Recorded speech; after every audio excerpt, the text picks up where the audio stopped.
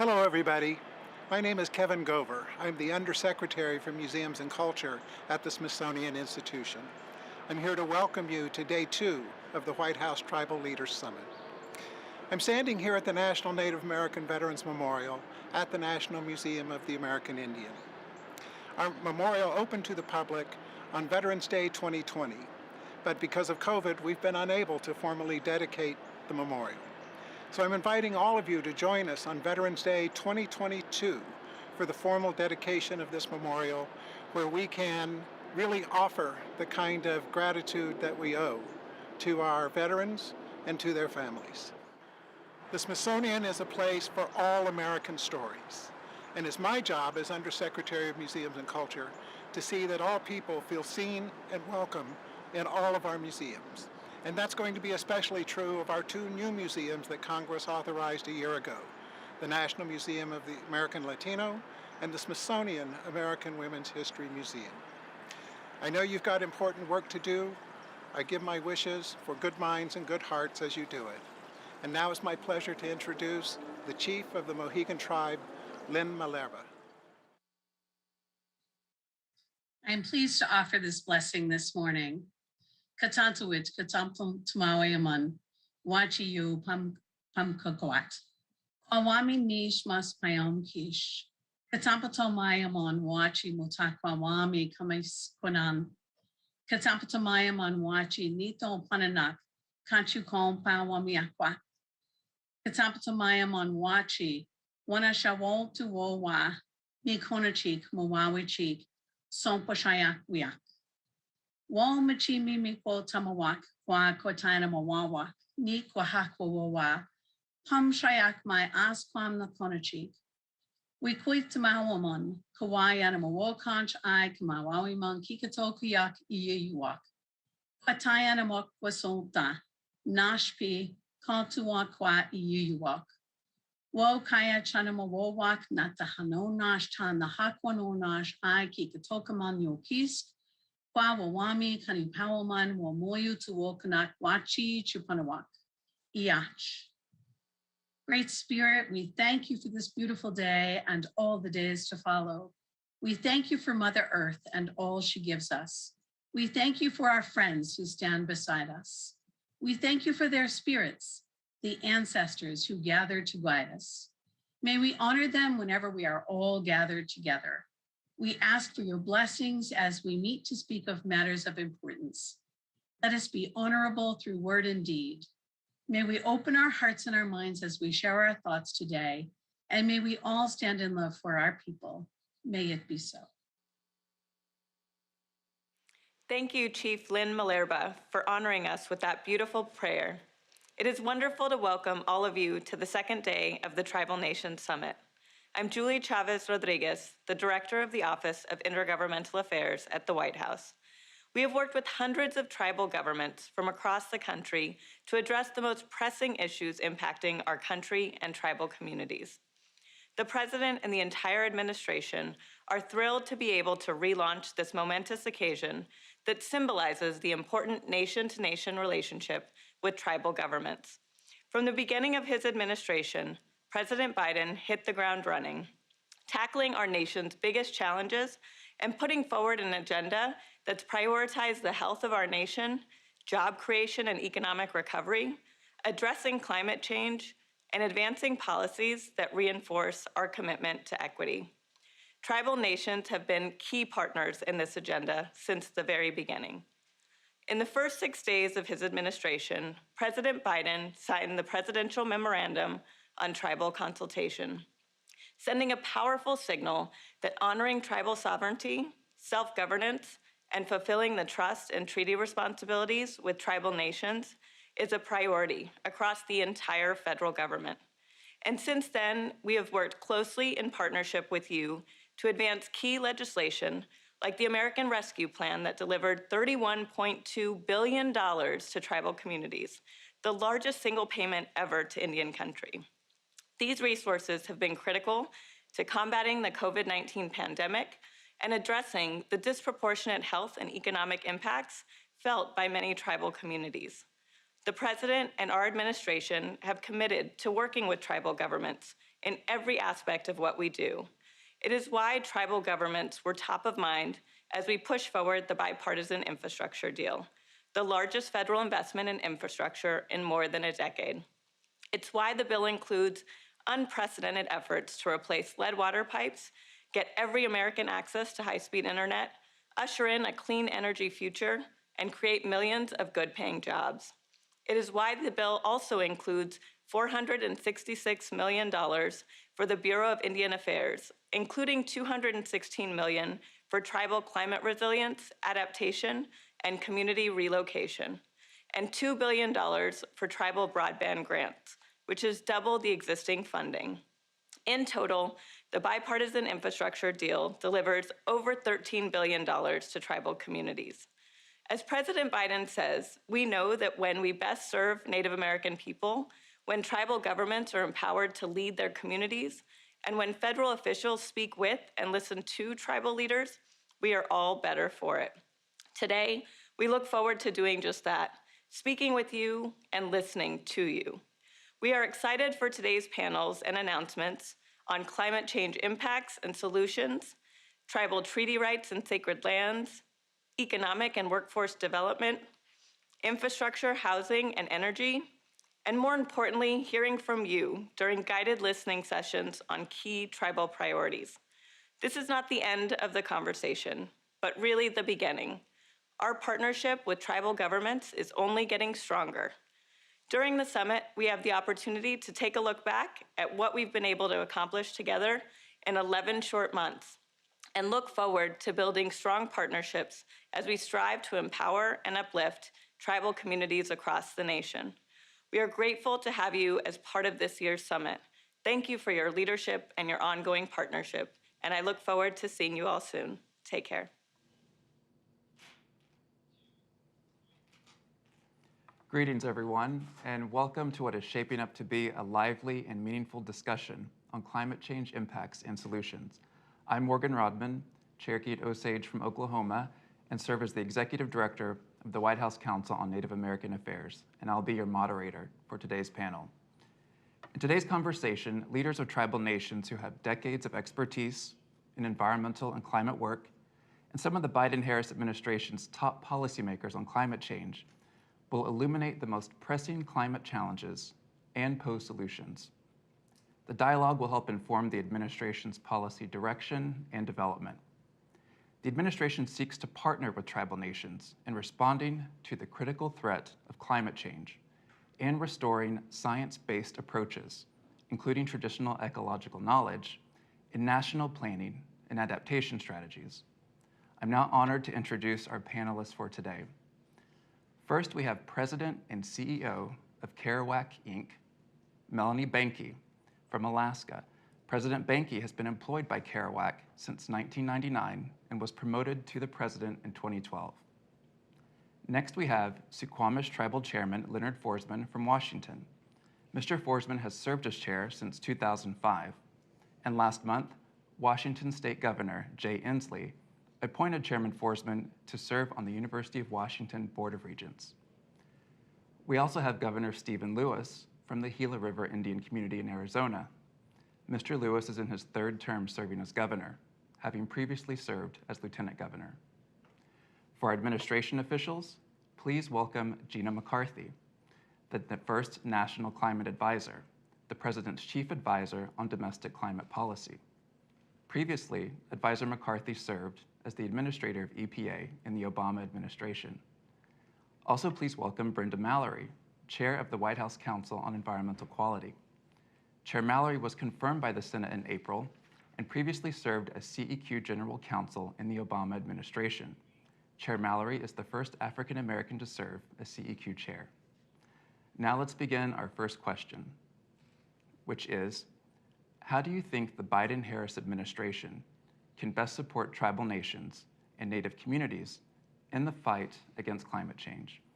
And let's start with President Banky, please.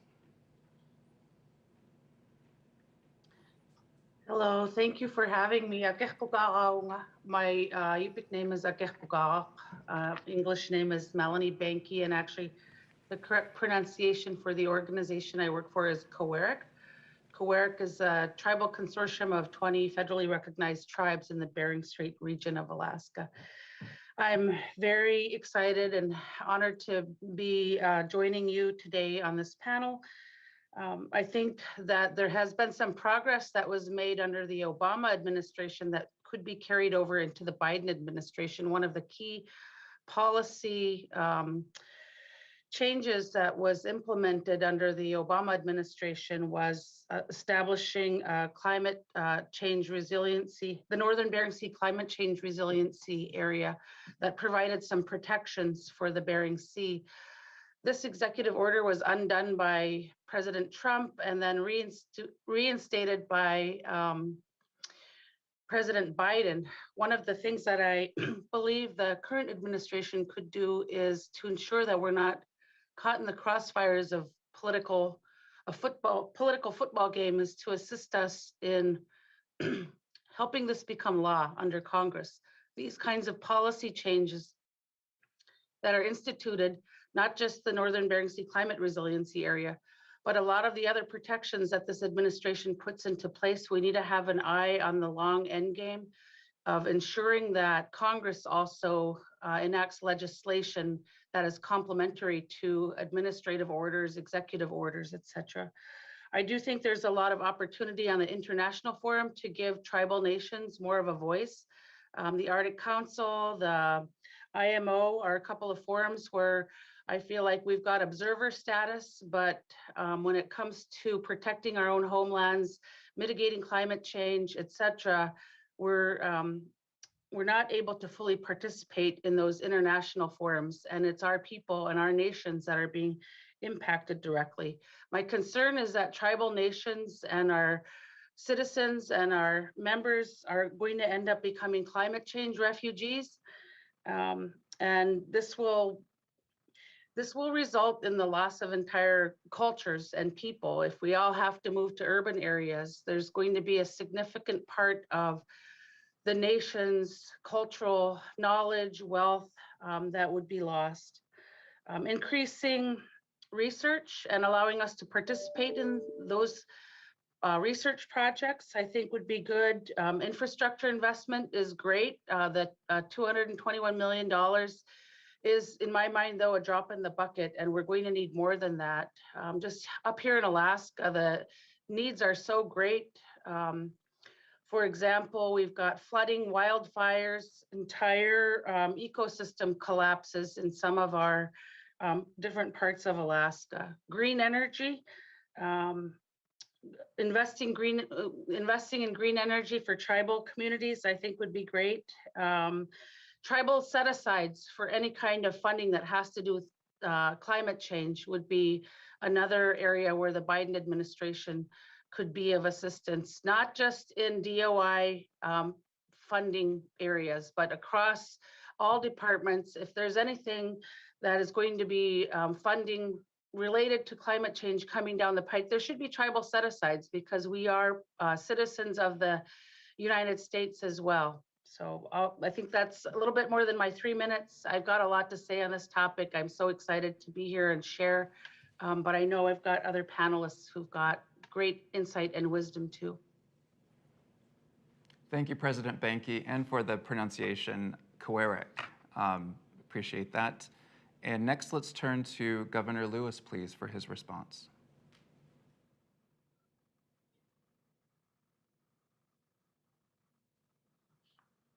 Thank you, Morgan.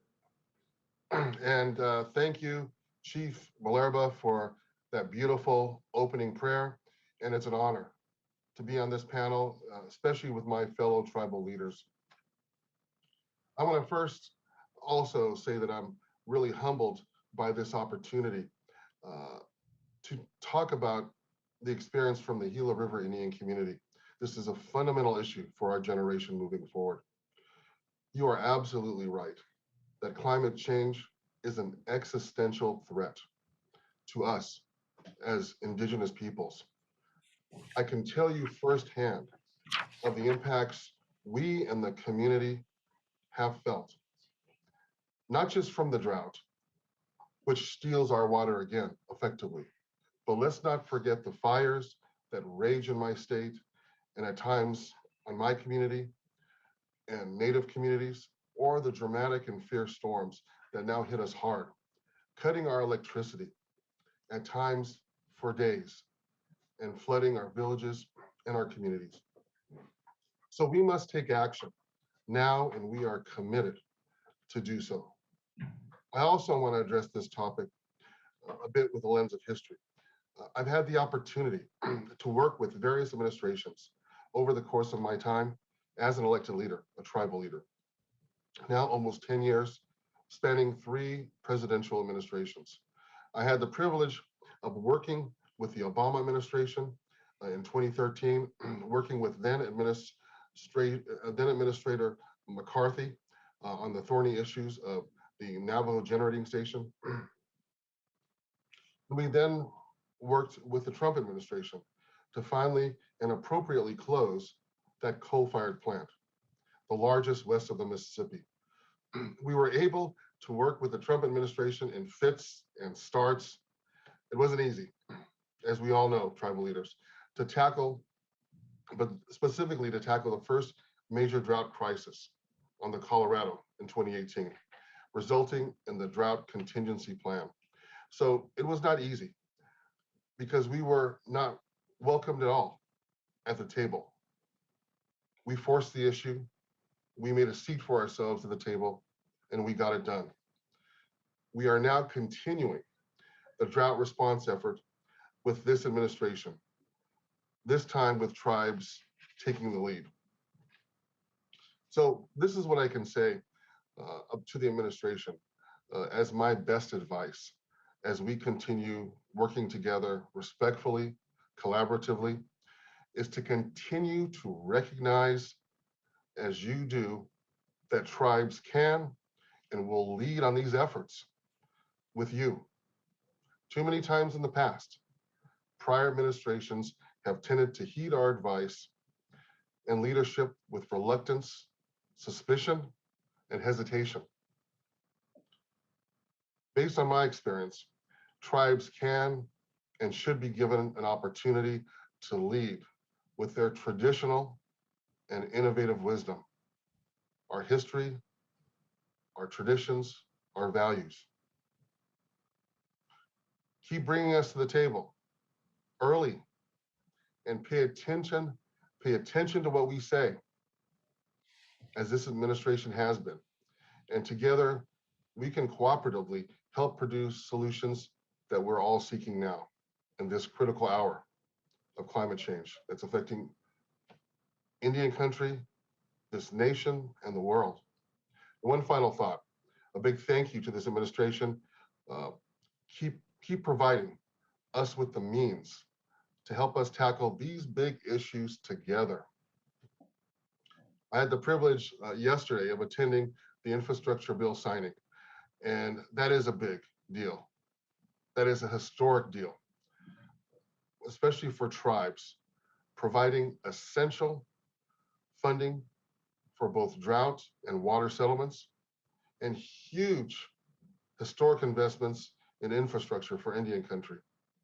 The rescue plan did as well, and these kind of investments make a huge difference moving forward. So thank you again on behalf of Indian country, the Gila River Indian community, and for all that you've been doing that keep us moving forward. We look forward to continue to being true collaborative partners. Sampo. Thank you, Governor Lewis, for sharing your insights. And next, let's turn to Chairman Forsman. Akshal from the Port Madison Indian Reservation, home of the Suquamish tribe, and Chief Seattle, and thank you for this opportunity to say a few words about this important issue. As you probably already know, the Northwest tribes have been engaged in what we're calling resilience now, or restoration of our ecosystems for decades, especially since the Bolt decision in 1974, where the state, the tribes went to court, and the tribes were recognized as having half the harvestable salmon and eventually shellfish in Puget Sound and beyond, and on the coast and on the Columbia River. And I think it's important to remember that we've been engaged in this often by ourselves to go out and protect our homeland from development and from past development and future development. And we are in a crisis situation with our salmon runs and restoring the rivers and streams that support them due to warming waters and increasing development pressures as this area grows. And you're probably very familiar with the facts of our spiritual cousins, the southern resident killer whales, who've been under threat as well. So we have some very much the same issues regarding needing more salmon and in the system, and for our fishermen and also for them to continue to pursue our way of life. I think that it's important that the Biden administration encourage our agencies to be proactive. Oftentimes, and tribal leaders across the nation, I've talked to many of them, are engaged in the same commitment to protecting natural resources. Should be more proactive in encouraging state and local governments to engage in this action as well. We've had some success out here in Washington, both with intergovernmental relationships with local governments and working together to treat wastewater and to deal with stormwater and other important issues that protect our ancestral waters. But we've also had a lot of progress on climate change legislation here in the state, which is, I think, going to hopefully be a great model for the rest of the nation. So we continue to try to protect forest and riparian areas, establish buffers, and a lot of federal agencies can get engaged in that and encouraging and helping the tribes encourage the private sector and those local governments and state agencies that regulate them to protect that sacred right for us to continue to harvest. And on a last issue, I would just like to note that a couple of more issues. One regarding land buyback. The land buyback program in the Interior Department has been a successful one, and reinvesting in that gives us opportunity to protect large fractionated allotments that hold oftentimes sacred sites and ecosystems and forests that we could manage in a better way if the tribes were able to get more control over that. And then, of course, more investment in fish barrier removal, and I'm glad to see that the infrastructure bill has provided that, and also consideration of removal of those antiquated hydroelectric dams, especially on the lower Snake River. The affiliated tribes of Northwest Indians, which I'm president of, has a initiative to try to get those dams removed in order to restore a wild run of Chinook and other species that would be very important to the cultures of the tribes of the Columbia River, but also system, and also for the orcas that also feed on those salmon as they enter the Columbia River. So with that, once again, I'd like to thank the administration for restoring this conversation, and look forward to more initiatives. There were many exciting initiatives yesterday that I'm very excited about, especially on traditional ecological knowledge and treaty rights support. So once again, thank you, and I'm finished. Thank you, Chairman Forsman, for your recommendations, and to President Banky and Governor Lewis as well. Advisor McCarthy, would you please share your comments or your thoughts on the tribal leaders' responses, and also how the administration can best support tribes and Native communities in the fight against climate change? Well, thank you. Thank you, Executive Director Rodman, for asking me to join today. It's terrific to be here with Chair Mallory and, frankly, such tremendous tribal leaders across the United States. I have to say that I've worked with most of you at some point in time when I was EPA Administrator, and I couldn't be more pleased actually to be back joining the Biden administration and working with the President to ensure that his commitment to tribal nations is put into lasting practice here at the federal level. Because what he wants is for us to have a partnership relationship with tribal nations so that we can work together to identify and respond to the climate change risks that are already being experienced by the tribes, but also to make sure that we work together to restore science as the fundamental premise of how we make decisions together, including now indigenous traditional ecological knowledge, which I'm sure Brenda Mallory will speak to, but also that we plan for adaptation and plan for resilience as we support tribal efforts to actually make the shift to clean energy production and use. You know, President Biden made commitments beginning on day one to the issue of how we begin to be a more lasting partner with our tribal nations. He immediately, on day one, suspended drilling leases in the Arctic National Wildlife Refuge, which I'm sure we can all celebrate. And it gave us an ability to halt the assaults on one of our greatest national treasures. On week one, he also directed the agencies very specifically, number one, that we were revoking the Keystone Pipeline. Number two, that we were working together with agencies across the federal government to ensure that we focused on communities left behind, focused on environmental justice communities, focused on tribal communities, made sure that it wasn't just a set aside, but a fundamental priority for us to make sure that any investments we were making, attention we were paying to communities across the United States, would recognize the needs of those communities who are always hardest hit and need the resources and attention right away. And that isn't just about climate change mitigation, reducing the emissions, but how we then move towards resilience in energy projects, clean, renewable energy projects moving forward. So we directed the agencies to actually work every step of the way to ensure that tribal nations were considered, consulted, and that we would ensure that their voices were heard and tribal equities were considered, which is one of the reasons why a number of the agencies are working together to look at all of the inventory of adaptation plans that are out there and making sure that in every one of those plans, tribal equities are considered. We have been working to protect boundary water coast canoe area wilderness, which boundary waters is a very special place, as we all know. And we acted quickly to make sure that we were proposing to halt all of those leases and all of those opportunities that could actually pose significant challenges to those areas in terms of mining leases and exploratory prospecting. We looked at how we would restore EPA's Indian policy, which I was very involved in the prior administration, and that effort has expanded. How we protect Songus, how we actually look at stopping the mining operation in Bristol Bay once and for all. Hallelujah. And how we move forward with protecting special places all over our country.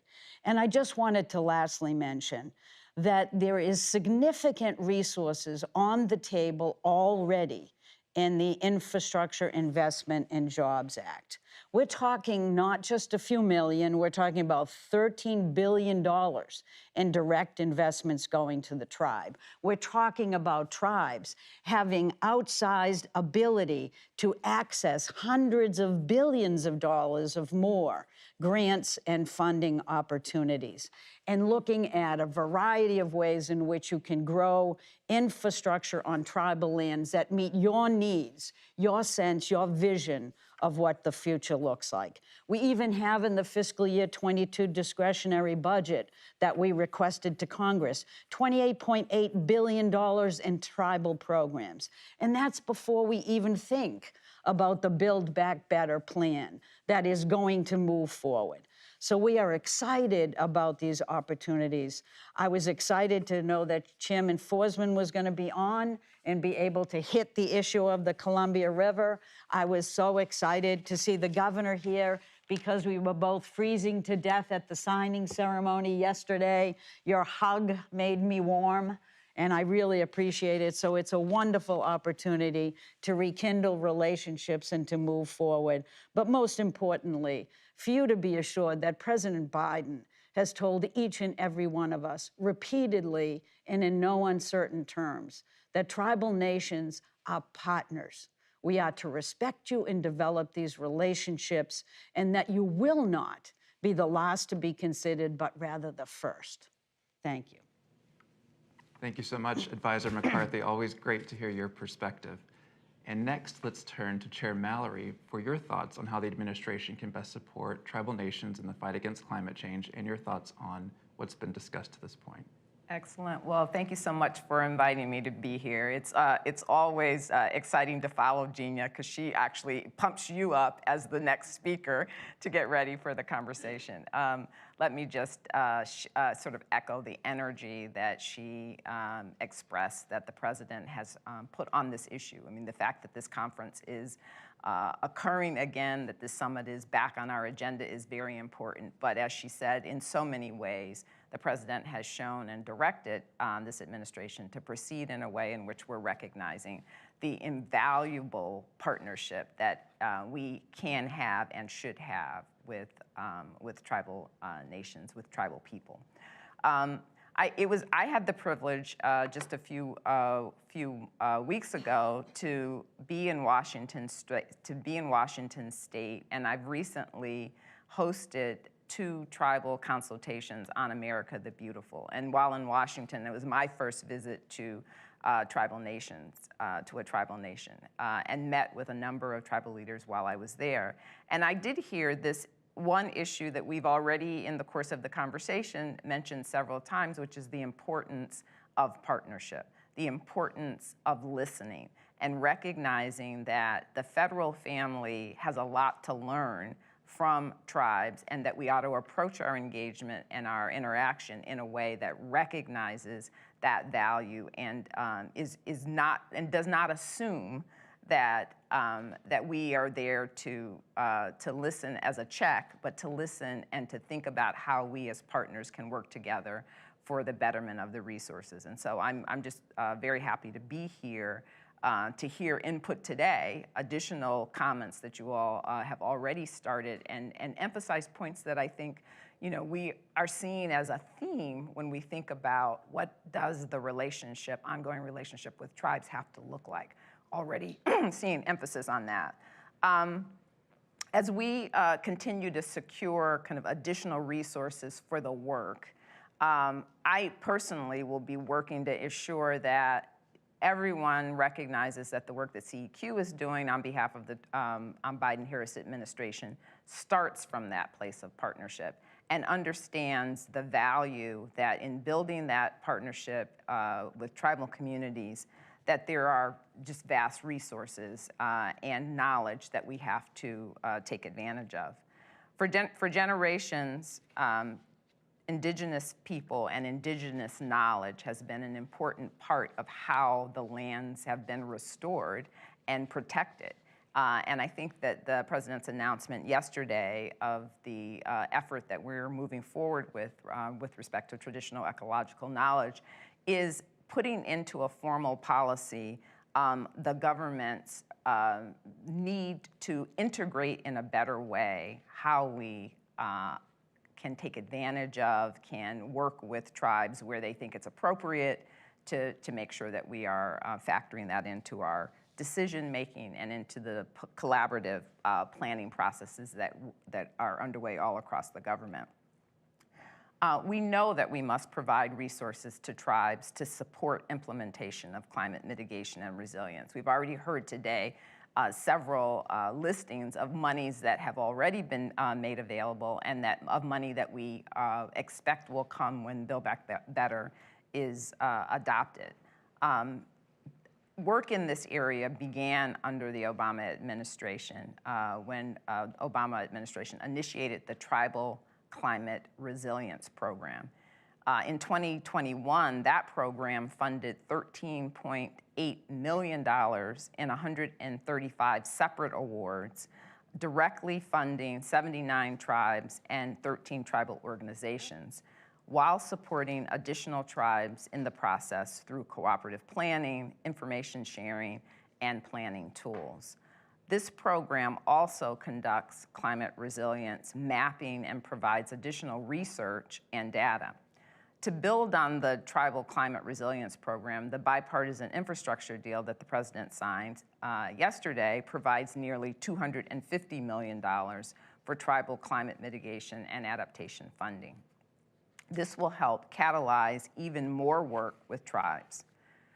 In addition, the Bureau of Indian Affairs is currently working to hire tribal climate resilience liaisons in regions of the United States to work with DOI's climate adaptation science centers. And I will say one of the things that I heard during the consultations that CEQ held was the importance of thinking about and looking at the work that we're doing at a regional level, that so much is obviously focused on how we are improving those areas, and that sometimes the national consultations that can occur like really miss the important and unique circumstances that is reflected in the regions. And so this step by the Bureau of Indian Affairs is actually is a really great step in moving in that direction. In fact, today, DOI is hosting a webinar on this effort and will look to use this and other fora to build the partnership that I highlighted up front. So thank you again for allowing me to be here with you, and I just look forward to the conversation continuing.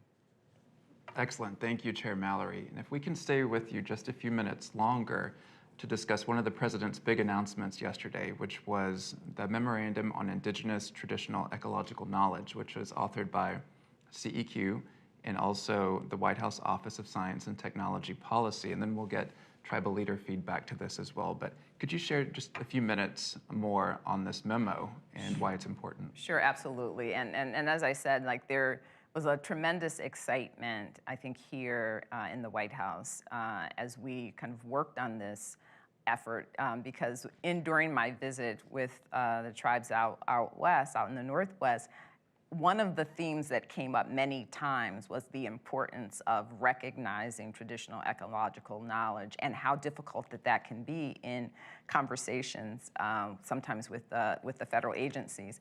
And I was sitting there kind of bursting with excitement, knowing that this was coming, but unable to yet say that this was happening. But we do view this as being really tremendously important in actually making sure that we kind of integrate this idea and the practice within each of the agencies of taking advantage of this approach in the work that we're doing. So the initiative is consistent with the Biden-Harris administration's commitment to strengthening the relationship between the federal government and tribes and Native communities, including Native Americans, Alaska Natives, Native Hawaiians, and indigenous peoples of the U.S. territories. It's also consistent with our commitment to scientific integrity and the idea of knowledge and evidence-based policy making.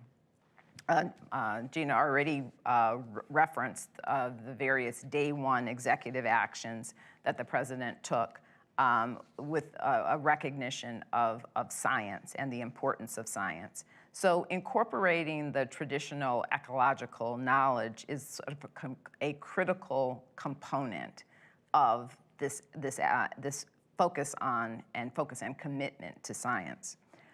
We know that traditional ecological knowledge is one of the many important bodies of knowledge that contributes to scientific, technical, social, and economic advancements of the United States and to our collective understanding of the natural world.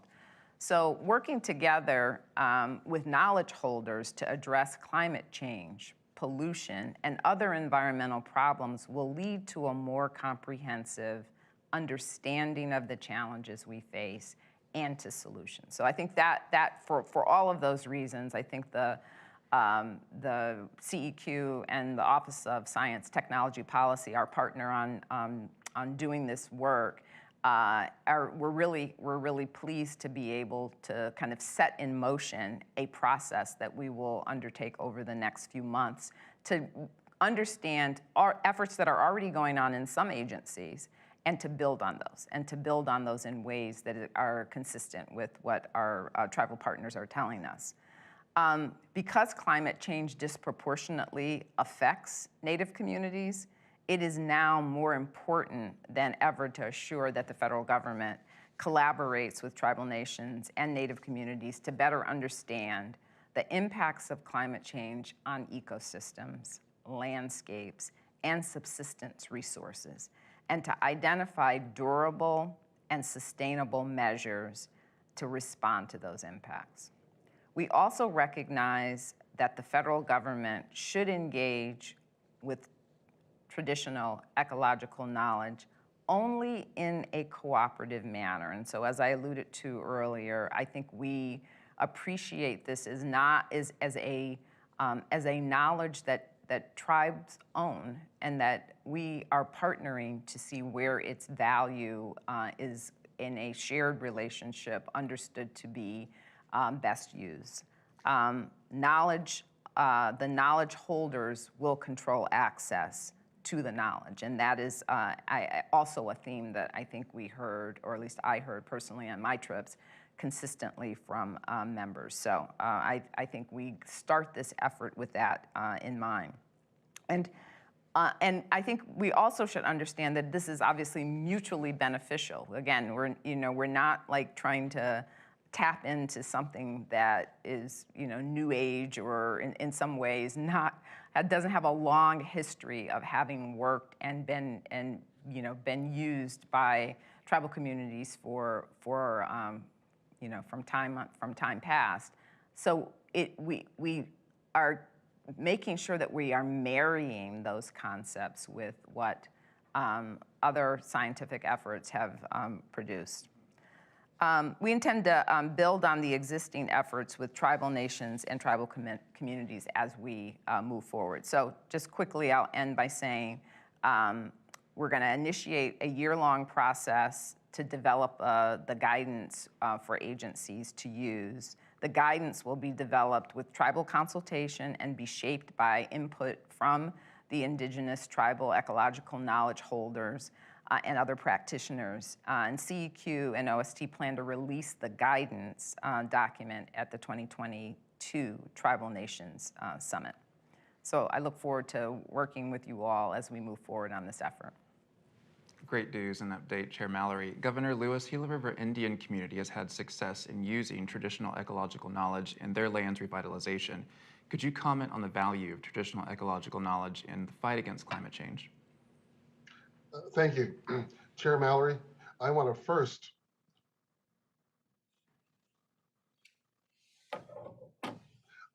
let you know how fundamentally important this memorandum truly is, not just for bringing traditional ecological knowledge to the discussion, but also for recognizing how important the tribal voice is in these forums and discussions.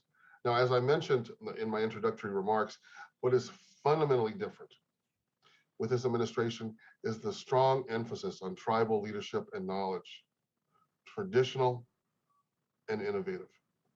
This is such a strong shift from the past that I simply want to acknowledge and express our deep appreciation.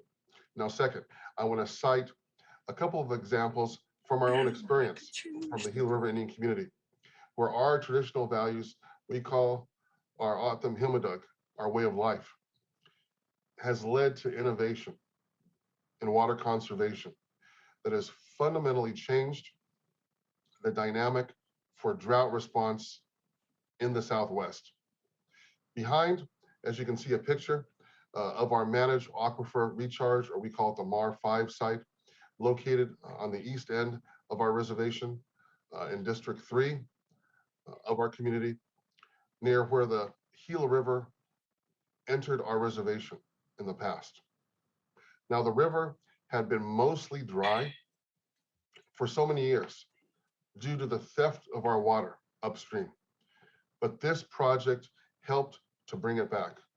My father, the late Rod Lewis Buck, had a vision of this when he first began his efforts to reclaim our water rights and help to see the vision to reality. as part of our drought response efforts from 2015 through 2018. Now, the MAR site, which we on the community. Hi, Mike. I'm supposed to be on a. Hello? So the MAR 5 site, which we on the community consider more of a return of our sacred river, our Kutiakamo, than a drought response, than a drought response structure. Nonetheless, stands at the center of the successful effort to address drought response beginning in 2018. So in sum, we've brought deliveries of water to this site, which runs in the dry riverbed of the Gila River, to revitalize our river and to bring back our traditional flora and fauna to our community. You can see we have over 40 species of birds that have returned to this site. The land is healing itself. All of our traditional plants are blooming now. So this has helped in revitalizing our traditional culture and arts. Our elders are now using the site to harvest our traditional plants for our famous baskets for our traditional ceremonies. Our river is truly back, as we as a people are too. But this site also, as I said, stands at the center of our drought response efforts, not just then, but now as well. And by rejuvenating our aquifer, we're able to now rely on pumping groundwater supplies for our needs on our community, which in turn allows us to leave much of our Colorado River entitlement in Lake Mead in times of shortage that we're experiencing now. So since 2016, we have now stored over 500,000 acre feet in Lake Mead, raising the level of the lake by almost a foot, by almost 8 feet above where it would have been. This is an enormous amount of water, and it's only possible because of our Return of the River program. This is how traditional tribal knowledge and values can be brought to bear on climate change issues. Now, I want to close today with our own brief announcement of a new program we're now finalizing, which we hope will be a new phase in our common fight against climate change.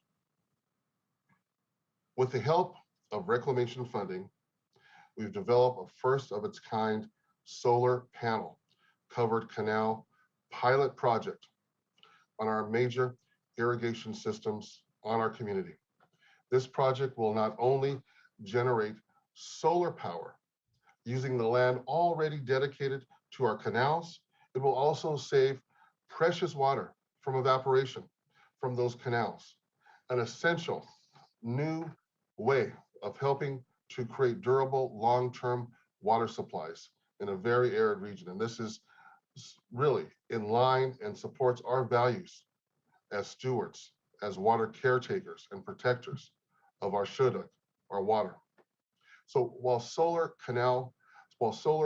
covered canals have often been spoken of in the United States, this is the first time one is actually going to be built. We expect to break ground on this pilot project early next year. So this is not just talk, this is real action. And it wouldn't have been possible without the strong support of this administration, again, allowing us to lead, to bring solutions, to be models of what we can do as Indigenous people in addressing climate change and trusting us to develop, as tribal nations, real solutions to our common problems. Thank you. Thank you so much, Governor, for sharing that success story and that exciting announcement with us today. Advisor McCarthy, you recently returned from a successful session at COP26, also known as the United Nations Climate Change Conference. Tribal nations and Native communities were happy to see that NCAI President and Quinault President Fawn Sharp was the first Native American to be credentialed as a delegate by the State Department. Could you share any of the major developments or lessons from COP26 and how those relate to the fight against climate change for tribes, please? Certainly. Thank you, Morgan. Let me try to be brief because I know that we want to get to a lot of questions. But first of all, we have been preparing for the COP since President Biden came in. He made sure that we had strong domestic commitments so that we could go to the Conference of the Parties and hold our heads up high. We had lost 4 years of accelerated efforts to address climate change, which is why the president initiated a whole of government response to climate, which is what I help to move forward with a terrific team here. And it means that we have 21 cabinet members that are fully engaged in issues of climate change, both mitigation and resilience and adaptation. And as a result of that work, we were able to establish a goal to actually achieve by 2030 a 50 to 52% reduction from 2005 levels of greenhouse gas emissions, which is very aggressive, but also doable when you look at the investments that we're having in the bipartisan infrastructure deal and the Build Back Better plan. And so it's important to remember that because we were able to go to COP with real validity that the United States was back in action. And Secretary Kerry was leading a terrific team of our international efforts on climate to actually bring together a number of countries to make some really significant steps forward. And I would first say that Secretary Kerry actually did a tribal meeting and panel at the U.S. Forum, which was very well received. But he also came in there with President Biden already having quadrupled our commitment to this effort financially across the world. He came in with already additional commitments for adaptation investments in the developing world. And as a result, we were able to open doors of opportunity. And the president came to Glasgow, and he really spoke from his heart about how the United States was going to work in partnership, not grab the leadership reins, but knowing that people had to look at the work that we were doing and recognize that we were back again, but in partnership, especially with the developing world who needs the resources. We had a terrific agreement reached on a methane pledge that is working towards reducing methane emissions by 30% by 2030.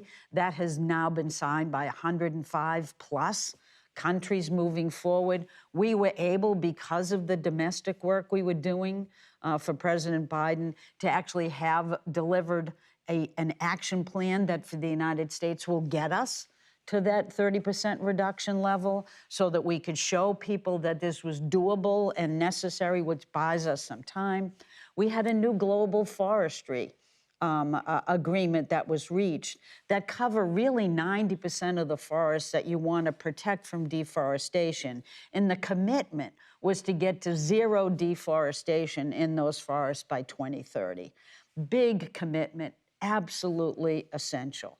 We also received a number of financial commitments from the private sector, and we also reached agreement from all of the countries about the need to work together to develop more aggressive, what we call nationally determined contributions or reduction opportunities moving forward. So that was just part of the highlights. But I have to tell you that I went to a number of the meetings, but my favorite meeting I had was with the NDN Collective Climate Justice Campaign. I'm sure you're familiar with them. They are a bunch of young people that any mother would love to claim, myself included, although I love my own children. I mean, I just want to show you that they gave me this terrific book. And I just wanted to read a couple of passages. It says, climate justice as defined by indigenous dreaming is an invitation into complexity, a surrendering to the truth, and a reckoning with extractive society in order to revitalize possibility. That is, to me, an incredible opportunity to listen to young people who really want us to do the right thing. But most importantly, to young Indigenous leaders who are standing up for their own ancestral heritage, their own lands, and demanding that we work with them arm in arm to address climate so that they can live the life that their community and their tribes have lived for millennia. And so it was quite a heartwarming meeting, challenging, pointed, pushing back and forth, exactly what you need to have in terms of honest dialogue and a great push from young people. So thanks very much. Great. Thank you, Advisor McCarthy, for that international update. We've heard from tribal leaders across the country about how vital infrastructure is in the mitigation of climate change. This need for adequate infrastructure is even more pronounced across Indian country and for Indigenous communities. The once in a generation Infrastructure Investment and Jobs Act signed by President Biden yesterday contains $1.2 trillion in funding for transformative programs and services and numerous tribal-specific provisions. President Banky, could you please comment on the relationship between strong infrastructure and the fight against climate change for tribes and Native communities? I'd be happy to. I could answer that from a real technical perspective. I do have a master's degree in rural development, but Advisor McCarthy just inspired me to add a little bit of speaking from my heart here. Recently, somebody suggested to me that I should walk into a room like my ancestors sent me. And so coming from that perspective, when it comes to infrastructure, we as nations, as people, need to be looked at just as critical as protecting national monuments for our nation. When you look at cultures throughout the United States, Native American cultures are the only unique culture to the United States that are indigenous. We are native to this country, and we need to be viewed as just as important as national monuments because we are living, breathing national monuments. Our cultures, our communities, our traditions. When it comes to some physical national monument being under threat, or even our man-made ones, when you think of, for example, if the Lincoln Memorial was deteriorating, there would be all this focus on shoring it up and protecting it. Well, our communities are just as deserving as protection as these national monuments are. We are a national treasure, our nations and our people and our culture and our history. And it's not just something that should be placed in the Smithsonian Museum to look at anecdotally, reflecting back. Administrations come and go, and our US political system is based on shifting sands, but one thing that has always been constant is our methods of leadership. Our wisdom is passed down from generation to generation. Our cultural values, what is viewed as important, those things that we identify our entire cultures, and we carry those traditions on and those cultural values on. So when it comes to infrastructure, I think it's great that we've invested. The Biden administration just had a huge win. I think that's going to be great for addressing some of the immediate needs of this country and even our tribal nations' infrastructure needs. One difference, I think, though, between tribal nations and Native Americans and the way our US political system is set up is, like I said, each administration is looking at just the next 4 years. What can they get in the immediate 4 years to make the most impact? Whereas we take the long view, 7 generations forward.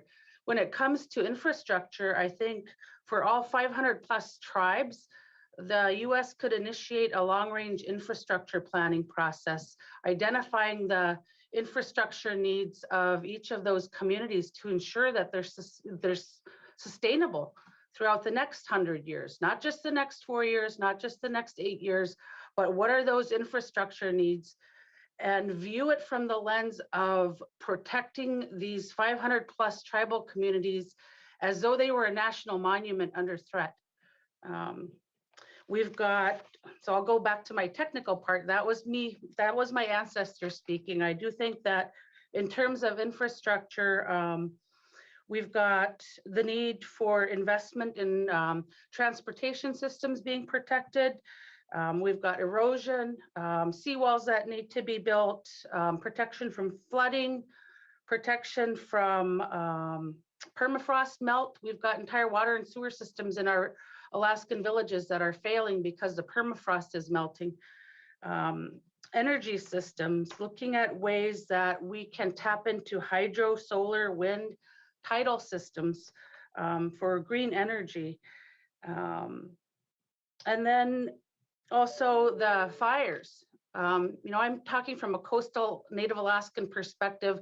It's 7 degrees here, it's pretty cold, but throughout the US, we've got tribal nations that each face unique threats. There's wildfire threats, there's droughts, food security is at stake.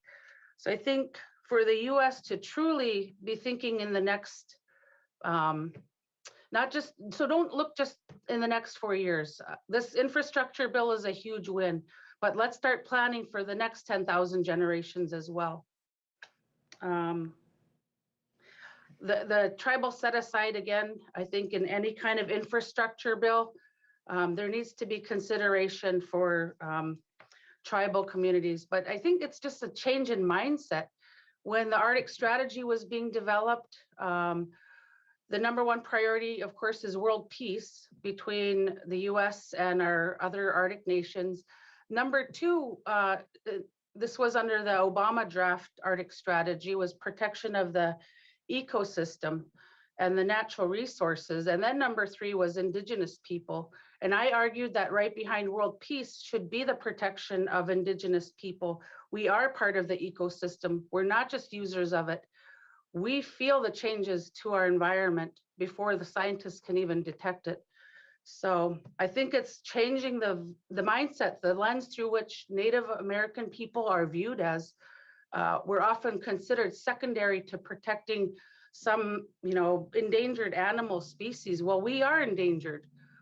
You should list us on the endangered species list, because that's truly how I feel the threat is existential to us as a people. So thank you for allowing me to speak from my mind and my heart, and as though my ancestors sent me, and I've got my descendants behind me that I have to protect. Thank you. Thank you for your heartfelt words, President Banky. Some tribal leaders have leaned into the approach of using treaty rights as a shield and a sword when it comes to environmental protections and climate change action. Chairman Forsman, would you be able to comment on how tribes can use treaty rights to usher forth climate change action, please? Thank you, Morgan. As you know, the Suquamish and other tribes throughout the Northwest signed treaties with the United States, 1855 primarily, many of them called the Stevens Treaties. And it's a sacred agreement between the United States and the Indian tribes of this area. And most of those treaties in the Northwest secured our hunting and fishing rights. And the courts have adjudicated these as well, and not only adjudicated our right to harvest 50% of salmon and shellfish in our waters, but also the requirement that the state and the United States protect the ecosystems that support these important treaty resources. And as we exchange our lands for our Aboriginal homelands for these opportunities to fish and hunt in our usual and custom areas, there's a clear responsibility for the United States to protect those. To be blunt, we've been doing a lot of this on our own and have been looking to the United States to help us. And we have had some support, but there's a lot of efforts that the tribes undertake where we have to go out and continually over and over justify our treaty rights in courts and in testimony and prove impacts to our treaty rights through addressing in-water work such as docks and also construction on naval installations, et cetera, et cetera. And it's a constant battle that we spend a lot of money and time and effort working on. And we really would like to have the federal government also address this. And in a treaty context, in regards to climate change, we believe that, of course, the United States has an obligation to protect treaty rights to fish and hunt and gather from climate change as well. So not only we have the efforts of trying to protect from development, we also have this opportunity and challenge of climate change laying over the top of that. So we really are looking for the federal government to invest in that. We've seen some progress on that, but we're willing to work. We're willing to go out. We're willing to take the political heat sometimes that we have to take to be standing up and being the warriors to protect our waters and our ecosystems. But we really believe that we need investment, not only of money, but also of time and commitment to that. And I know the Biden administration is ready and willing as to express their willingness to protect treaty rights. And we have a lot of tribal ecological knowledge regarding harvest of medicines and traditional foods and restoring landscapes to provide those, much like Governor Lewis described, to restore our culture and our way of life and enhance it.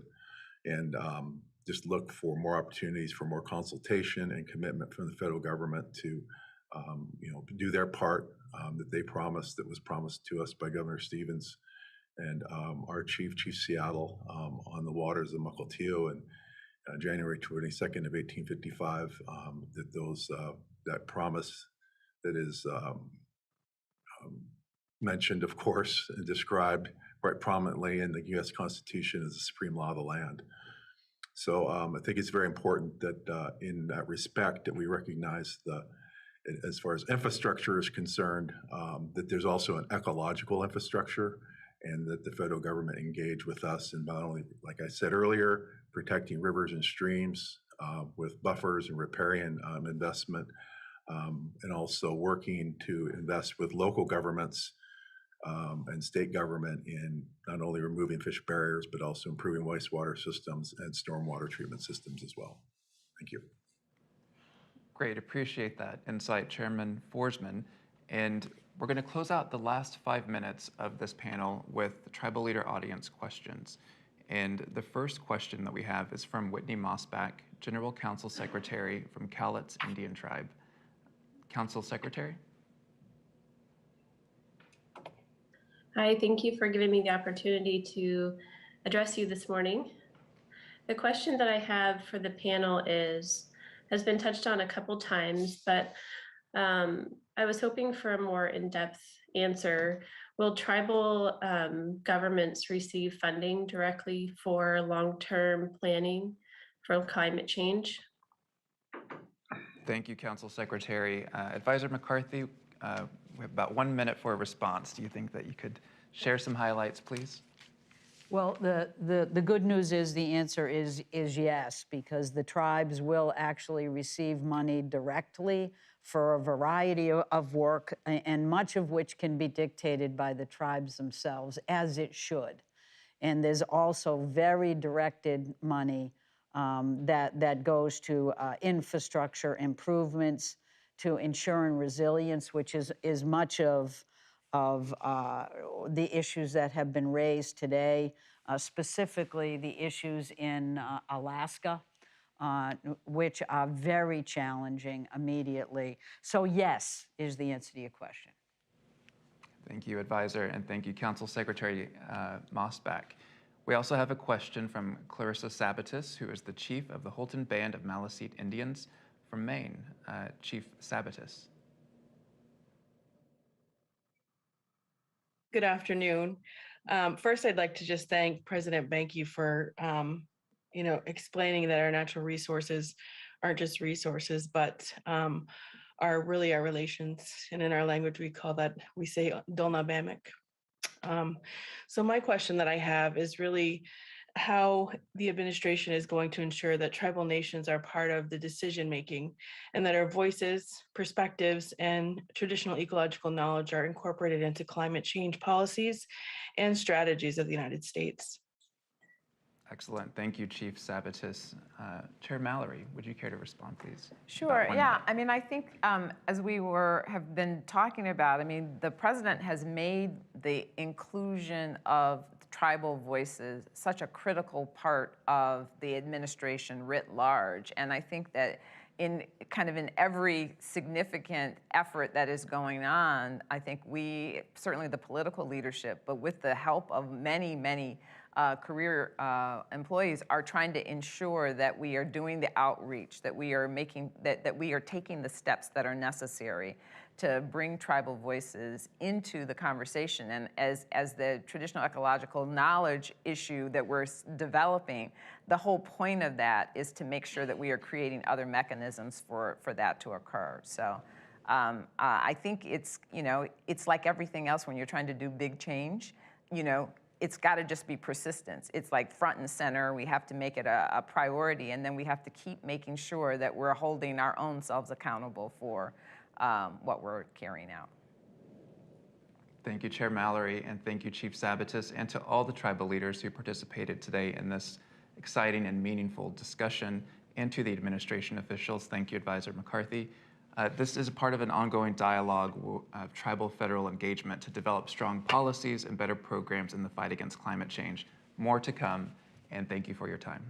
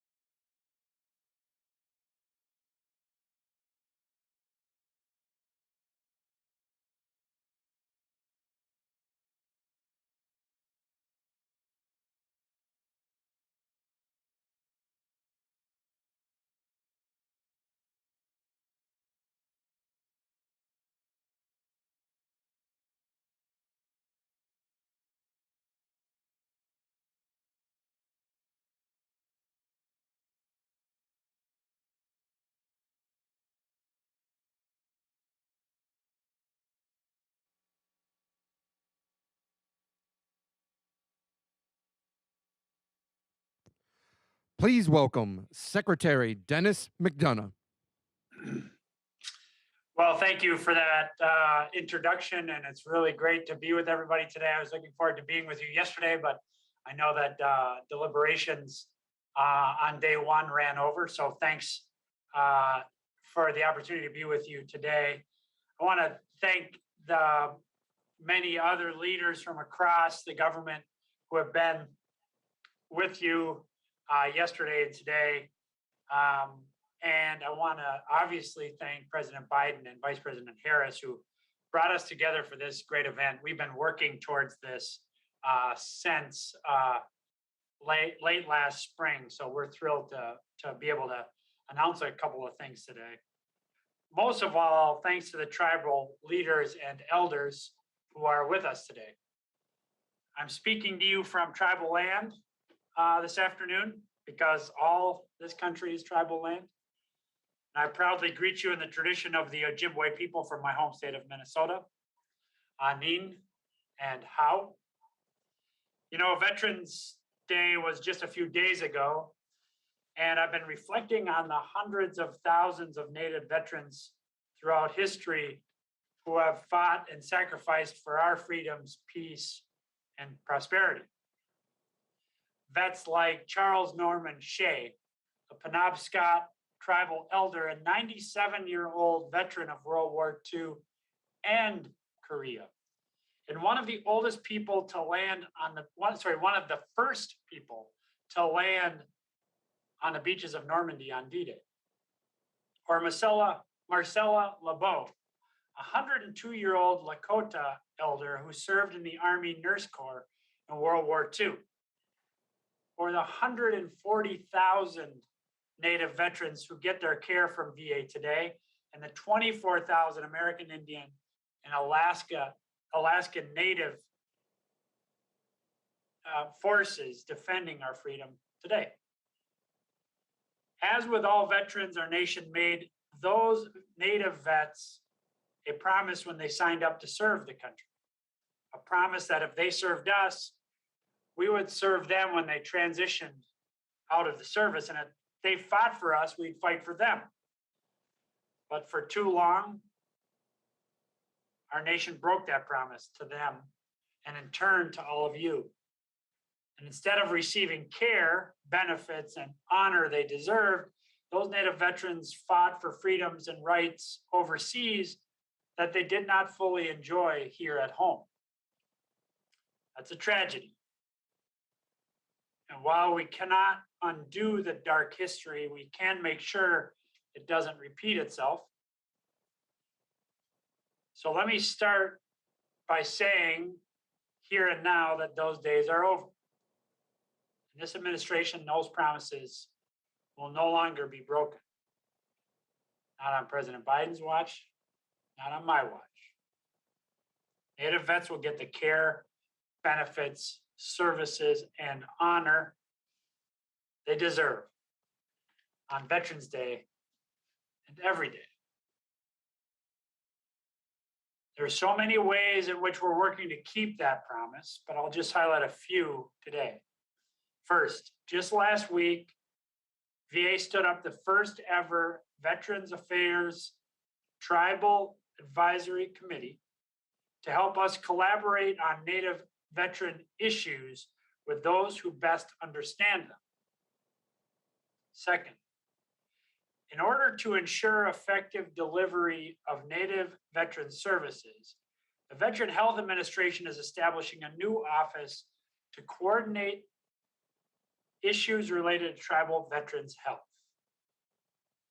Our goal is to have the office up and running by March 2022, and we look forward to working with each of you to bring it to life. Third,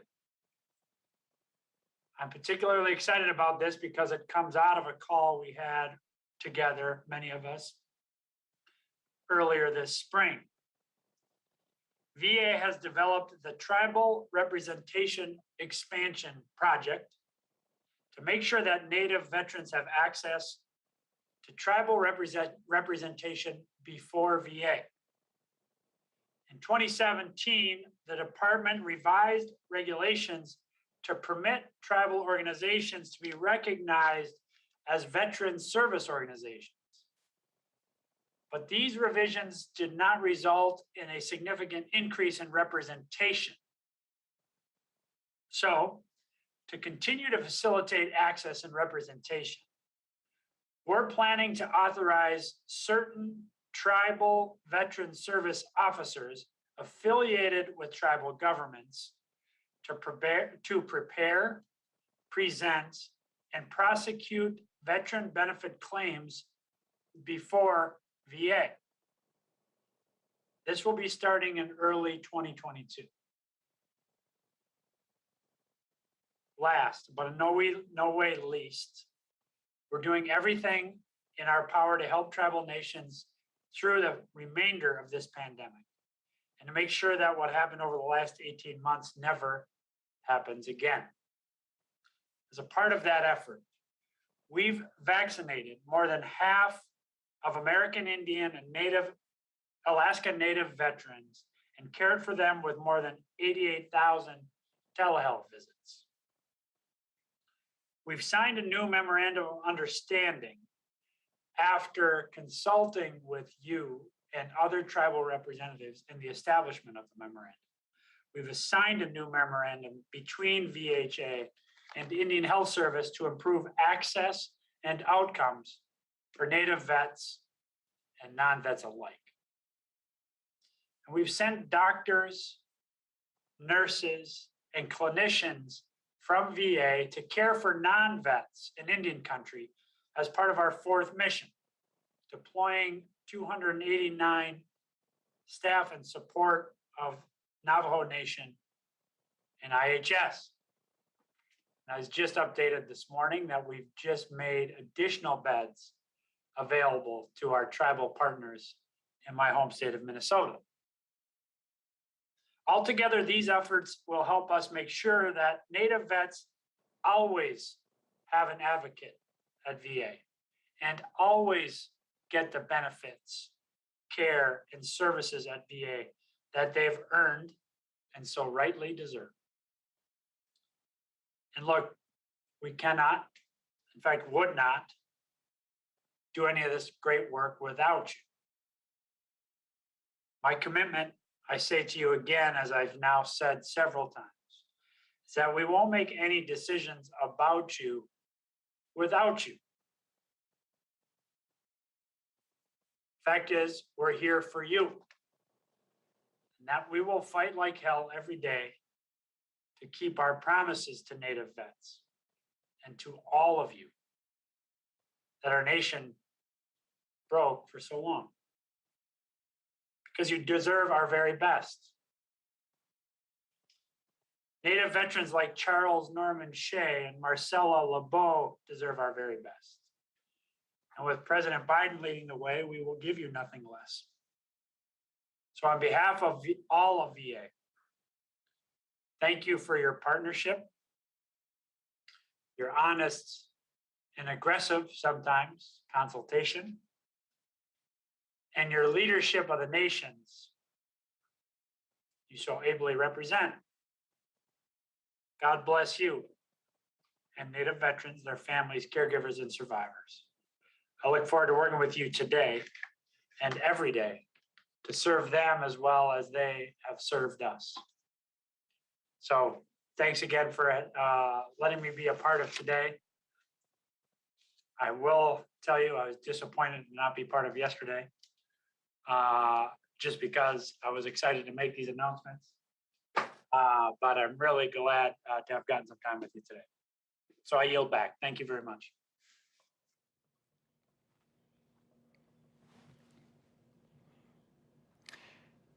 Ani Minogijip, thank you so much for joining us for this important discussion today on treaty rights, sacred sites, and tribal homelands.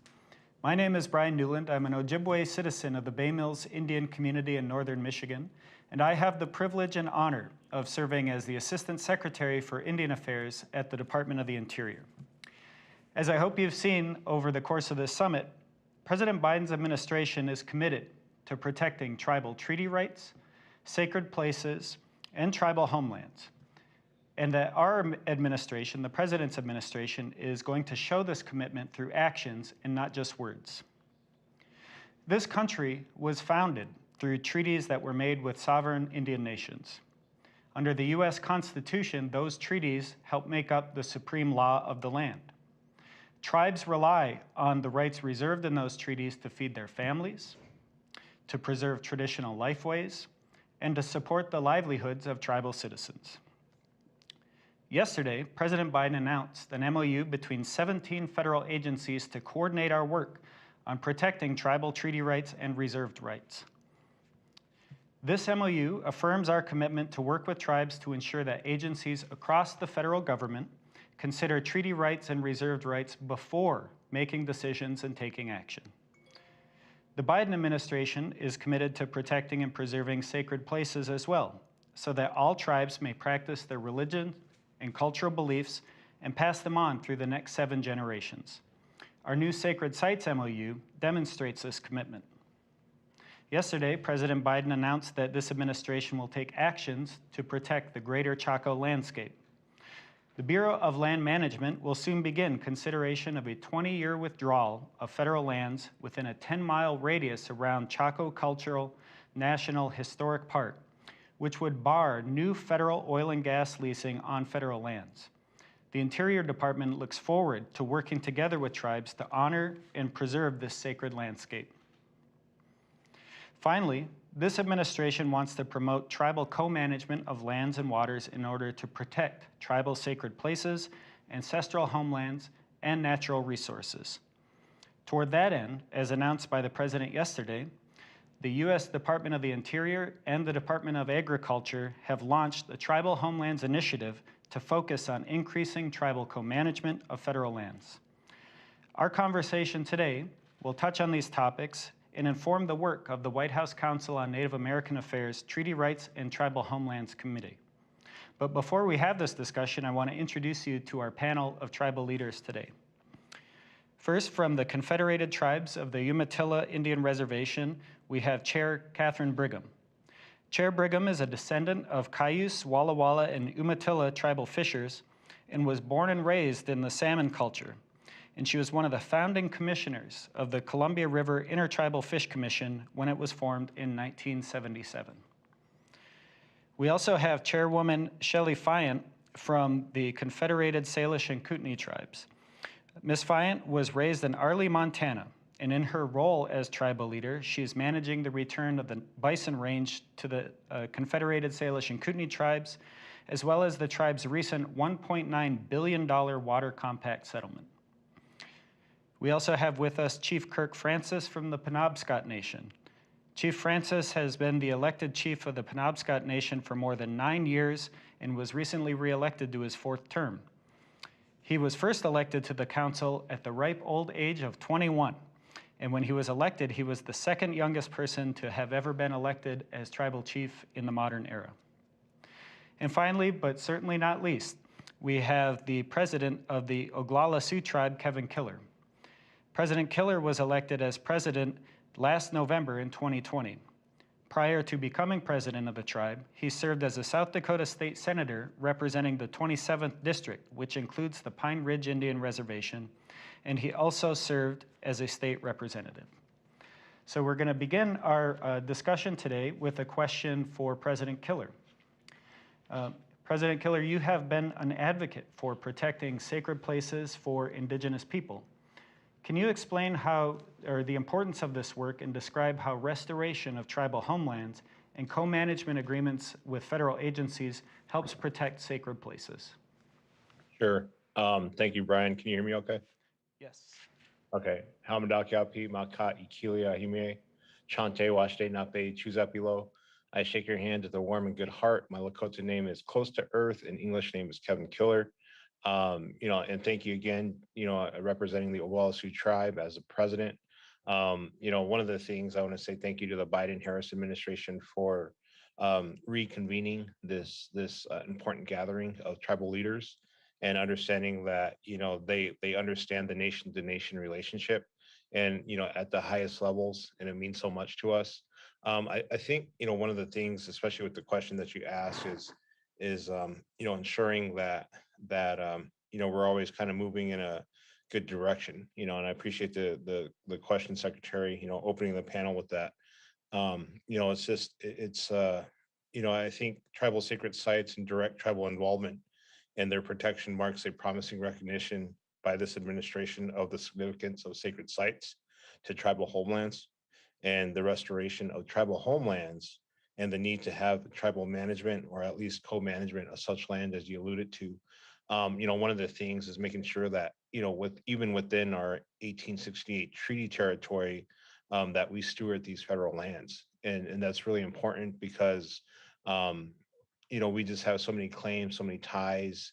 I think one of the biggest things that we've seen in probably the last 20 years, and it just kind of came to a head under this, under my administration, was the overlogging of the Black Hills. You really don't think of too much, logging and all that, but actually it's one of the most logged sites, I believe, in the whole federal park system. And understanding that, we need to keep moving forward in, making sure that we're always protecting that. And, it's got to the point that's so bad that, they're considering not renewing permits. And so, I think that's one of the things that, that we saw in going back to where you spoke about the time I spent in the legislature, one of the solutions was to actually introduce a beetle, and it was called I think the pine beetle. But what that pine beetle did is it got rid of an invasive species, but in itself, it became an invasive species, and it basically destroyed a good portion of the Black Hills and of the trees there, all that kind of stuff. So I think, just making sure that that we have the solutions, we're able to manage our own areas. One of the things that we have with the Oglala tribe is we have a south unit of the Badlands National Park, and with that south unit, that's totally managed by the Oglala tribe. We do a good job with that. There's areas where we need funding. We've been working with the Badlands National Park, the north unit, on trying to partner on how can we get more resources around that. But because it's a really unique tourist site, it's there's cultural artifacts in there that we know that are in the area, and it's just really important that we kind of pay attention to that. So again, it's just making sure that we look at that. And some of the other places that we're looking at. There's also Wind Cave. Wind Cave is a really sacred site to us as well. Wind Cave, is the starting point for a lot of our Lakota creation stories. Wind Cave National Park is just located outside of Hot Springs, South Dakota.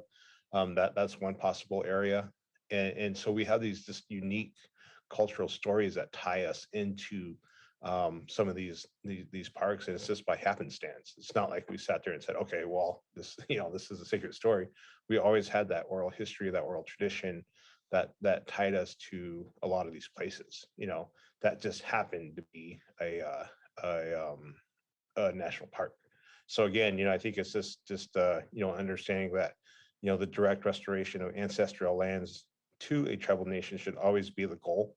Where this is not possible, again, co-management and federal partners is valuable. Through co-management, tribal leaders, tribal historic preservation officers, and other culture bearers can be at the table involved in management decisions to best protect our interest. Co-management agreement should spell out the responsibilities, obligations, and expectations of the parties, and have a spirit of cooperation towards the same goals and protection. Co-management could also include establishing special protective zones around sacred sites. And I think that's one of the areas that we've been looking at. I mean, there's been a lot of contention around Bear Butte. Bear Butte's another place that a lot of tribes acknowledge. I mean, I think there was at least 30-something tribes that had some kind of spiritual significance to that Bear Butte site. But they've been facing increasing growth from a local town called Sturgis. It's also known for the Sturgis Motorcycle Rally, and that's been interesting how that's been working out. The tribes are taking it on themselves on protecting those tracts of land around Bear Butte. I believe our tribe, we're participating in that as well, with some of the other Cheyenne River Sioux tribe and Rosebud Sioux tribe, of making sure that we're these parcels are in our custody, because we know for a fact that there's sacred sites in these areas. So just looking at some of these areas, Devil's Tower is another one that happens to be within this Black Hills National Park system. So there is a lot of areas that we consider to be sacred. And again, it's just really refreshing and inspiring to hear, the President Biden's and your leadership, Secretary Yellen's leadership, to be able to say what will co-management look like for tribes, but also, how can we do it in a new way and from an Indigenous perspective. So again, I appreciate all of you, and thank you, Secretary Newland, Assistant Secretary Newland, for the question. Well, Miigwech, thank you, President Killer. And you mentioned something early on in your response when you talked about deforestation and overlogging.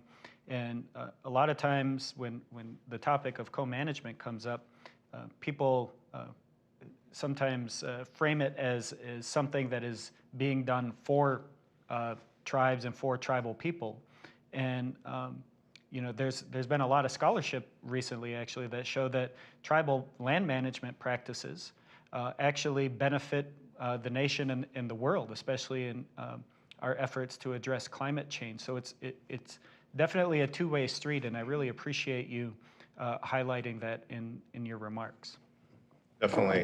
And, I think, the biggest thing is just to remember that, at the end of the day, our treaties are very important to us because, our ancestors made them on our behalf to save our homelands. And I think that, various courts have upheld that and making sure that even, Indian healthcare was kind of guaranteed in that. And understanding that that's a treaty aspect. Rosebud recently worked with that. And again, we just want to make sure that all of our treaty rights are honored, and we appreciate your leadership with that, Assistant Secretary Newland. Well, thanks, and thanks for joining us today, President Killer. I want to turn to Chairwoman Fayent. You heard President Killer describe how co-management and restoring tribal homelands can protect sacred places. Your tribe has recent experience with restoring tribal ownership of the National Bison Range and working with federal agencies on land management. Can you share your thoughts on what you think co-management should look like? And maybe also explain your tribe's treaty rights and the role that your treaty rights played in resolving water rights claims and the transfer of the Bison Range. Sure. Hescohalt Pesia, Chineslampiat Wasket, Milkinu Samem Pluis Quest. Good day, everyone. I'm very happy to be here today. My Indian name is Eagle Woman. My English name is Shelly Fayent.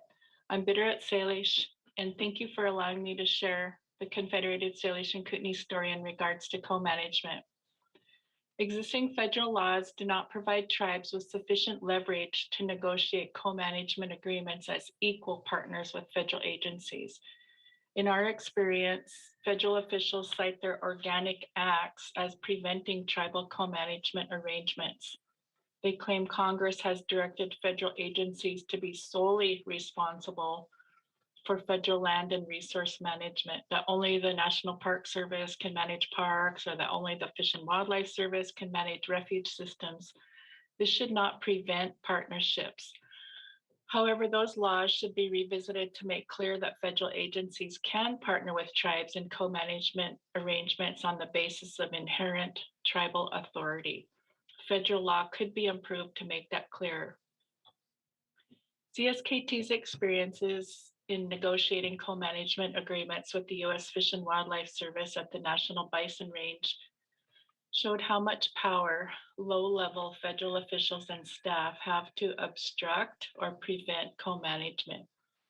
In our previous co-management agreement with the Fish and Wildlife Service, rather than the central office negotiating with us government to government, they left it to regional or local folks to hammer out an agreement. And I'll just give you an example. In that case, the Visitors Services Manager at the National Bison Range interpreted the law such that the tribes couldn't handle cash for the visitor center. Only federal officials could handle cash. And there were several such issues. That's just one example.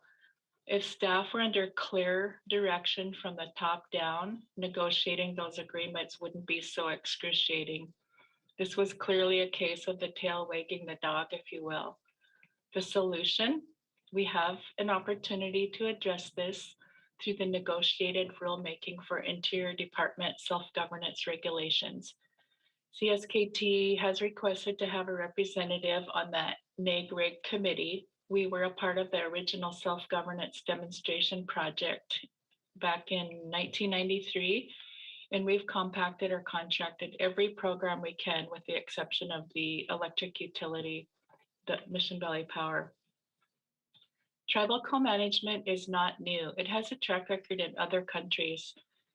Canada and Australia have done much better jobs at leading from the top down with respect to tribal co-management of protected lands. Another solution we would offer is that CSKT believes that federal officials should invest in a federal tribal field trip to at least 2 Canadian parks where Parks Canada has been co-managing lands with First Nations. This could help us to adopt best practices here and learn from the mistakes they have made there. We have a couple examples we can provide to Interior and Ag in regards to this at another time, but basically examples of co-management benefits shown by Canadian and Australian examples include inclusion into land and wildlife management of time-tested conservation practices taken from traditional ecological knowledge. For example, the traditional use of fire. Many tribes on Turtle Island, including my own, continue to use fire to improve habitat. Secondly, incorporating native language and culture both into management and visitor education materials. Third, more robust cultural resources protection and education. Fourth, increases in public visitor satisfaction. And 5, improved relations between federal and tribal governments. The tribes believe that federal agencies should proactively educate and invest in training their own employees about the history, including relevant law and culture regarding the tribes with whom they would be partnering, so that federal employees can approach co-management arrangements from a more informed perspective. Through our past experience with co-management models, we have found this training and education concept to be a fundamental need. In our experience, when there is not cohesion among the federal team towards partnering with the tribe, it is the tribe that suffers the most, though the natural resources involved and the public suffer as well. This has been done in Canada and Australia.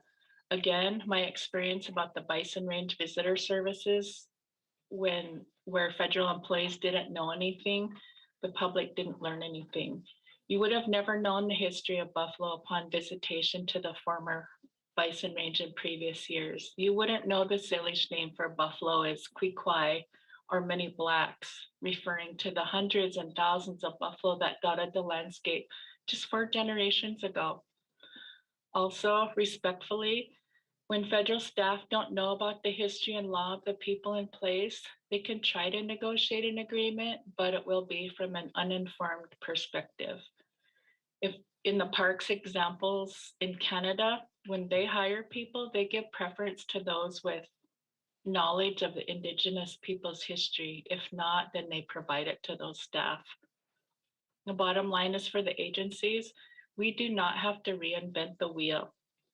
Tribal co-management agreements have existed for decades in Canada. We can and should learn from them.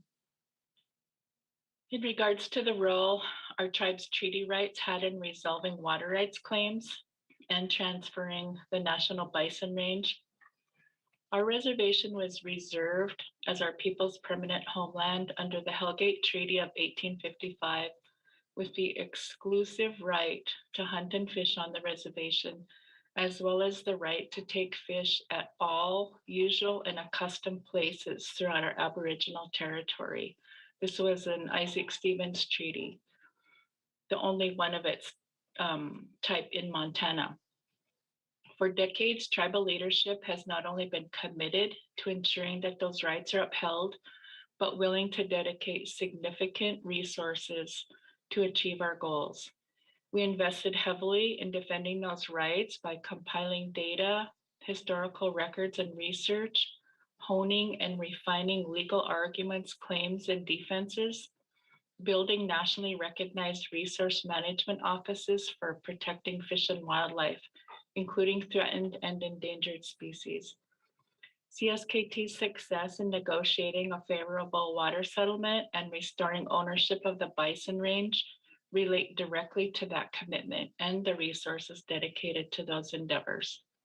Ultimately, CSKT was able to present very strong water rights and water-related claims that if litigated would have caused catastrophic injury to our region's agriculture and economy and to the state and federal government.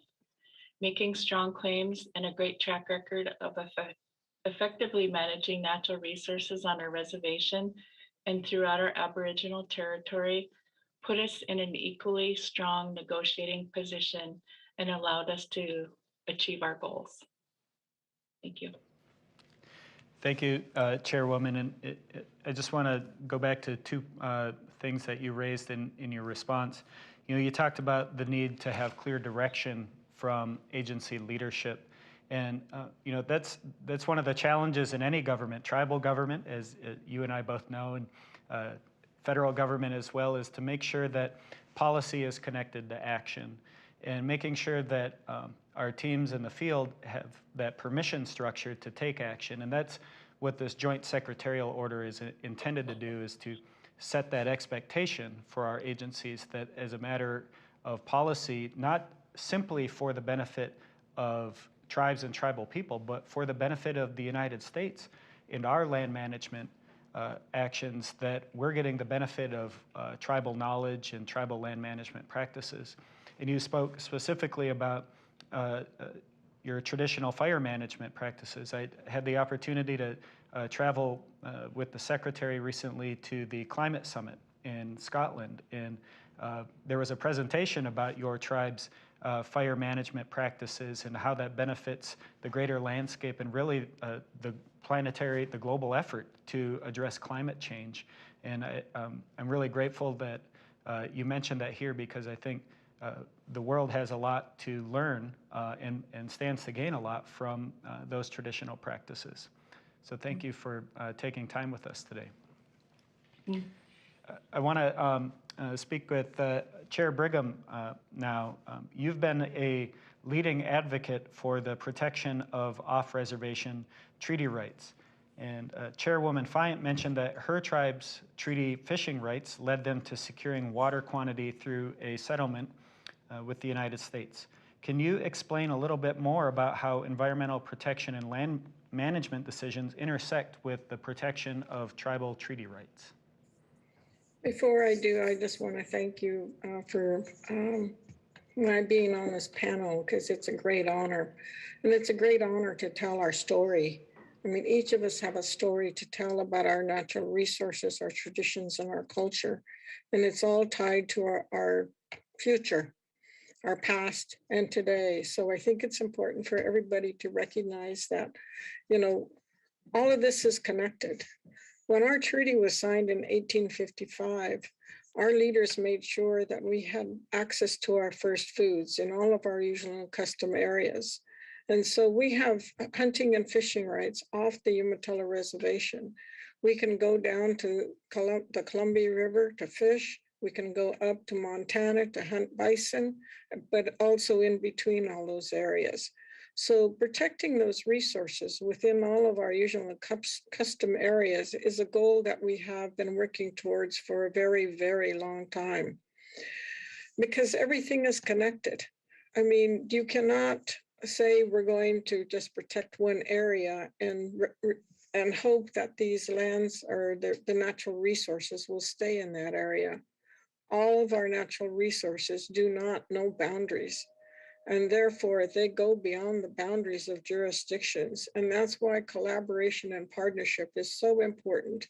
That's why co-management is so important, to recognize that we need to work together to protect our natural resources. Our natural resources are no longer safe in some areas. And I'll just give you one example. Well, I can give you more. I might give you two more. But in the 1950s, our tribal people were able to fish on the Columbia River, and they had a dipper right off their scaffold. And our tribal members would just take the dipper and dip it in the water and drink water. In the mid-1950s, our people started getting sick. And so we no longer were able to do that. That is the same thing with some of our tributaries, sad to say, but it is true. And we also have now non-Indians who come to the Columbia River to go windsurfing. And most of their bodies are fully covered because they're protecting themselves. They're not protecting the resources. So it's really important for us to recognize that we need to protect the resources for the future generations. Also, another story is when I married my husband, we were able to put our gill nets in the river Monday and pull them out on Friday because they were clean. Now today we have to pull them out on Monday night, power wash them, and then putting back Tuesday night until the season is closed. So that really tells you that the Columbia River is not as clean as it should be. In fish consumption, we were really proud to work with Environmental Protection Agency and the state of Oregon in developing a fish consumption rate for the state of Oregon. They had a fish consumption rate of 17 grams per day, which is the size of a cracker. Based upon tribal consumption rate, that rate was raised to 175 grams per day, which is not what we wanted, but at the same time, it was a huge step for the state of Oregon and for EPA because it was based on fish consumption by tribal people. And Oregon was the first in the nation to adopt a fish consumption rate that was based upon tribal consumption. So those are important factors that we need to think of. You know, fish wars were done in the 1960s through the 1990s. They kind of mellowed out in the 1990s, but we were in court several times a year. And the Usv Oregon case was in 1969, and the Judge Bolt decision was in 1974. Judge Bolt's decision said that the tribes had the right to harvest. He reaffirmed our treaty right to harvest in all of our usual and custom areas. But he also stated that the state agencies could not regulate tribes unless it was for conservation. Judge Bolt in 1974 said tribes are entitled to 50%, and Judge Maloney later adopted that 50%. But I think it's also important for everybody to realize, yes, we're entitled to 50%, but who harvests the other 50%? Not the tribes. And I think after the fish wars were over, many of the non-Indian fishermen came up and said there would be no fish here if it hadn't been for the tribe's treaty right. So our rights to protect and restore our natural resources not only benefits the tribes, it benefits the community. And so we need to be working together on how to best protect our natural resources for future generations. As federal governments, and I'm really pleased to hear, you know, federal agencies are talking about tribes being at the table, talking about us being involved. And I think it's really important. We need to be involved at the very beginning, because that's what happened when EPA and Oregon started talking about the fish consumption rate. We were there, we helped, we worked together to get that done. And therefore it can happen. And another real short story was in 1980, we received the first petition on the Columbia River to list fall Chinook. It was the same time the Power Act was passed. And this Power Act was supposed to be looking at rebuilding Columbia River salmon, but it was also supposed to be looking at Columbia River energy. NOAA chose not to take the listing. And when they chose not to do that, they did it because of the Power Act. They wanted to see what the states, the tribes, and the feds could do together. We rebuilt that mid-Columbia fall Chinook. It's the largest naturally spawning Chinook on the Columbia River. It's the only area for naturally spawning Chinook on the Columbia River. And so things can be done by working together, but we need to be there. And I'm really glad to hear that the federal agencies are saying, you know, they have a trust responsibility to the tribes. We need to be there from the very beginning. And in many cases, we need the funding to get there. So it's important that we be at the table and we work to protect our environment, because as we all know, without clean air, clean water, good natural resources, we have no place to go. Our treaty rights are nothing without our natural resources, without being able to pass that on to our children's children. So this is all very important, that we work to protect our tribal treaty rights for our future. Our history is part of that, not protecting that natural resources, and it is also today. Our children need to learn about our natural resources, how they're harvested, how they're taken care of. And it's not just salmon, it's our big game, our roots and our berries. All of that is part of our first foods. And when if you came to our longhouse, you would see our water, our big game, our roots, and our berries all in a row. And we would be thankful that they are all returning. So it's important that we work together to protect our natural resources, and we share them. We do share them. We do not tell people they can't come. We share them. And so it's not just for the benefit of the tribe, it's for the benefit of the United States.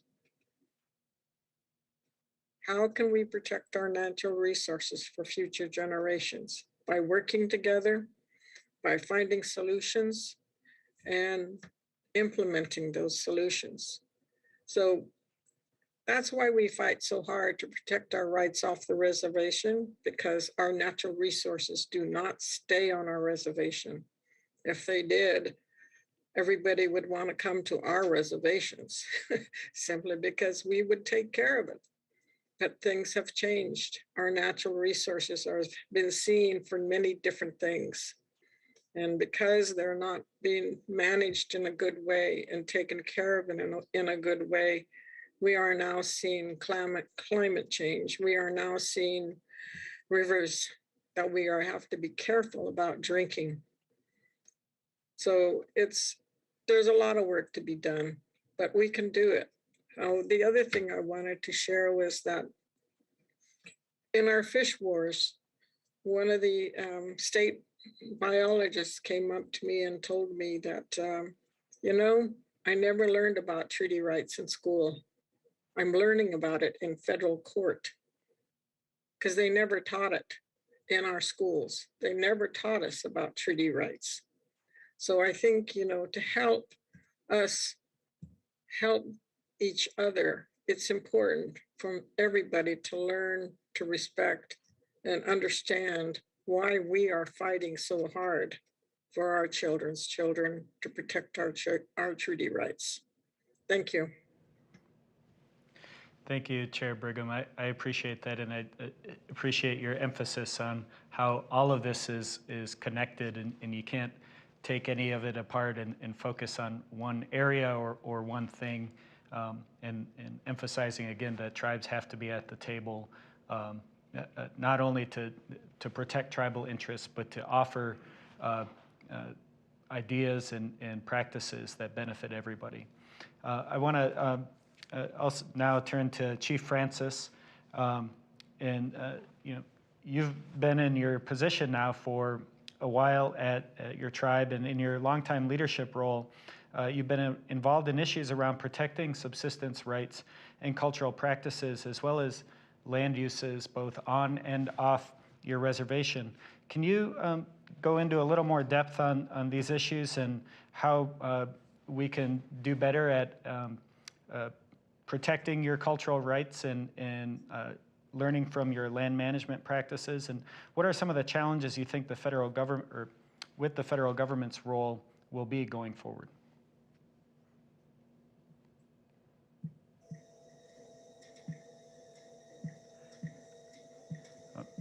Chief Francis, we're having a tech issue here for... How's this? We got you. All right. I said really amazing stuff too. But I just wanted to thank you, Mr. Assistant Secretary, for the opportunity, along with these esteemed tribal leaders that I'm here with today. It's an honor to be here and to answer the questions, and also wanted to take the opportunity to again congratulate you on your appointment. I think it was well deserved, and congratulations, sir. So I'd like to just give a few examples of struggles of the nation here in terms of protecting our homelands and cultural-based identity around that for decades, quite frankly, and the role of the federal government and where I feel like that should continue or be enhanced. So for the past few years, as an example of a project around tribal and federal government coordination, the nation has been advocating for the federal government to conduct a full environmental impact statement for the New England Clean Energy Connect corridor that is in the process of being developed in the state of Maine. It's a huge swath of land, goes right across the entire state. A presidential permit was required for this project, and the entire permit process, I want to add, took place during the last administration. The Department of Energy was the point agency for the permit, but the Army Corps was the point agency for the environmental review process. So the Penobscot Nation consistently advocated to both agencies that we wanted an EIS done. And the project goes through our Aboriginal territory. It's nearby to current trust lands and actually lands of other tribes as well. The Army Corps ultimately decided that this was not needed and never looked at the potential impacts to tribal lands or subsistence rights. Our conversations with the Department of Energy indicated that they were deferring to the Army Corps. So we were completely ignored, quite frankly, and we're not even afforded a basic consultation during that process. And again, I will emphasize this was during the last administration. We continue to advocate for a full EIS to be performed so we can determine what, if any, environmental impacts may be caused by the projects to our lands, to our hunting, fishing, subsistence rights opportunities within those territories. And we are concerned about migratory patterns of wildlife. The corridor has also raised concerns on invasive species. So we've had some good conversations with EPA recently, who I believe will help and advocate for us. But this project made a few things clear.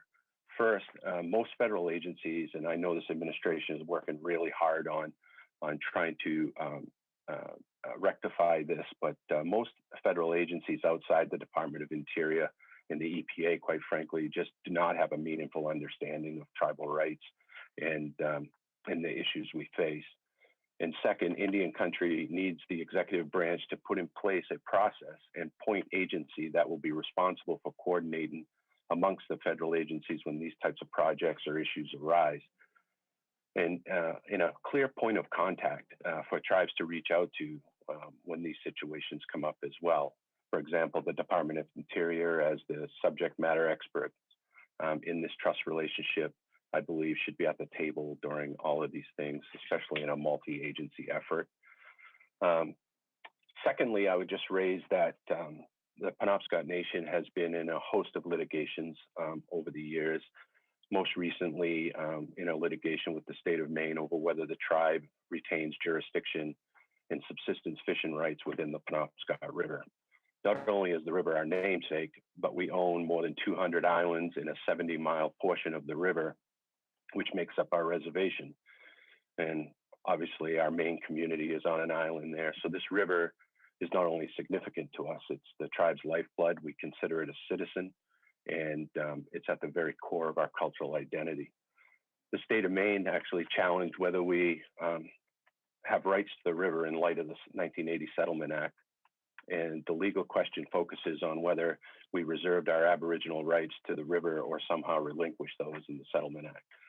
And so the tribe initiated a lawsuit after receiving a letter from the Attorney General's office, one paragraph saying we don't think you have any rights in the river, and that river is now going to be under state jurisdiction, an issue that, quite honestly, had never been raised before.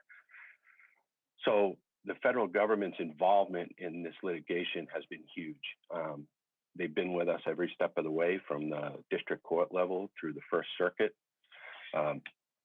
The level of expertise that the federal government brings in these federal courts are extremely important, as many of these courts, including the one in Maine here in the First Circuit, are challenged to understand federal Indian law and what the intent was of the federal government when they passed laws for the benefit of Indians. Unfortunately, we've been losing this litigation and are in the process of a Supreme Court petition. The dissenting opinions are encouraging, and we think the court will take up the case. But it gets me to my 2 points with this example, and that is getting into litigation to help advocate for tribal rights, especially around the protection of our homelands, is critical. We just need that. That expertise is extremely important. And providing the critically needed litigation support costs, our tribe would not have been able to participate at the level we did during these litigations without that support from the federal government. Litigation support costs were not a priority over the past 4 years, and we would ask that we continue to focus on making that a more robust program. These court cases are important. They not only affect the tribes involved, but as you know, can have much broader effects on tribes all across the United States. And I'll just raise one last issue that the panelists before ours really raised, and I think is an important point. We can't live in these 4-year cycles when dealing with the certainty of our futures.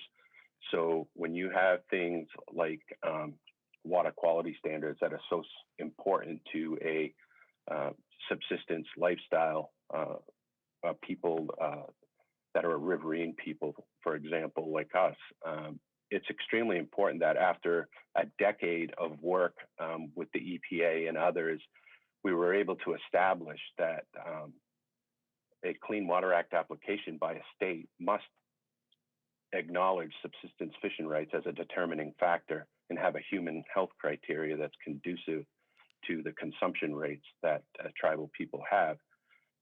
All that work was undone over the past 4 years, and I want to just say I appreciate EPA picking that back up again recently and trying to resolve that issue.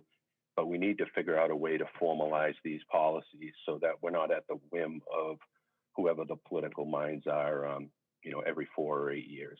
So with that, I will just close and say that on behalf of my nation, it's an honor to be here. I know some of them are listening today, and so hello, and thank you to the tribal leaders for allowing me to have some time. Thank you. Thank you, Chief Francis, and I couldn't agree more about the need to make sure that there's consistency. The trust responsibility doesn't belong to an administration; it belongs to the United States, and it's got to move from administration to administration, one party to the next. So there's some consistency in that relationship. So I appreciate you raising that. I know we've got Chairman Atterbury from the Karuk tribe in California is with us today. He wants to ask a question of the panel. So Chairman Atterbury, if you're here, there you are. Welcome, glad to have you here, glad to see you. Please let us know your question. Iotwa, thank you.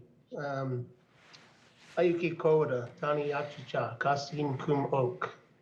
Hello, everyone. It makes me happy that you are all here today.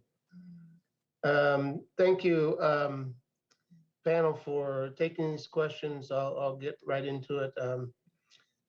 In Karuk country, there are two pressing issues. Fire and fish, dam removal, water curtailments, water conservation. Restoring the natural hydrograph is critical to salmon survival in the Klamath Basin. Fire management and the production of smoke at critical times is also an important factor. Please refer to the Karuk Climate Adaptation Plan and Good Fire Report for more details. That's found on our website. Some of the suggestions might be we want to work on building programs for tribes to access under multi-year compact funding agreements, or 638 compacts would help with project planning and focal species research, monitoring, adaptive management activity. The Karuk people learn to manage our ancestral homelands from the animals, and we can once do that again with the appropriate integration of tribal ecological knowledge, Western science, and science of observation passed on down from generation to generation. So my comments and questions would, is there an opportunity to fund land acquisitions and facilities construction for workforce development, workforce housing, tribal management activities, promote the establishment of indigenous-led field institutes to aid in the co-management of public lands. Again, defining co-management as combining modern science with tribal ecological knowledge, coming to the table with the idea that we're going to leave the table with consent from all parties or stakeholders involved on how to move forward. The key word is having consent. It's no longer, we don't want co-management or the consultation process to no longer be a check the box process. When we leave the table, we want to have consent from all parties on how we move forward. Create an authority for endowment building to achieve long-term sustainability of these actions. Create and revise or revision to the Moral Act that allows for land grant universities to donate lands and endowment resources built off this authority of endowment funds. Change budget formulas for compact funding to consider territorial scale or indigenous cultural landscape planning, implementation, research, monitoring, and adaptive management activity. So when I say that, I talk about the National Park Service only funds tribal historic preservation officer programs based on their trust acreage. When it comes to historic preservation, I believe funding at a level appropriate for territorial scale interaction seems more appropriate. The Kuduk tribe basically gets about 1/4 position worth of funding, yet we have a territorial need for at least 6 full-time employees in baseline capacity.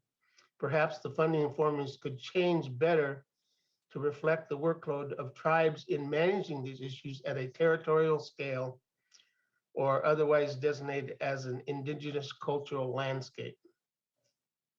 Having the capability for the Park Service to move these funds into a multi-year funding agreement under Indian Self-Determination and Education Assistance Act may be helpful. Consulting with individual TIPO programs to assess the diversity of true program needs would be a good place to start. Establish co-management authorities for tribal natural resources program. Progress from the principles of consultation to those tribes of free, prior, and informed consent. Promote the recognition of cultural burning and territorial sovereignty. For the Kuduk tribe, we have been we lost half of our town in a 2020 fire. We had been working to get fire prevention methods in place for years, and we kept saying that we were lucky. Well, in 2020, we weren't so lucky. 200 homes were lost. People were displaced. So we're working diligently to get this co-management process going so we can reintroduce fire to the landscape that will prevent these devastating fires that we're having now. I say that with the idea that there are multiple uses, not just prevention of fires, but upslope projects that provide for better snowpacks that leak water into our rivers, multiple uses that the tribes had used for thousands of years that we are getting back to. So the important parts for the Kuduk tribe is defining co-management as a way, when we go to the table, we're going to agree to come away from the table with consent on how to move forward from all parties. Again, in Kuruk County, I mentioned there are two pressing issues addressing us, and that is fire and the protection and preservation of our sustainable food source, the fish in the Klamath River. So thank you for the opportunity to comment and ask questions. Thank you, Miigwech. Chairman Atterbury, appreciate your time being with us today, and you know, your emphasis on the importance of consultation.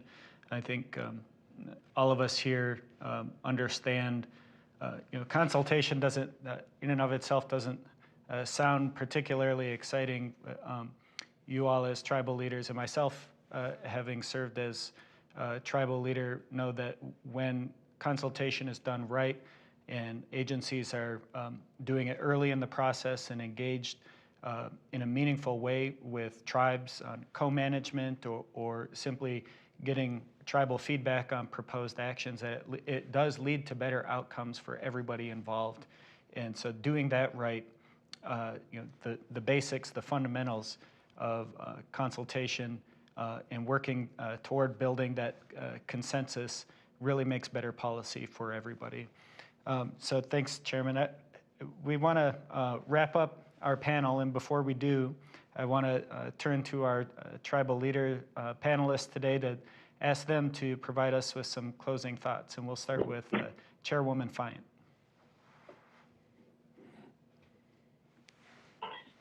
Well, again, I wanted to thank you for the opportunity to serve on this panel. I just wanted to say that, you know, Creator gave us 2 ears and 1 mouth for a reason, and we should be listening twice as much as we are talking. And I believe that the Biden-Harris administration is listening, and that they will take to heart the recommendations that we've provided over the past 2 days. We've heard a lot about traditional ecological knowledge and our values of caregiving of Mother Earth, and her life sources will always provide for us as she has for millennia.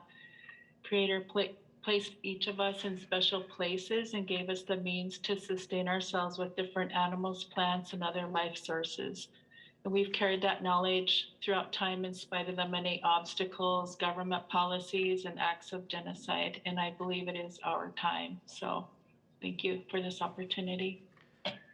Thank you for being with us, Chairwoman, and I look forward to meeting in person at some point, but thanks for sharing your views with us today. I want to turn to President Killer for some final thoughts. Thank you, Assistant Secretary. You know, and on behalf of the Oglala Sioux Tribe, we'd like to thank you, you know, President Biden, the administration for reconvening the summit, the direct meeting of tribal leaders and with the White House and cabinet leadership honors a nation-to-nation relationship at the highest levels of the federal government, as it is appropriate to our respective sovereignty.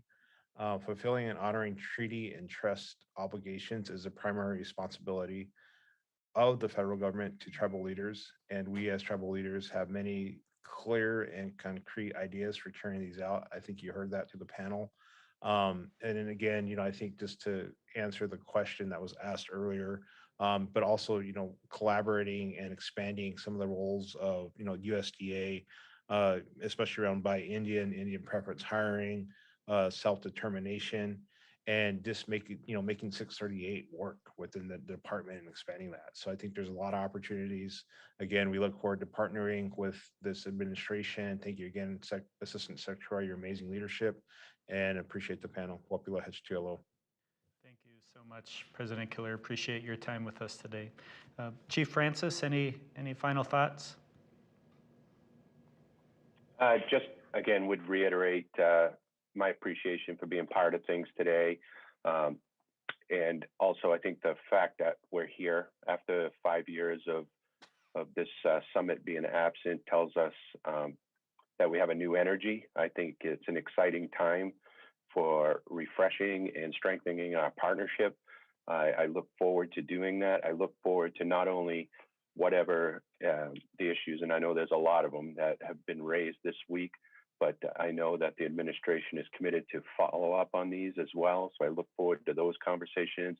it's just a refreshing time, I think, for our relationship, given this kind of the setbacks we've had. And I just appreciate it today, being part of things and seeing a lot of old friends and getting to the core of some really important issues. So thank you very much. Miigwech, thank you so much, Chief Francis. And Chair Brigham, do you want to close us out with some final thoughts and good words?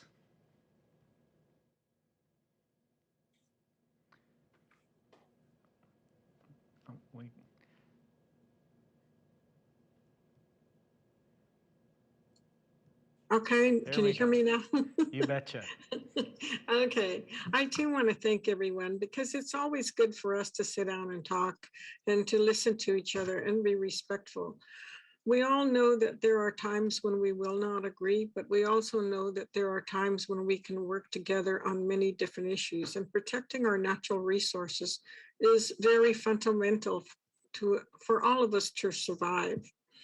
I'm very pleased with the statements that have been made, not only by the tribal leaders, but by the Biden and Harris administration. It's time for a change, and a change is good because the past has not been very good to us. And so we're hoping that this change is going to bring about efforts to restore, protect, and enhance our natural resources for our future generations, for our children's children.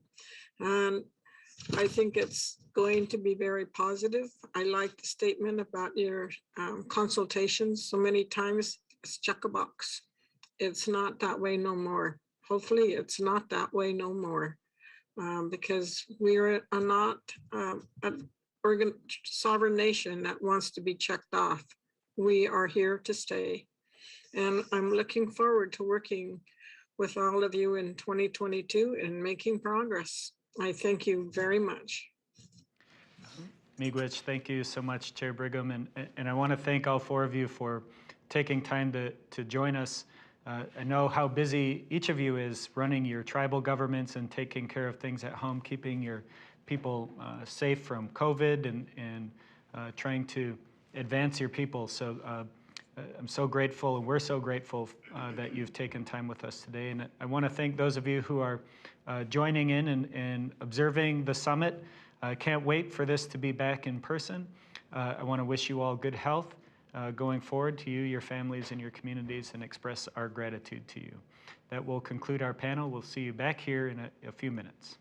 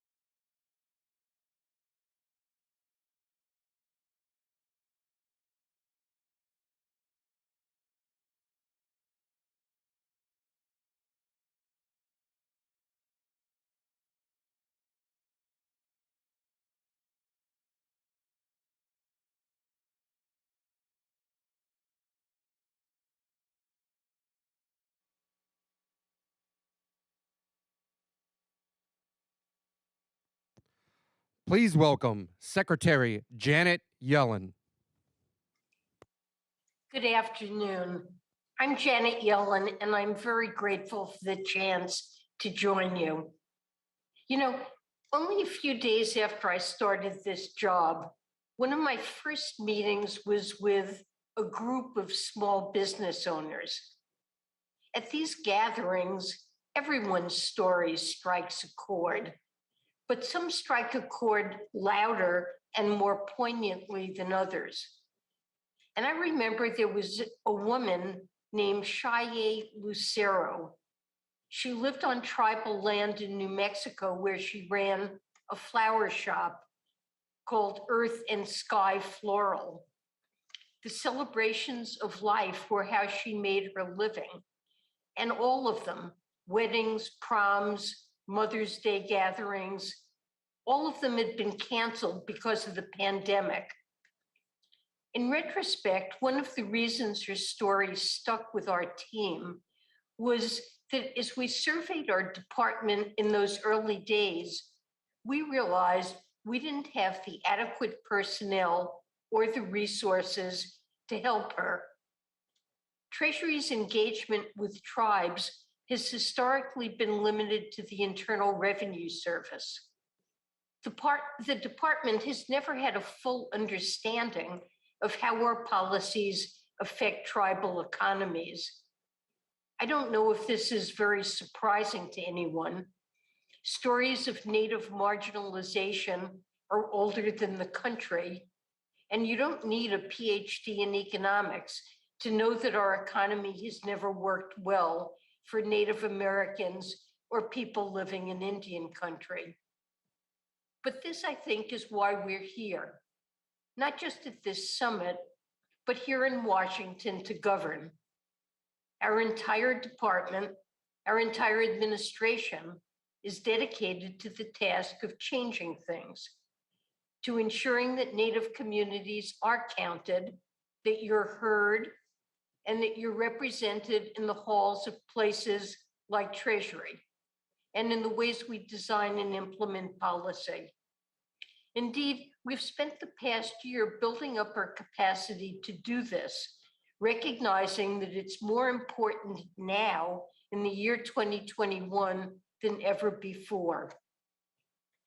It has been a hard year and a half for the entire nation, but it's been a particularly hard time for Native Americans. When our administration entered office, tribal communities had some of the highest COVID mortality rates in the country. And as the health emergency spilled over into the economy, the data showed that few suffered more than Native American workers in business. In fact, just last week, Brookings released new research showing that Native Americans, compared to any other demographic group, were more likely to have their work hours cut or lose their health insurance during the pandemic.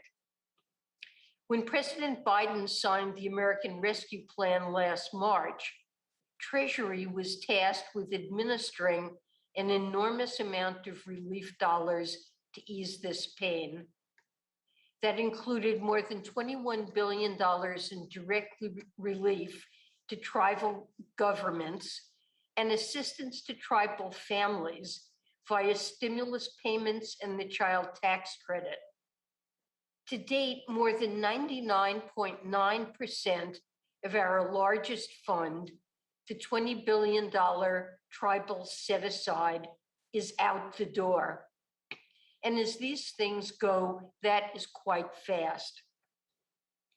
There are a few reasons for the expediency, but one is that we built a dedicated tribal team inside our Office of Recovery Programs, staffed with experts who had tribal government and enterprise experience. They were instrumental in doing what Treasury traditionally hadn't done enough of, working with tribal governments to help design these policies. There were more than 10 consultation meetings and 50 information sessions over the past year, and those led us to make better decisions on policy guidance.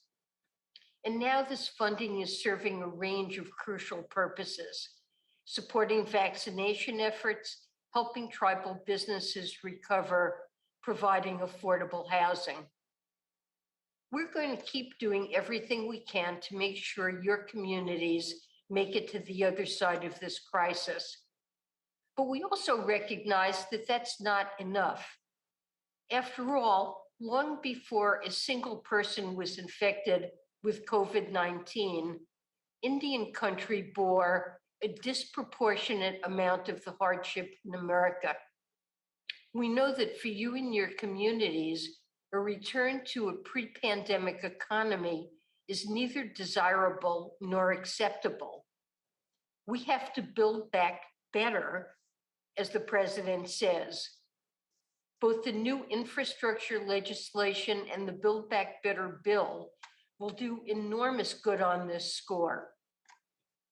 One example is the childcare situation, which is a national crisis, but is especially horrific for Native Americans. Half of Native American children don't attend preschool, and 1 in 10 Native Americans reports having to quit or turn down a job to take care of their kids. Build Back Better would expand access to daycare centers and guarantee every child 2 years of pre-K. That's going to improve the workforce in your communities now as parents return to work, but also years from now as the children who benefit from this care grow up. We know attending high-quality pre-K confers all sorts of benefits later in life, including higher-paying jobs. You know, I've spent almost my entire life thinking about economics and how it can help people during hard times. My father was a doctor in Brooklyn, and he was also a child of the Depression. He had a very visceral reaction to economic hardship. When one of his patients lost a job or couldn't pay, it hurt him, and he'd tell us about it. Those remain some of the clearest moments in my childhood. Economics is sometimes considered a dry subject, but I've always tried to approach my science the same way my dad approached his, as a means to help people. I've always tried to see the humanity beneath the numbers. I'm not sure you can be a good economic policymaker if you don't. And that's why I plan to visit Indian country over the next year, to speak to more parents, more workers, more flower shop owners. But it's also why I'm so grateful to this community for its partnership, both today at this summit and over the past year. You've helped our team understand the wants, the needs, and the economic pain of Native Americans. And in doing so, you've not only made us better policymakers, you've made us, I think, a better country. Thank you very much. Thank you.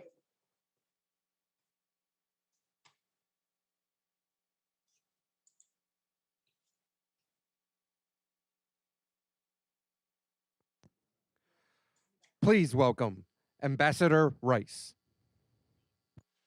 Greetings, everyone. I hope you're enjoying the first Biden-Harris Tribal Nation Summit. After a 4-year hiatus, it's great to be able to host this nation-to-nation summit once again. And I'm honored to join so many distinguished tribal leaders and administration colleagues in this important convening. As President Biden's domestic policy advisor, I have the privilege of driving the development and implementation of the president's domestic policy agenda in the White House and across the federal government, from healthcare to economic mobility to rural and urban policy. It's my responsibility to make sure our domestic policies are carried out on behalf of the American people, and that, of course, includes Native people. In that work, I'm grateful to be supported by Libby Washburn, our incredible Special Assistant to the President for Native Affairs and a proud member of the Chickasaw Nation. For too long, tribal issues were confined to the Department of Interior, if they were addressed at all. I'm proud that today, as you're well aware, the Secretary overseeing Interior and stewarding our lands is Secretary Deb Haaland, a member of the Laguna Pueblo and one of more than 50 Native appointees in the administration, who works every day to ensure that we're upholding our nation-to-nation commitments. But I'm also proud that this administration is taking a whole-of-government approach to Indian country. During the 2020 campaign, President Biden promised to ensure tribes have a seat at the table at the highest levels of the federal government and a voice throughout the government, and he's delivering. You can see that approach at work in the White House Council on Native American Affairs, which I'm honored to co-chair alongside Secretary Haaland.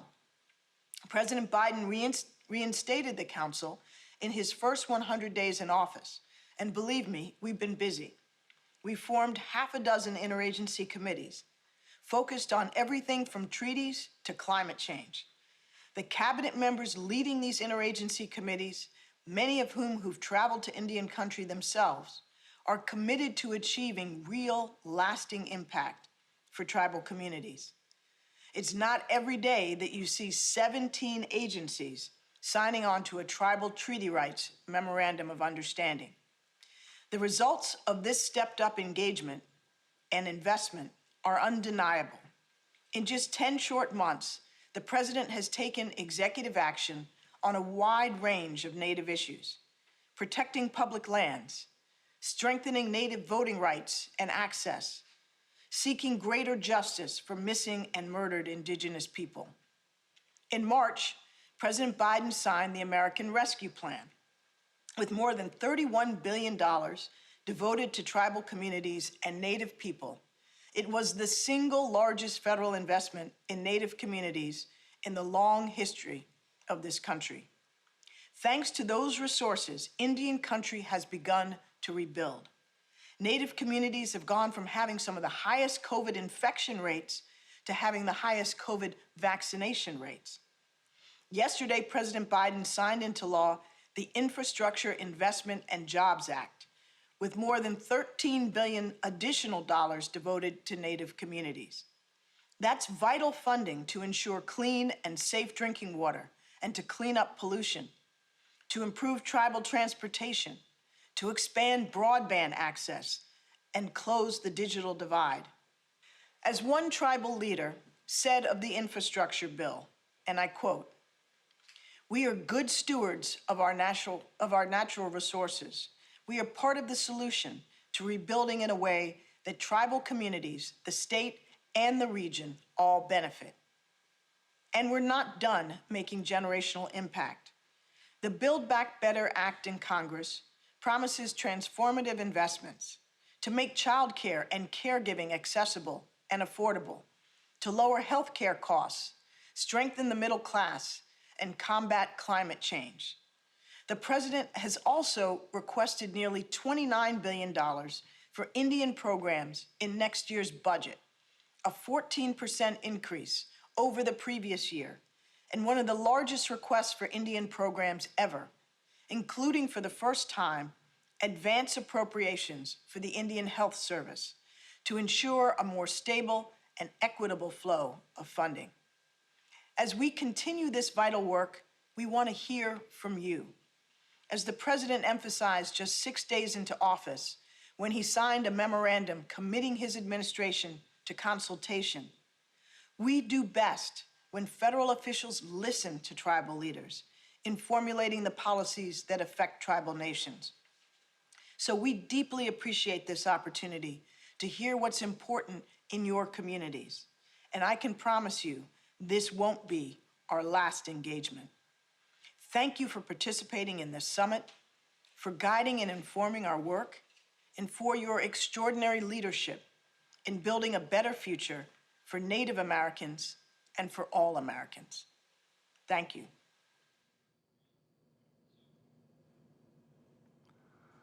Umbiagandi, Zengiti, na Kwansida Paui, Rivera, Kinokawe, Potsuega, Winga, Yoweri Omu. Good afternoon, everyone. My name is Paui Rivera. I'm an enrolled member of the Pueblo Poake in New Mexico and serve as Senior Advisor and Tribal Affairs Director in the White House Office of Intergovernmental Affairs. Thank you for joining us today on the second day of the Tribal Nations Summit. This session, we look forward to hearing from you, our tribal leaders, about tribal priorities of the Biden-Harris administration. Over the course of the past 10 months, our administration has held robust and substantive engagement with tribal leaders virtually here in Washington, D.C. and across Indian country. We are proud to say that the First Lady, the Second Gentleman, and 11 of our cabinet secretaries have traveled to Indian country to hear from you, learn from you about your community's priorities. Today, we will hear from a number of tribal leaders and look forward to our continued engagement after the summit. Today we are joined by esteemed panelist Libby Washburn, Special Assistant to the President for Native Affairs. Libby is an enrolled member of the Chickasaw Nation. Sam Bagenstos, General Counsel for the Office of Management and Budget, and the person who many of you may be familiar with from the tribal consultations that OMB has held this year. Assistant Secretary for Indian Affairs, Brian Newland. Brian is the former president of the Bay Mills Indian Community. And of course, Deb Haaland, serving as the 54th U.S. Secretary of the Interior and the first Native American cabinet member in our nation's history. Secretary Haaland is an enrolled member of the Laguna Pueblo. And with that, I'll turn it to Secretary Haaland for opening remarks. Thank you so much, Paui. Thank you for that kind introduction. Guwatsi haupa duhiname etzatuitza shui mihanu. Greetings, everyone. I'm coming to you today from the ancestral homelands of the Anacostan and Piscataway people here in Washington, D.C. Yesterday was an incredibly amazing way to kick off the White House Tribal Nation Summit, and the panel discussions that I participated in and observed were informative and incredibly insightful. The administration has already made some important announcements that will continue our all-of-government approach to strengthening tribal sovereignty, promoting self-governance, and living up to the federal government's promises to Indian country. Today, I want you all to be the first to know about the new Secretary's Tribal Advisory Committee at Interior, which we'll call STAC. As the first Native American Cabinet Secretary and leader of the department charged with carrying out treaty and trust responsibilities, I want tribal leaders to be able to speak with me directly. This first ever advisory committee will be the mechanism for tribal leaders to engage in routine and robust conversations directly with me and, as importantly, with future secretaries of the Interior. We have also announced consultations on improvements to the departmental manual to strengthen our consultation processes with tribes. It's important that the department's policy encourages early, robust, interactive, pre-decisional, informative, and transparent consultation. Additionally, starting in January, I will begin convening tribal leader engagement sessions throughout the White House Council on Native American Affairs. These sessions will be held 3 times per year with myself and other cabinet leaders to facilitate direct guidance and recommendations from tribal leaders on the deliverables, work stream, and priorities of the council. These are just some of the moves we are making to further strengthen the nation-to-nation relationship with federally recognized American Indian and Alaska Native tribes and their leadership. I really briefly want to speak about another issue.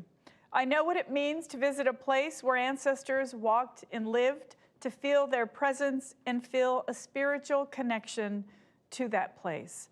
It gives me chills just thinking about how just last month we were able to announce permanent protections for our ancestral homelands in the Bears Ears National Monument.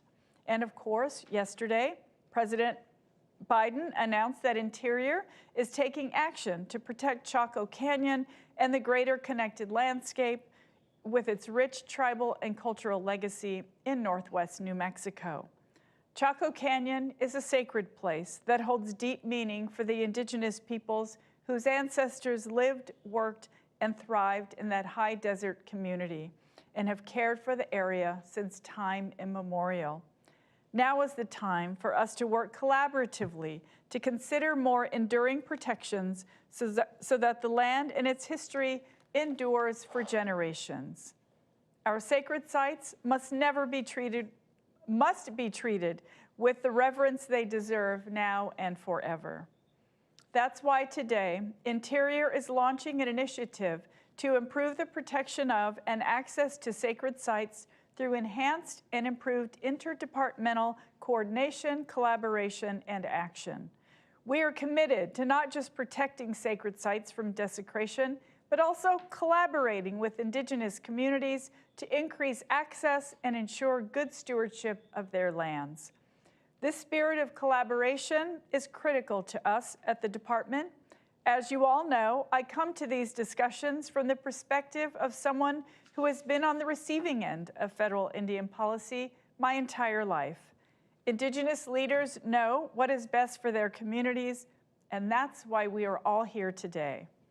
As we move forward with this listening session, it means so much to me to have this time to hear what issues mean most to all of you and what we in the federal government can do to support those efforts. What you all share today will help inform the administration's work as we continue to move ahead on supporting the goals of Native American, Alaska Native, Native Hawaiian, and island communities. Thank you so much for being here, and thank you for everything that you do every day. And back to you, Paui. Thank you, Secretary Holland. And I'll say something controversial here, but we're incredibly proud of you, but also want to recognize that you may make the best red chili pasoli that I've ever tried. So with that, we'll get to our tribal questioners. We have our first tribal leader, Chairman Ting Navangima from the Hopi tribe. Chairman Navangima? Yeah, hey, Paui, thank you for that kind introduction. And Secretary Holland, honorable members of the administration, honorable tribal leaders, kwa yaka mapiyo tamay tit sa miyaka painahan like the piyo yef yutasin mga mamamiyad so what the mami piyo yakani. Greetings. My name is Timothy Navangam, and I do have the honor of serving as the chairman of the Hopi tribe. I would like to begin by thanking the White House for hosting this Tribal Nation Summit, as well as its efforts to strengthen the nation-to-nation relationship. I'm a firm believer that this is happening, and reviving the Tribal Nation Summit is a step in that right direction. And I know this is formidable. We talk about protecting our lands and everything sacred about it. And that commitment was in full display when I was a part of other tribal leaders at the signing, when I stood behind President Biden as he signed a proclamation restoring the Bears Ears National Monument as a sacred place for the Hopi people, as well as other tribal nations. I was extremely encouraged yesterday when I listened in to a lot of the information that was being shared by other tribal leaders. And I'll be echoing a lot of those and some of the recommendations that have already been made. And one thing I do want to start out with is it's good to know that we have Indigenous leaders in specific areas that can really listen and help. Because for years, it seems that tribal nations are in a constant state of having to educate those in leadership in the national level, state level, and even locally with some of our surrounding communities. So we have to continuously do that to help them understand the unique needs of tribal nations.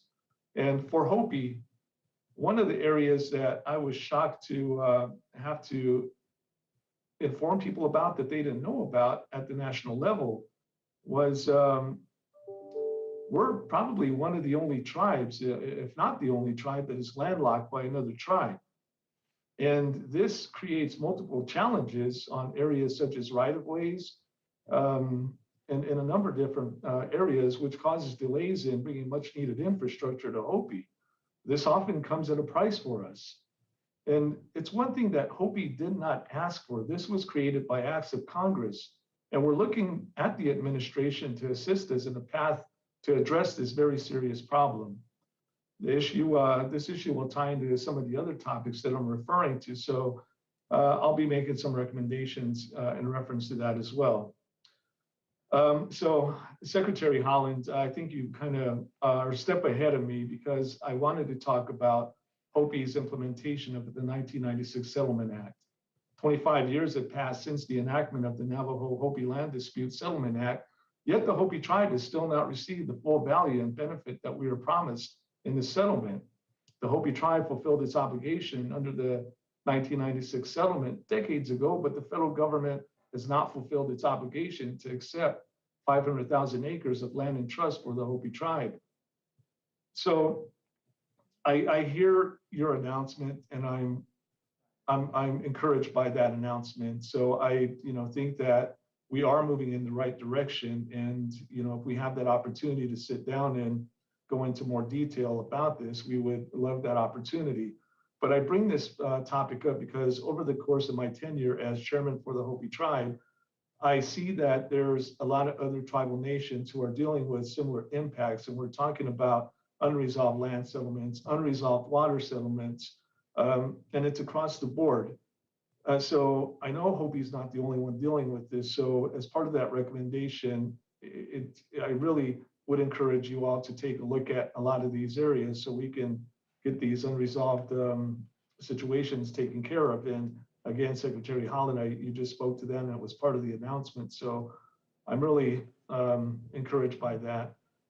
I know there was a lot of discussion about preserving native languages and bolstering an education system throughout tribal lands and tribal nations.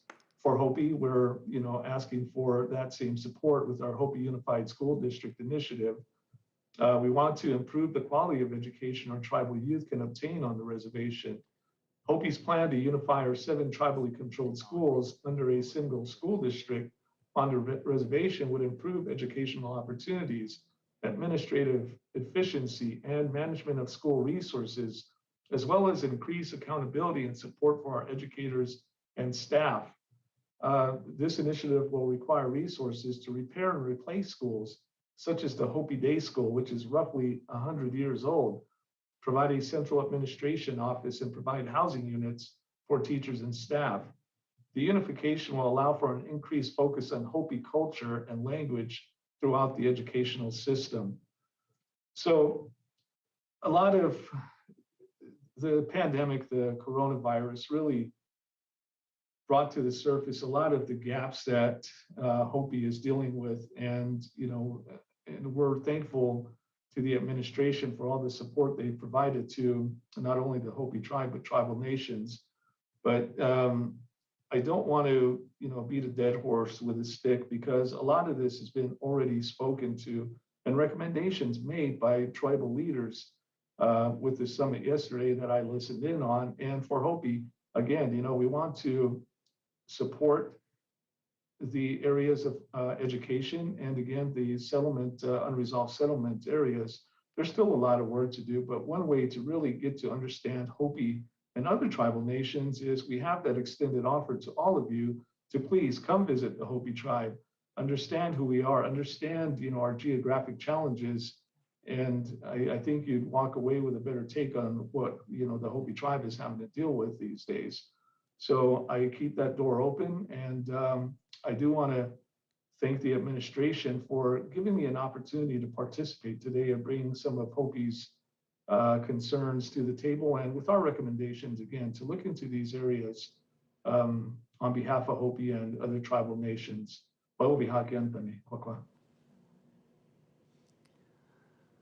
Thank you, Chairman Navanguma. I'll turn it to Assistant Secretary Newland and Libby Washburn for some brief comments. Sure. Thanks, Paui. And thanks, Chairman. It's great to see you again and hear from you again. And I appreciate you drawing attention to the unresolved settlements that many tribes face. And that speaks to the important work that we have yet to do. I do plan to have more conversations with you about the Navajo-Hopi settlement process, and I think we could benefit from my visit to the region, and I look forward to having the opportunity to do that. And I know that there are ongoing conversations between our agencies and the tribe on the school unification effort. And thank you, Chairman, so much for joining us and all of your questions. I just wanted to touch on 2. So the Indigenous leadership throughout the administration, I appreciate you noting that, and you are correct. It is often that everybody's having to re-educate every time, and we still are doing that, but I think we have made strides. 1 in 5 of the political appointees at the Department of the Interior are Native, and we're also seeing Natives in places across the government that we haven't seen them before. We still have work to do, we know that, and we're still trying, but 10 months in, we have more than 50 political appointees in the administration. And so I think it's definitely a priority. Everybody in the White House is behind this, but we appreciate you watching this, and we'll continue to work on this. Also wanted to briefly touch on the Native languages.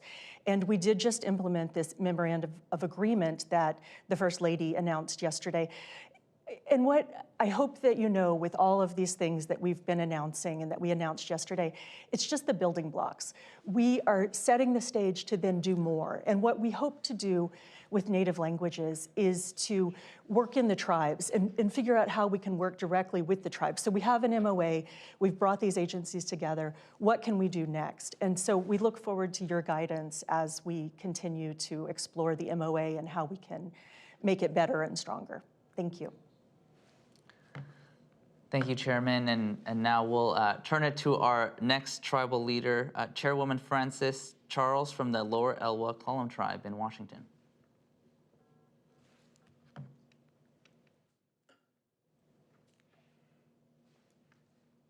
Chairwoman?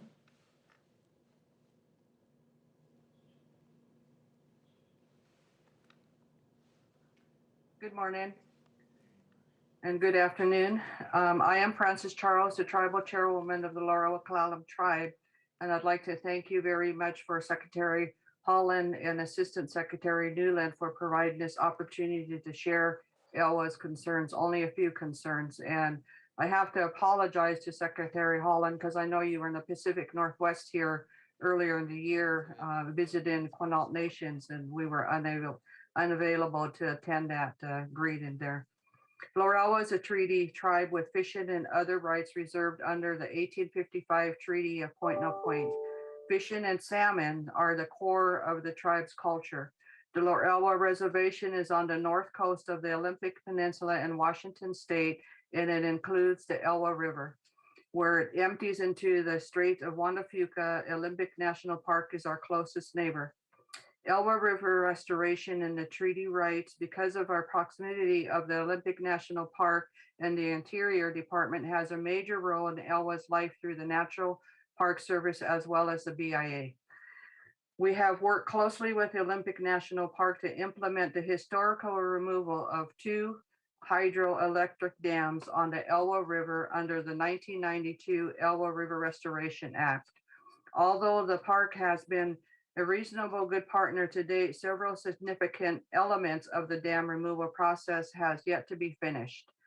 At a higher level, collaboration with the park is indeed in order to restore the once legendary salmon runs and properly protect the tribe's treaty rights, or tribe's fishing rights. For example, in 1992, the Elwha Act Congress clearly intended that certain lands held by the Interior would be transferred to the tribe, including the former reservoir site for the lower dam, which is outside of the park boundaries. By 2014, removal of the lower dam had been completed, dewatered that reservoir site, but Interior still holds those lands in trust, or still holds those lands, which are important to the ecosystem recovery, include a major tribal sacred sites. We've heard many stories about the sacred site lands, and this is one of those that are told to us by our elders, ancestral stories that come to our younger generations. The delay has been due to the part of the Interior's uncertainty to whether further congressional action is needed. And we are talking with Interior at this as we speak. There's been some ongoing discussion. We have recently heard from some movement on this, but the tribe still needs certainty from the Interior so that there is a clear path to completing the transfer of these important lands without further delay. Additionally, Elwha River restoration matters that Interior National Park needs to help resolve as soon as possible are the boat and recreation hazards in the river below the lower dam, which still results in incompletion or removal of concrete casings from the base of the former dam. We need to have expedited processes to the fee to trust transfers of the land to the tribe has purchased or will purchase with funding recently appropriated under the authority of the 1992 Elwha Restoration Act. And then we're also asking to restore what we call the Hot Springs Road along the Elwha River within the park. The park's proposal will cause long-term harm to the newly restored river channels and impact a section of the river where Chinook salmon spawn. This would defeat the purpose of the dam removal and adverse effects of our treaty fishing rights. We need cooperation from the park to transfer the surplus land fish to the pristine habitat of the Elwha River watersheds, which have been made accessible to salmon by the removal of the dams. This is a risk-free way to help to expedite salmon recovery and potentially allow the tribe to begin active harvest of the fishing within our reservations due to the fact of it. We have not been able to fish Elwha River for many years because of the dam removal projects that we succeeded in, as well as our gratefulness of the community members who had went on to a moratorium to fish the Elwha River. Other priorities are the healthcare. We've heard some discussions of the healthcare and the economics. That's the need that is related to the Elwha River actions that need to take consideration. Indian Health Service and Interior must begin aggressively policy forming and funding increases needed to deal with the severe underfunding of the contract health support costs, interfere and deteriorate in health care facilities, deferred maintenance on water and sewer facilities, and healthcare workforce shortages. It's not only with the tribal, but it's a national issue with the shortages that we have in our clinics as well as hospitals and other areas due to the COVID. This is an area where the federal government has failed to live up to the trust responsibilities. Tribes, including Elwha, suffer from severe disparity in the healthcare compared to the rest of the country. We cannot begin to solve these problems unless Indian Health Service is funded at the levels that is much needed. Elwha has been very active on the economic development recently, and we are developing a hotel project in downtown Port Angeles, Washington. And we have chartered a tribal corporation and are trying to expand our business due to being on a checkerboard reservation.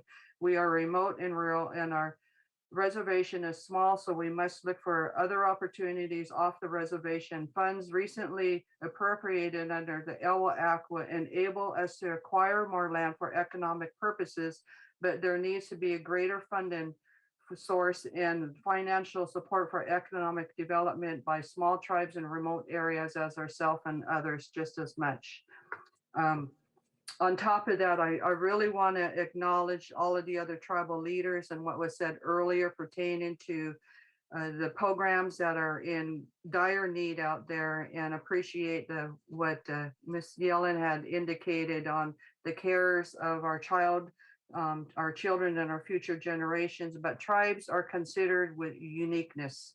We all have the similar situations and the impacts that you've heard through yesterday and today.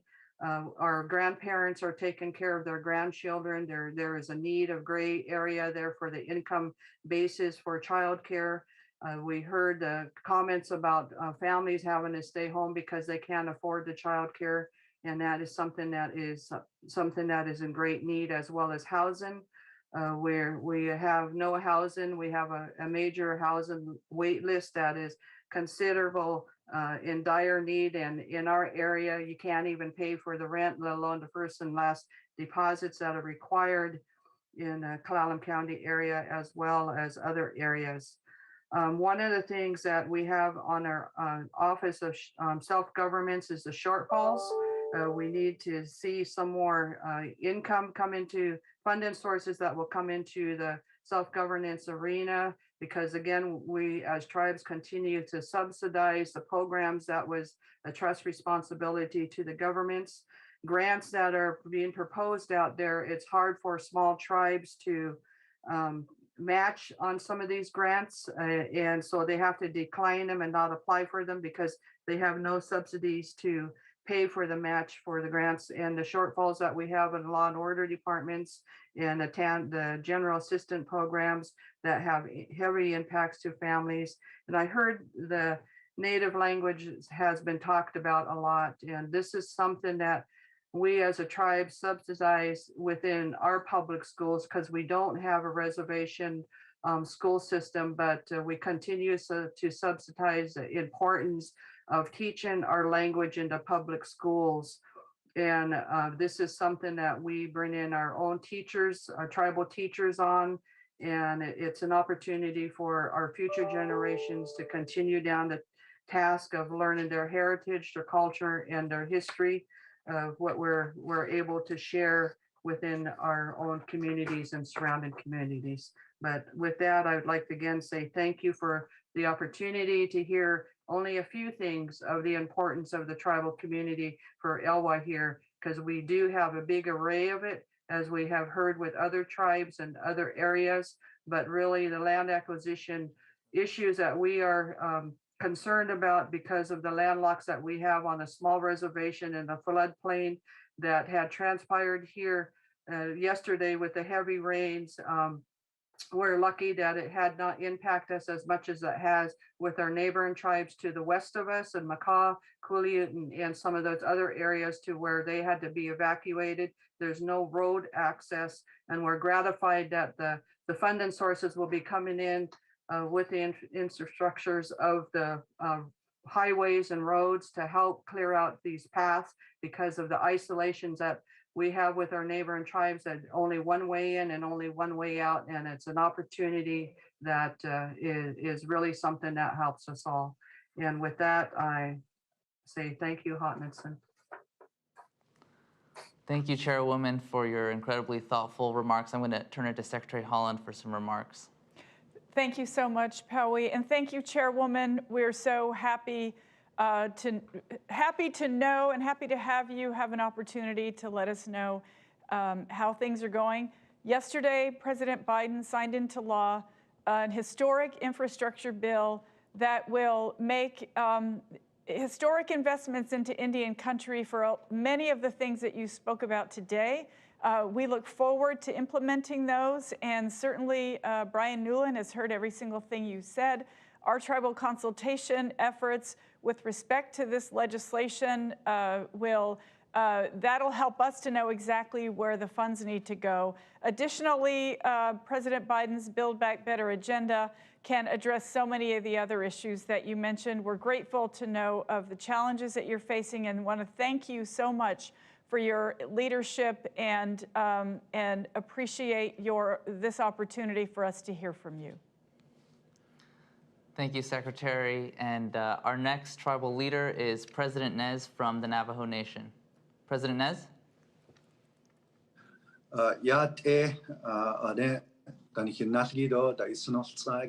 Jonathan Nez ist Elijah. Dasat Danle Navajo Nation pa ashin ein slido tradnesani bashin twidachini da shiro trachini da shanala do is inash inigis sta Fillionnaires, First Lady of the Navajo Nation, Edo Kwa Hitchatzi Doles Ado oh here ale dan hinaskish Edo Shana.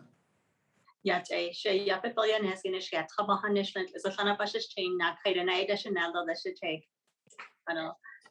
My name is Fillionnaires. I just introduced myself with my clients. I just want to say at the beginning, before I get back to President Nez, I just want to thank the Biden-Harris administration for the executive order that was signed yesterday on behalf of our work that's being done on the missing and murdered Indigenous peoples and the initiatives that tribal nations are doing on behalf of this issue. Thank you. Thank you for your leadership, First Lady Ophelia.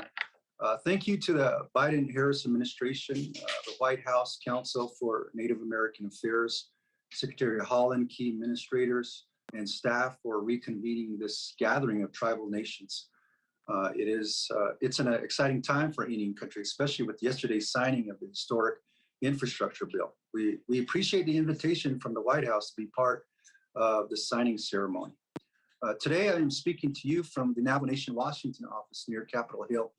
And in a few months, we will open the doors to the Navajo Nation's new property that was recently purchased here in Washington, D.C. to further our government-to-government relationship and to serve as an embassy for the Navajo people. In 2019, a modern-day monster known as COVID-19 entered our communities, impacting the lives of many of our elders, our children, frontline warriors, and many others throughout the world. The onset of COVID-19 forced us to close our schools, government offices, and it magnified the lack of basic infrastructure on the Navajo Nation and all tribal communities. Some of you may have seen photos of our Navajo children with their grandparents on hills and mountains with their laptops in order to gain access to the internet so they could participate in virtual learning. Unfortunately, this situation were all too common across the Navajo Nation and Indian country. Due to inadequate broadband, telemedicine and telework were nearly, if not completely, impossible for too many of our people. But it's not just inadequate broadband. Indian country needs better roads, right? Bridges, electricity, basic water resources, housing, and more. With the signing of the infrastructure bill, we are encouraged by this administration's response to the overwhelming need to invest in our communities. However, more needs to be done. While funding is made possible, we need to address the burdensome red tape that exists. Federal laws and regulations continue to stall projects. For example, to construct a BIA highway or bridge, the Navajo Nation has to secure environmental compliances from both the BIA and the Federal Highway Administration. Why should tribes have to secure two environmental compliances from two different agencies? Federal agencies need to work with one another to create processes that require one approval. We urge this administration to cut that red tape by streamlining federal processes through secretarial orders or by amending federal regulations to lessen the administrative burden placed on tribes. A failure to clear out some of the burdens that prevent infrastructure investment will mean all our efforts to help pass the infrastructure bill may not lead to the progress we want for our people. What's the point of giving us money if regulation make it almost impossible to spend it? You know, we have lessons learned during the Obama-Biden administration with the American Recovery and Reinvestment Act of 2009. We saw projects, infrastructure projects, get completed. But as I said earlier, many of the regulations and policies and laws hinder quick infrastructure project development in Indian country. We saw that happen with the CARES Act. And now as we move into the American Rescue Plan Act funding and the infrastructure funding, we are hopeful that some of these regulations and policies will be updated. This administration uphold and honor tribal sovereignty by allowing tribes who have the capacity to handle their own affairs to do so. For example, the Navajo Nation has its own environmental protection agency and our own laws regulating our lands. It is insulting at times to hear and to see that we have to work with our Navajo EPA, who then has to await EPA approval for protecting our lands. And, you know, we appreciate the opportunity to speak to our tribal leaders today, including the White House and federal administrators here in Washington, D.C. and all across the country. We look forward to some great work in Indian country in improving the quality of life for all citizens, more so in Indian country, because I think we are finally getting a push up into the 20th century. And yes, you heard right. We are in the 21st century. So we are getting the needed infrastructure, but it's still a lot more work needing to be done in the Indian country. So thank you so much. God bless you. Take care of yourself. God bless. Thank you, President Nez, for those remarks. I'll turn it over to Sam Bagenshaus for a response. Thanks a lot, Howie, and thank you very much, President Nez. I very much appreciated your input at the tribal consultations we've had as well as today. As you know, at the Office of Management and Budget, one of our responsibilities is to make sure that the regulations that are issued by the federal government serve the public interest in as efficient a way as possible. And one of the tasks that we've undertaken in this administration is to work hard to ensure that tribal interests are taken account of when regulations and regulatory actions come for review at the Office of Management and Budget. We are, in response to our tribal consultations, updating our policies in that regard. There are 2 executive orders that specifically require us to take account of tribal interests when we're making sure that regulations are efficient. And we've been very interested in the input we've gotten and are looking forward to doing much more to ensure that tribal voices are heard so that we don't impose unnecessary burdens and that we do serve the public interest. So thank you for those comments. Thank you, Sam, and thank you, President Nez. We'll move toward our next tribal leader, President Walter Echohawk. And before you speak, I'd like to just offer our condolences to your family for the loss of your granddaughter, and know that she's in our hearts, and we're all thinking about her. So wanted to make sure to say that before we turn it to you. Thank you, President. Thank you so much, Mr. Rivera. I appreciate those kind words of condolences. And also my thanks to President Biden for sending a letter to the family with very uplifting words over the loss of my granddaughter. And I appreciate that. The whole family does. Good afternoon, Secretary Holland, Assistant Secretary Newland, and Liz Washburn, and everyone. My name is Walter Echohawk, and I am the president of the Pawnee Nation's Business Council. And on behalf of the Pawnee Nation, I thank you for convening this important and inspiring summit over the past 2 days, and for my opportunity here to present some overarching recommendations that I hope will inform the work of the Biden-Harris administration. I have 2, as was mentioned yesterday, this administration has come into the office at a pivotal time in American history. And so I really send you the well wishes of the Pawnee Nation and the support of the Pawnee Nation in all things that you do during this pivotal time in addressing the challenges that sit before our nation. And I have 2 overarching recommendations that I would like to present. The first concerns the United States implementation of the UN Declaration on the Rights of Indigenous Peoples. And my second recommendation will involve a natural resource issue here in the Pawnee Nation regarding fracking approvals by the BIA and the BLM in Indian country. First, I'd like to address this recommendation concerning implementation of the UN Declaration by the United States.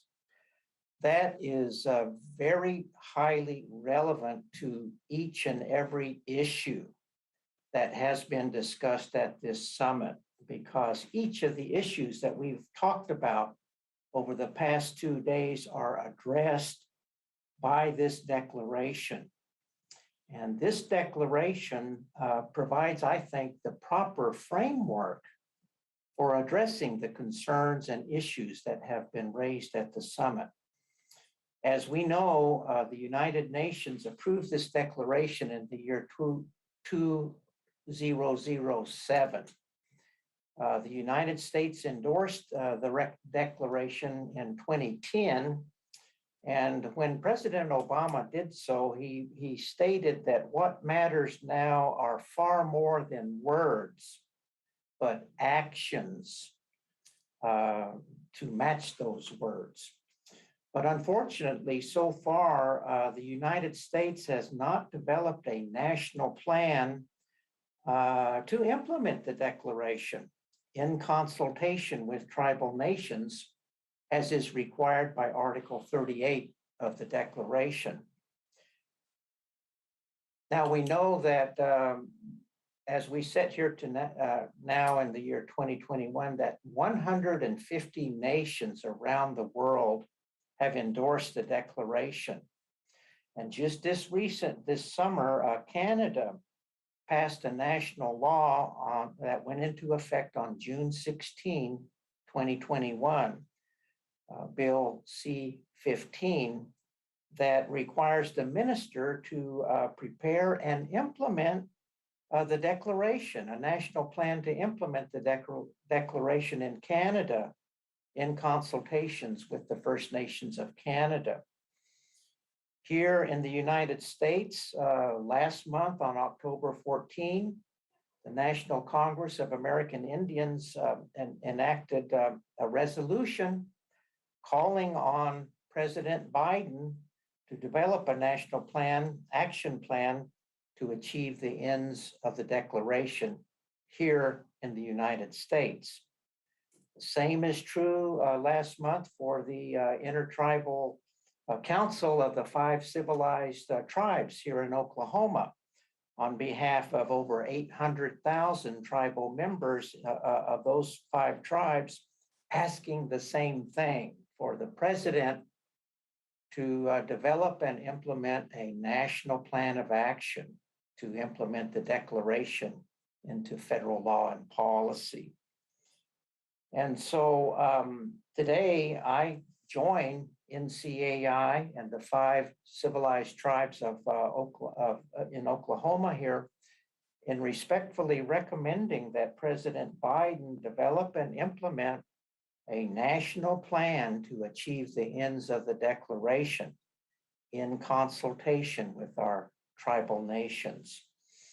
And in that regard, it may be that for additional information on this, the White House staff may want to consult with the Native American Rights Fund and the CU School of Law, who are leading a national project to implement the declaration, for more information concerning the need for action to begin implementing the declaration here in the United States.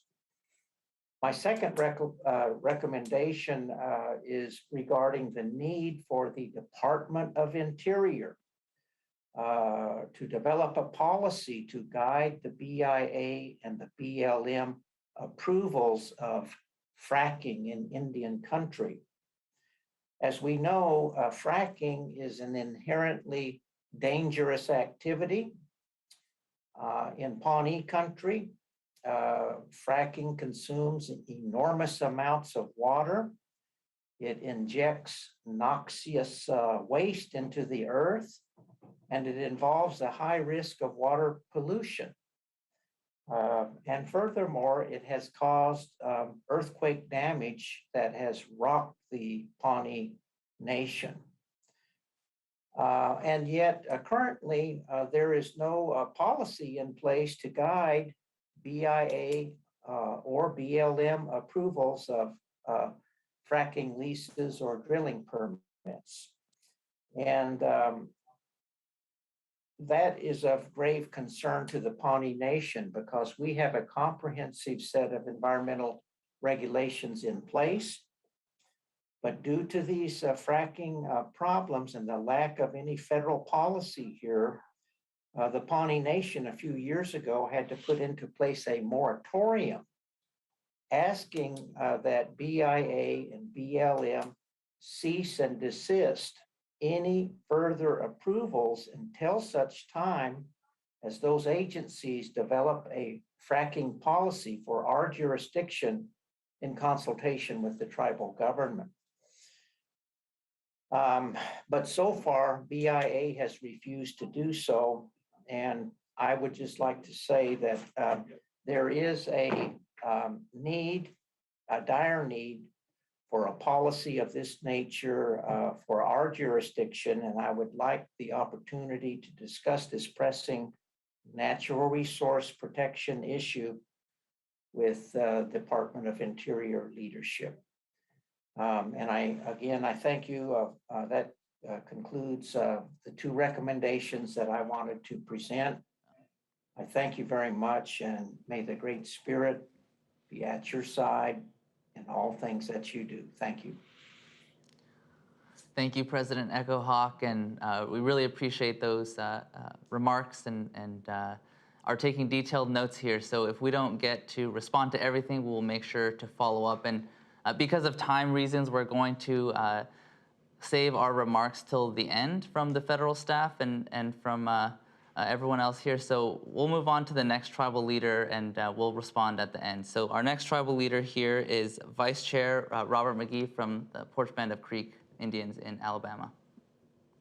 Thank you, Pawi. First of all, I just want to say, thank you to everybody. Pawi, Libby, Assistant Secretary Brian Newland, and of course, Secretary Deb Haaland. It's great to just have people that are, I consider friendships, and that the Porch Band of Creek Indians you consider friends, working with the administration and working for the various tribal nations. As you all know, the Supreme Court's 2009 decision in Carcieri versus Salazar has upended the tribal land to trust process for more than a decade. Secretary Haaland, you're aware firsthand of the Porch Band of Creek Indians and other tribal leaders' commitment in addressing this issue for the past 13 years. We appreciate the Biden administration's reinstatement of the 2014 M opinion, which creates a path for department to make determinations on whether a tribe was under federal jurisdiction in 1934. However, we know the temporary nature of M opinions. As a result, we also appreciate the department's government-to-government consultations on protecting and restoring tribal homelands that were held in October.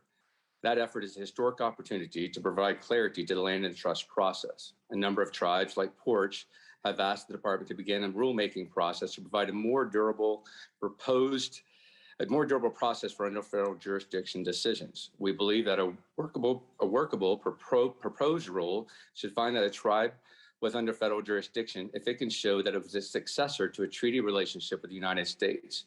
If the department finds that federal jurisdiction once existed, it should endure until Congress clearly says otherwise.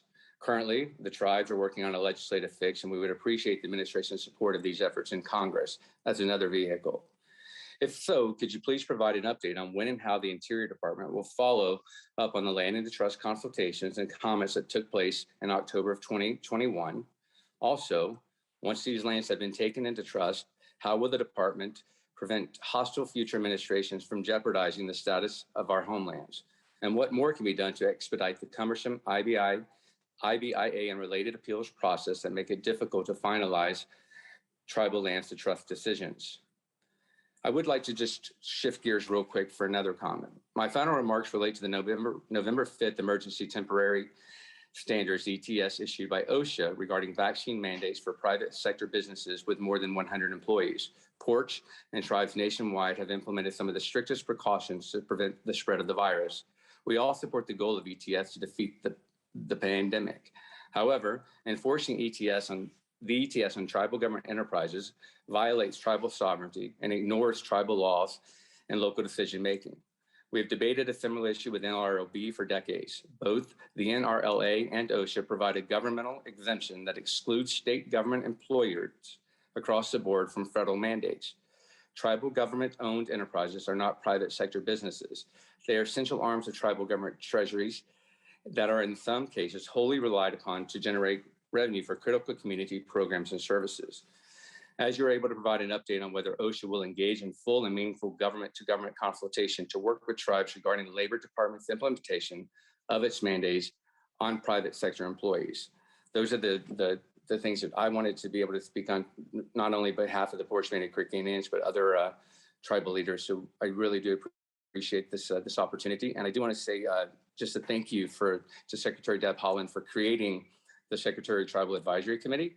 I had the opportunity to serve with a number of years ago on Secretary Sebelius's with HHS STAT Committee. And I have to say it was one of those great opportunities when you had tribal leaders that could sit down and discuss directly, with the Secretary and her assistant secretaries, the issues that are addressing Indian country. So I think that's going to be a great move, and we do appreciate it. Thank you. Thank you, Vice Chair McGee, and appreciate those comments in your partnership. And with that, we'll move to Chief Beverly Cook from St. Regis Mohawk. Thank you, everyone. Hello. My pleasure to be here and my honor to be able to speak to some issues. Our issues at Akwesasne are not dissimilar from our relatives across Indian country. Our reservation is adjacent to a Superfund site as a result of a General Motors factory that closed down and left behind land saturated with PCBs that leached onto our reservation land and into the St. Lawrence River.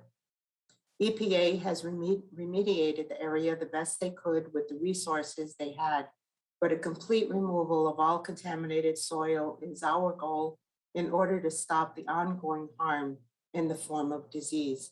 Cases of cancer, respiratory, and metabolic diseases such as hypothyroid, diabetes, and disruption of reproductive cycles of our women are common these days. It's extremely concerning when we have grossly underfunded Indian health services to rely on. Our people also share the ongoing harm called historical trauma, resulting from the loss of millions of acres of ancestral lands, relocation, termination policies, and finally, the taking away to residential schools of our children, and the subsequent weakening of our ties to our culture, our language, and our family relationships through addiction and violence. I visited one of the residential schools that closed in 1970. A story goes that at night, the staff would wake up a few of the older boys and take them to a room that had a roped off square in the center. The staff would force the boys to fight each other until one of them was unconscious. Then they would clean up the mess and send them back to bed. They also told a story about how there was an empty room that they called the playroom, but there was nothing there to play with. Sometimes the littlest children, the 3, 4, 5-year-olds, would be sad and cry relentlessly. Along the wall was a row of cubbies or lockers, and above the lockers were the hot water pipes wrapped in insulation. The bigger boys would lift up the little ones on top of the lockers and tell them to wrap their legs and their arms around the warm pipes and to close their eyes and pretend it was their mom or their grandma. That would help calm the little ones. Even in the toughest times, we know what works for us. Our ways are based on connection, attachment, and respect.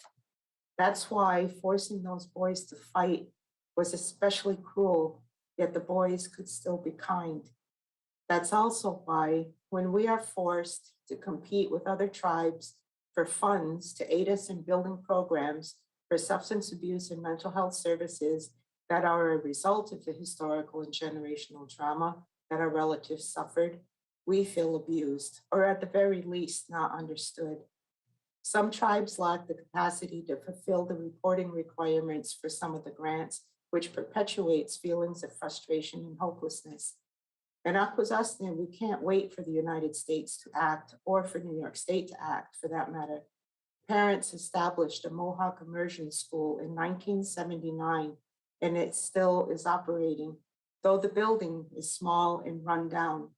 We also have an Akwesasne Boys and Girls Club that is housed in a Butler building meant for storage, and an elementary school that is very old and floods when the rivers rise. Though our children don't know the difference, they deserve better.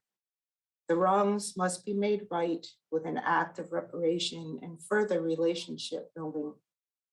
Nyawa, and thank you for your time and all that the Biden-Harris administration has planned for their relationship building with Indian country.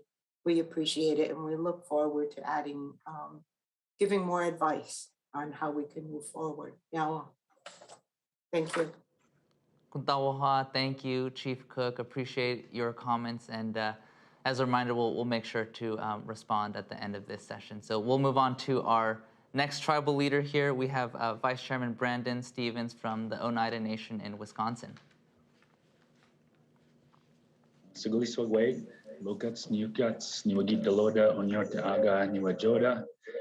Thank you for the opportunity to speak on the panel. I would like to first thank Deb Holland for all the work, with the VAWA instituting more measures and the Operation Lady Justice, and also the work with the boarding schools. We were able to bring home 2 Oneidas from Carlisle School and bring them back home and reconnect them with families this last year. And so it was a very healing process for us, and we continue to look for other tribal members who are haven't been reconnected with their families, and I'd like to extend that thanks for that. And also the MOU signed with the 8 federal agencies to improve protection and access to sacred sites that was signed. That gives us the ability, but also gives us the understanding of where the administration is going as far as those opportunities that we could take that other tribes are seeing the benefits from. We also like to thank the new round, the ARPA funds, the easier access on the expenditure of those funds gave us a lot more opportunity to create more infrastructure for the tribes using the revenue loss portion of the funds gave us the ability to design and hopefully start construction of a $7 million food innovation center, which will create better access for tribal members on the reservation and continue food sustainability through possibly another pandemic. And also a larger housing project of 30 houses, which will help build equity for tribal members who there's a gap between the Nahasda and housing portion, low income housing, and then the mid to low small families, Oneida families on the reservation. It gives them access to housing that readily available because they're over income and they don't have the necessary funds and disposable income to get the housing that might be available in the Oneida Green Bay area market. So that gives us a lot more opportunity, which we are finding, and which I'll allude to in the expansion of self-governance into some of these programs to be able to have more fluidity with the expenditures of federal funds that represent the trust and treaty responsibilities through the ceding of historical tribal territories. With that, the Indian Child Welfare Act, we are one of the litigants in the Indian Child Welfare litigation, and we want to extend the thanks that the administration has and continued support of the Indian Child Welfare litigation. We would agree that the Department of Interior, can continue defending this law independent of the court proceedings. We would ask that the Department of Interior continue to dedicate additional resources and incentives for the implementation of ICWA in states. We also encourage the department to stand with the tribes and guard against the elimination of tribes as political entities. The next issue I have is land into trust. Land and the protection of acquisition of our lands is also a top priority. Secretary Holland, I don't have to reiterate the history of tribal lands being illegally taken or lost through the government policies, nor do I need to tell you about the amount of resources tribes dedicate from their own coffers to reacquire those sacred lands to the use and purposes of providing housing, farming, and contributing to the nation's economy and the basic needs of our people. Taking in land into trust on behalf of tribes is one of the most critical functions of the Department of Interior. I'm sure that Indian country agrees with the length of time to get through the fee to trust process and any appeals to the Interior Board of Appeals is unacceptable and requires the department to dedicate necessary resources to full the responsibility in an expedient manner. The average case to go through the IBIA is about 3.5 years. We have a trust application that's been 15 years in the making.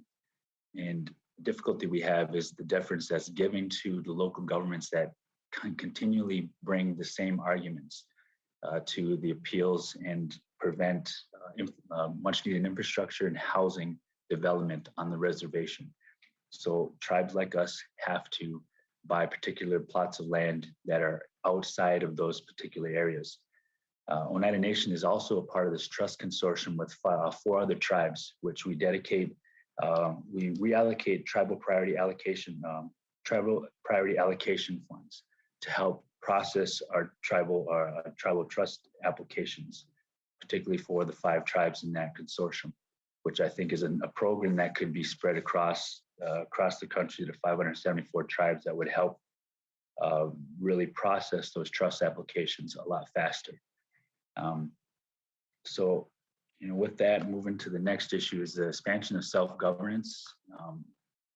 Oneida Nation, we we operate and been operating self-governance compacts and contracts for a long time, and we're looking to continue to expand those programs into other departments. And with your guidance, Secretary Holland, we'd like to continue those talks with other departments to ensure that there's first and foremost technical support to tribes that may not have the ability to do that right now, but also the understanding and continued consultation and advocacy that you would have in a variety of issues to continue to advocate for tribes to expand those funds to other departments where that would give the benefit to the tribes to develop their own programs and expend those funds the way they need to, as tribes have always done.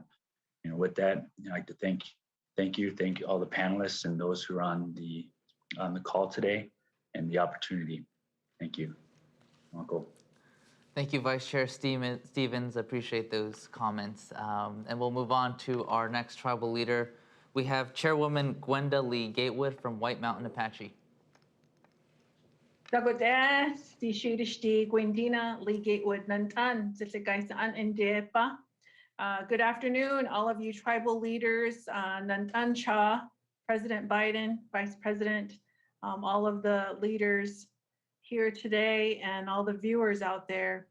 As I sit here listening to everybody, I can't help but think of our ancestors. Never in their time could they meet in a format such as this. Back then, they traveled on foot, by horse, different ways of transportation, and communication was a lot different. So just think how far we have come as Native people and the advancement. But thank you. Thank you for your leadership and support for the Infrastructure Investment and Jobs Act.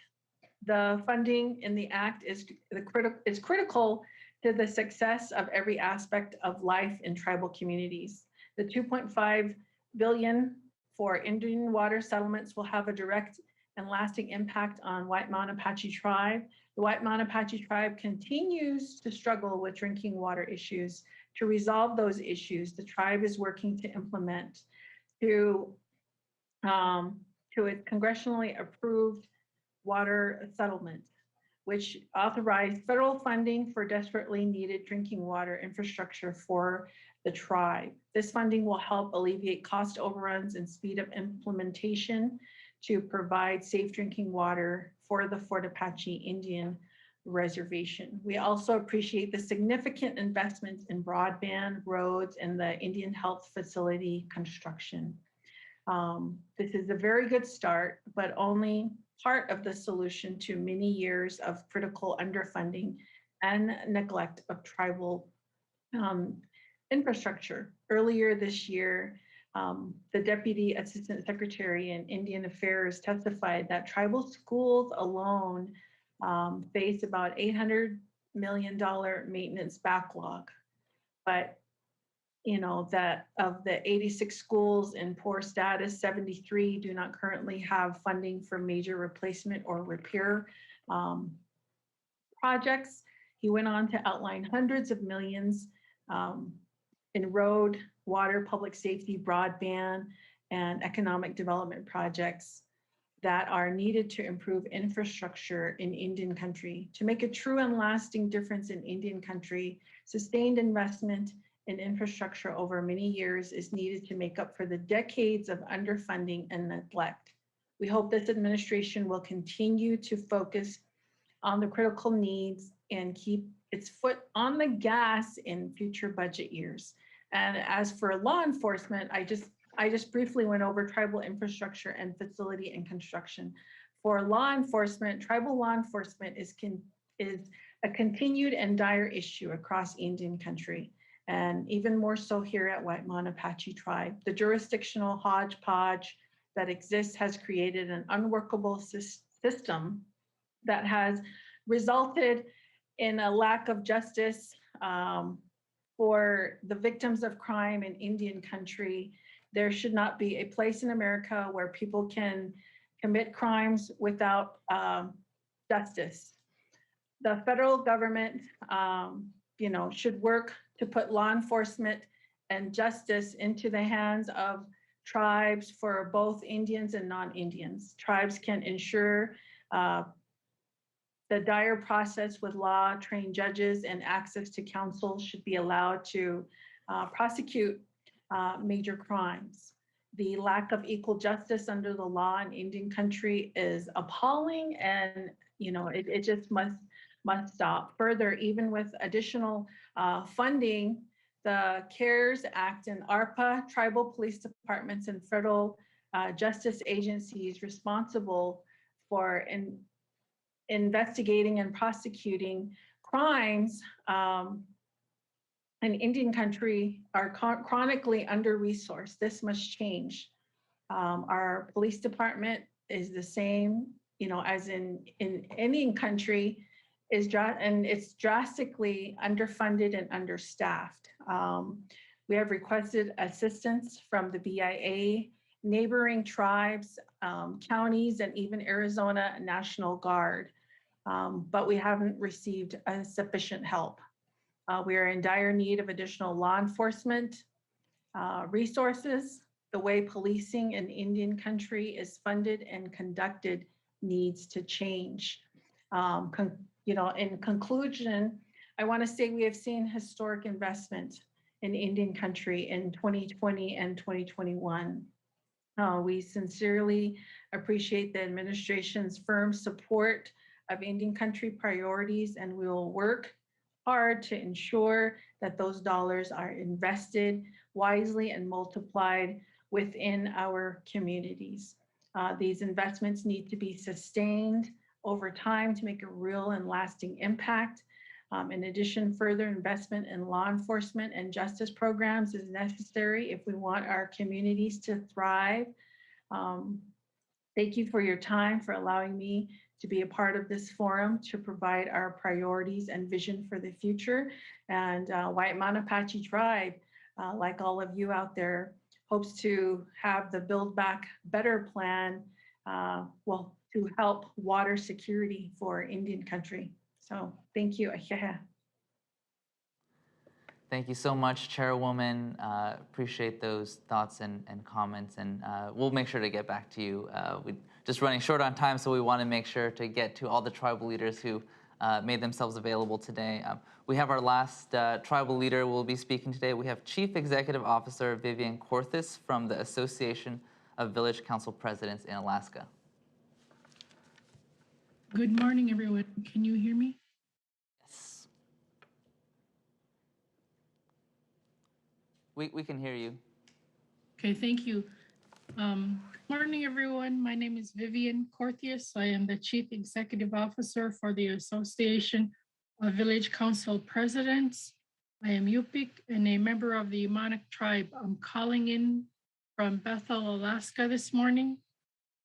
Before I start, I'd like to say to Secretary Holland, we are sorry that your travel to Alaska was canceled, and we look forward to seeing you soon. You do have a standing invitation to come visit us.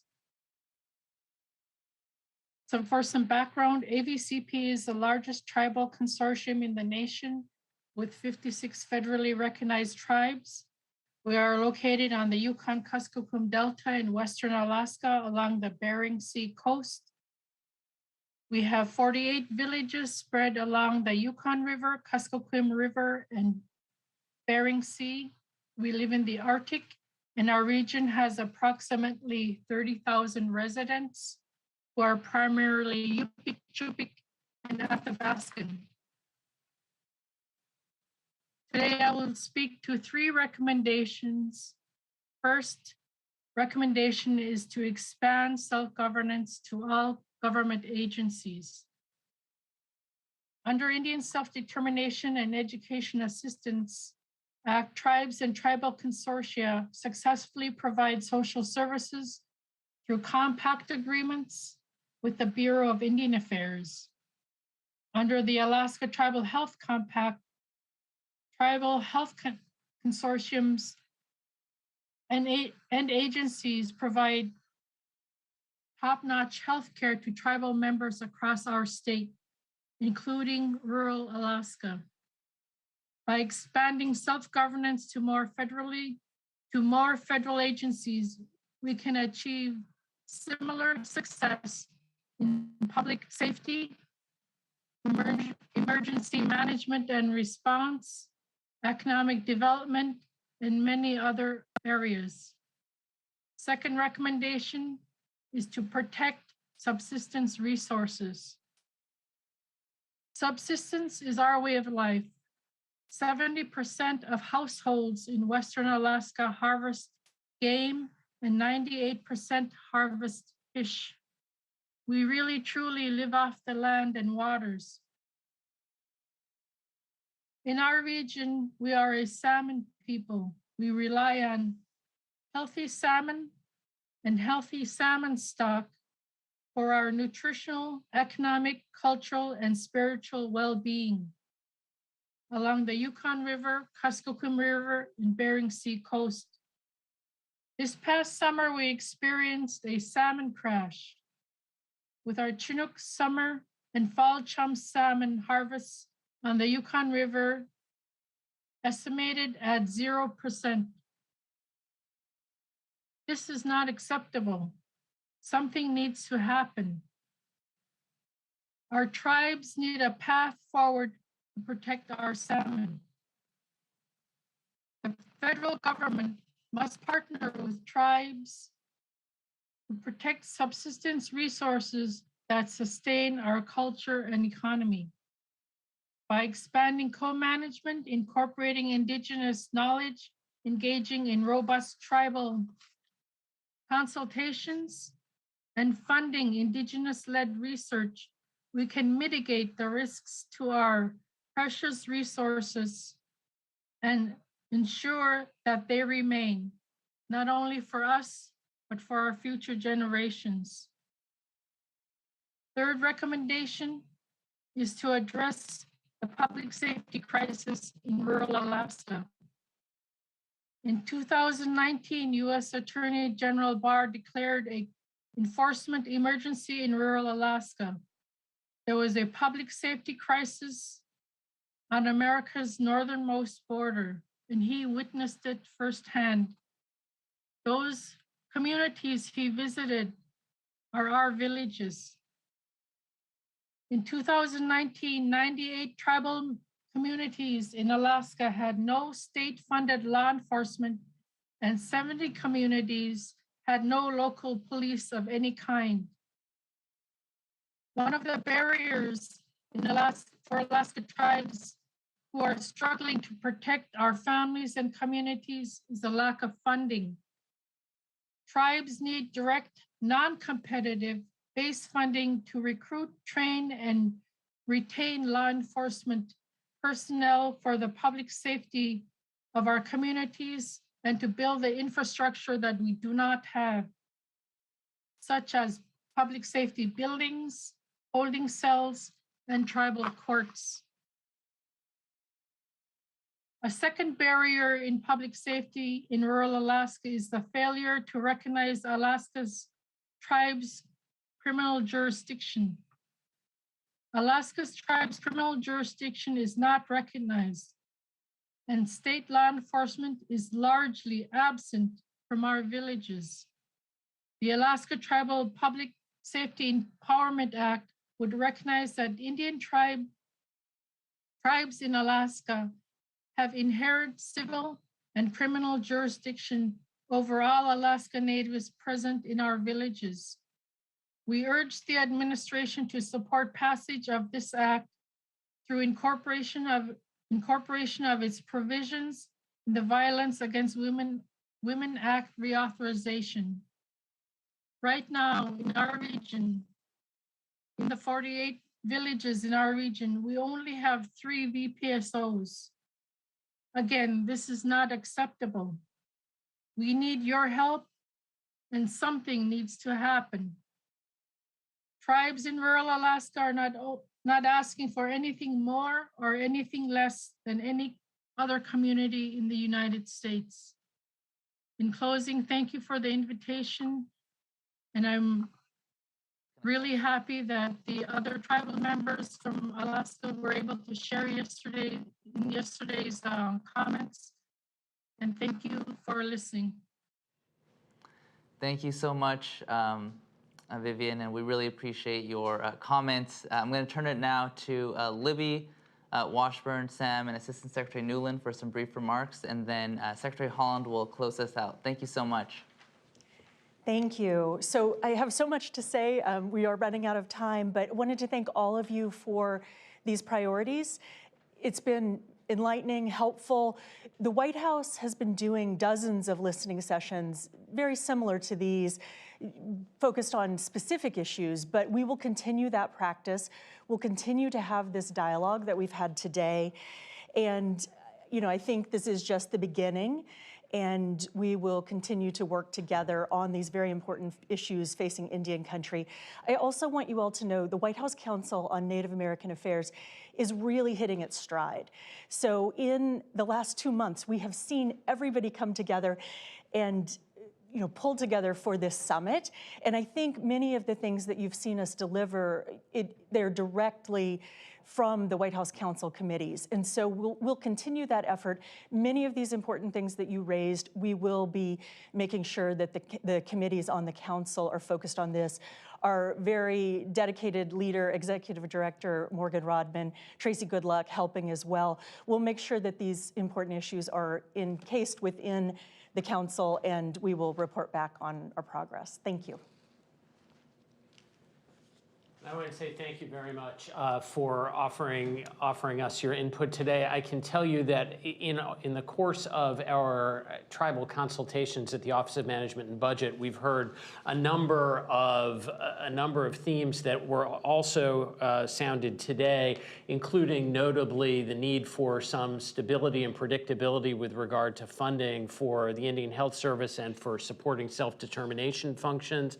I can tell you that in the preparation of the President's budget for fiscal year 2023. Yes, we're doing that already. These are matters we're actively thinking very hard about. Another issue that we've heard a lot about is the need in our procurement and grant-making practices not to set tribes against each other and to not create paperwork burdens and administrative burdens that tribes have difficulty satisfying, and we've been working on that, and we will continue to work on that. And I very much appreciate all of what we've heard today, and we will take that back and be very responsive to it. Thank you. Thank you. And I just want to briefly acknowledge the tribal leaders who spoke, who we haven't had a chance to respond to. President Echohawk, I look forward, I invite you to follow up with our office in the Assistant Secretary's office at Interior about the issues you raised and the need for follow-up from BIA on some of the energy policies in Oklahoma. Vice Chairman McGee, I thank you for raising Carcieri and the land in the trust process. We received 56 written comments in our consultation process. That period just closed, so please stay tuned for more from us on the land in the trust process as well as the administrative appeals process. Chief Cook, thank you for sharing with us the human toll of the boarding school era and making sure that we understand why we are doing the work on Secretary Holland's boarding school initiative. The consultation process for that initiative begins this week, actually, and I look forward to hearing from tribal leaders about that as we build our report out in the spring. And of course, as you know, and as Vice Chairman Stevens alluded to in his comments, there's a direct connection between the boarding school era and the need for the Indian Child Welfare Act and our continued need to protect the Indian Child Welfare Act, which we are coordinating on with the Department of Justice. And I thank you in the Oneida tribe for your advocacy on that. Chair Gatewood, thank you so much for raising the needs for infrastructure investments in tribal communities and emphasizing that this is a good starting investment, and a lot of those needs is going to make a big difference in tribal communities, and I look forward to working with you on doing that. And lastly, Chief Executive Corthias, thank you so much for the very clear and precise recommendations that the administration can take to help improve the lives of folks in Alaska tribal communities. I look forward to coming and visiting with you personally and others with the association when you'll have us, when it's safe to do that, and trying to put our heads together and collaborate on how we can take action on some of those. So thank you all so much for sharing your time with us today. I'd like to thank every leader who joined today's listening session. I understand that in many of your communities, serving in tribal leadership positions isn't always a personal choice. Many of you have been chosen to serve your tribes, and when we're asked to step up, we do so with a good heart and the best of intentions. We are all here today, not for personal gain, but because we are raised in communities that make sacrifices for our people, so our young folks have a chance to thrive. Just as our elders did for us, your leadership is an act of love, and I deeply appreciate the work you're doing and the work that you do to care for your people. Many of you have served for decades in different capacities, but with the same goal of making our government work for the people. The conversations we had today help our administration gain a deeper understanding about your community's priorities and challenges. I look forward to hearing from all of you through my new advisory council and continuing to work on good things for all people. Please take care and thank you. Thank you, Secretary Holland, and to our esteemed panelists for joining today. Up next, we have our panel on economic and workforce development.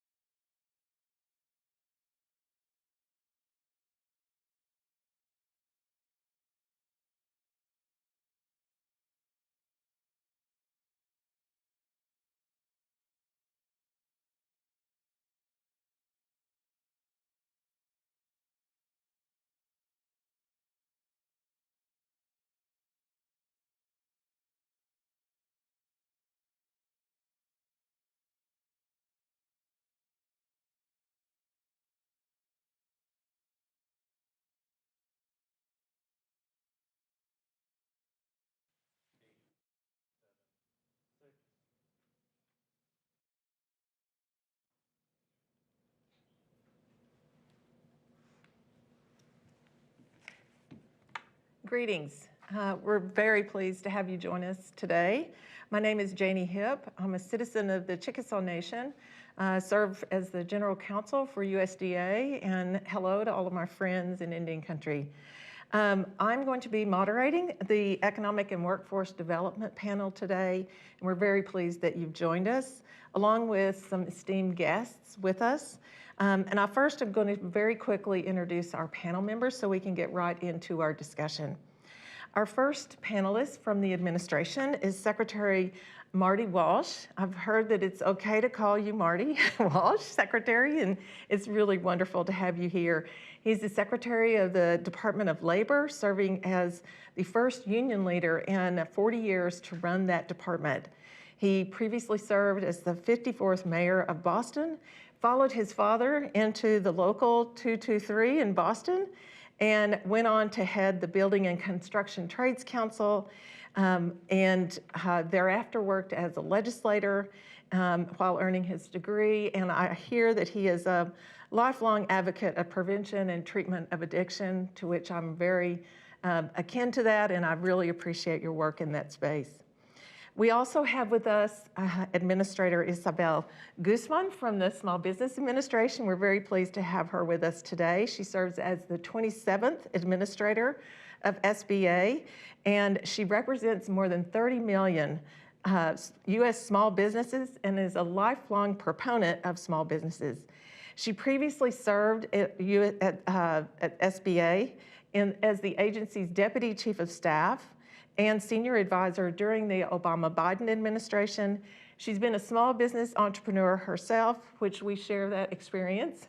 And she is very much aligned with our small businesses around the country and accelerating their capacities and helping them make connections into leveraging the federal marketplace. So we're thankful that she's with us today. We also have with us Senior Advisor Gene Sperling. Gene Sperling is Senior Advisor to the President, and he also is the American Rescue Plan Coordinator. So we thank Gene for his work in that space. He previously served as the Director of the National Economic Council and Assistant to the President for Economic Policy under Presidents Bill Clinton and Barack Obama. And we are very happy he's back in service again with President Obama, President Biden, and Vice President Harris. So thank you, Gene, for joining us today. And our tribal leader participants, it's really good to see you all today. On the screen, we have Chairman W. Ron Allen from Jamestown S'Klallam. And he is such a good friend. It's good to see him here today. He was appointed to the Tribal Council in 1975. He served as chair since 1977 and Chief Executive Officer since 1982. He has served in so many capacities, really is a true prevalent leader in Indian Country, 4 years as president of the National Congress of American Indians, and a total of 26 years as an officer of that organization since 1989. He is currently serving in various capacities, including being on advisory councils to the U.S. Department of Interior, Health and Human Services, Department of Justice, and the Department of Treasury, Internal Revenue Service. And finally, we have Chairman Mark Macaro from the Pechanga Band of Lisueno Indians. He was first elected to the Tribal Council in 1992. He was recently elected to the NCAI Executive Board as first Vice President in 2021, and he has served as tribal chairman of his tribe since 1995, with 2021 marking his 26th consecutive year as tribal chairman, which is quite an accomplishment. So we're very happy that you all are all with us today. Our focus today is on economic development and workforce development, which are deeply intertwined issues. And I'm just going to move straight into the questions and dispense with any other conversation on my part.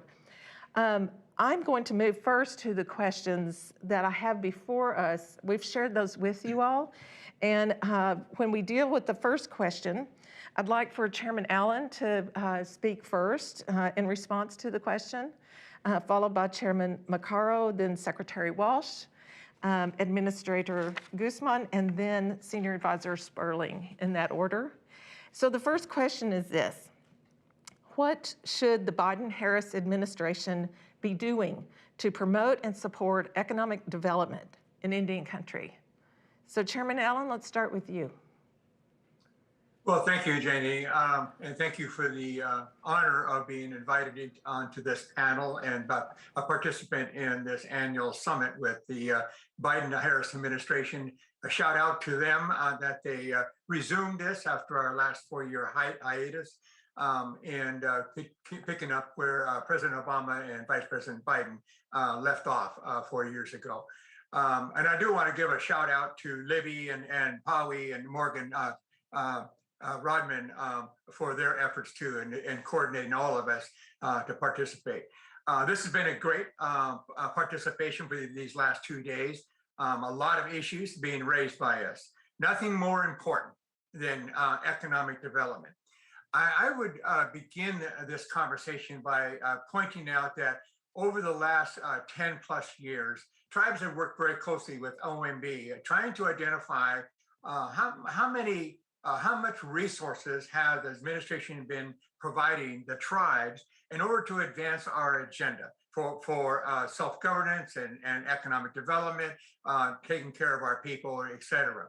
The most recent report by OMB in their cross-cut report basically says it's about 28 billion, 29 billion, somewhere in that range.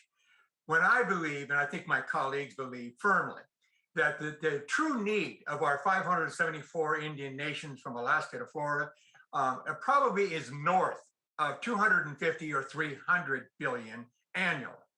So that tells you we got a range to go to fulfill the true needs of our communities from all the different programs that we have discussed, from natural resources, healthcare, education, public safety, and on down the line. So the question is, how do we get there? So bottom line is everybody's well aware of the huge deficit that America has accumulated over the years to the tune of tens and 20s of trillions.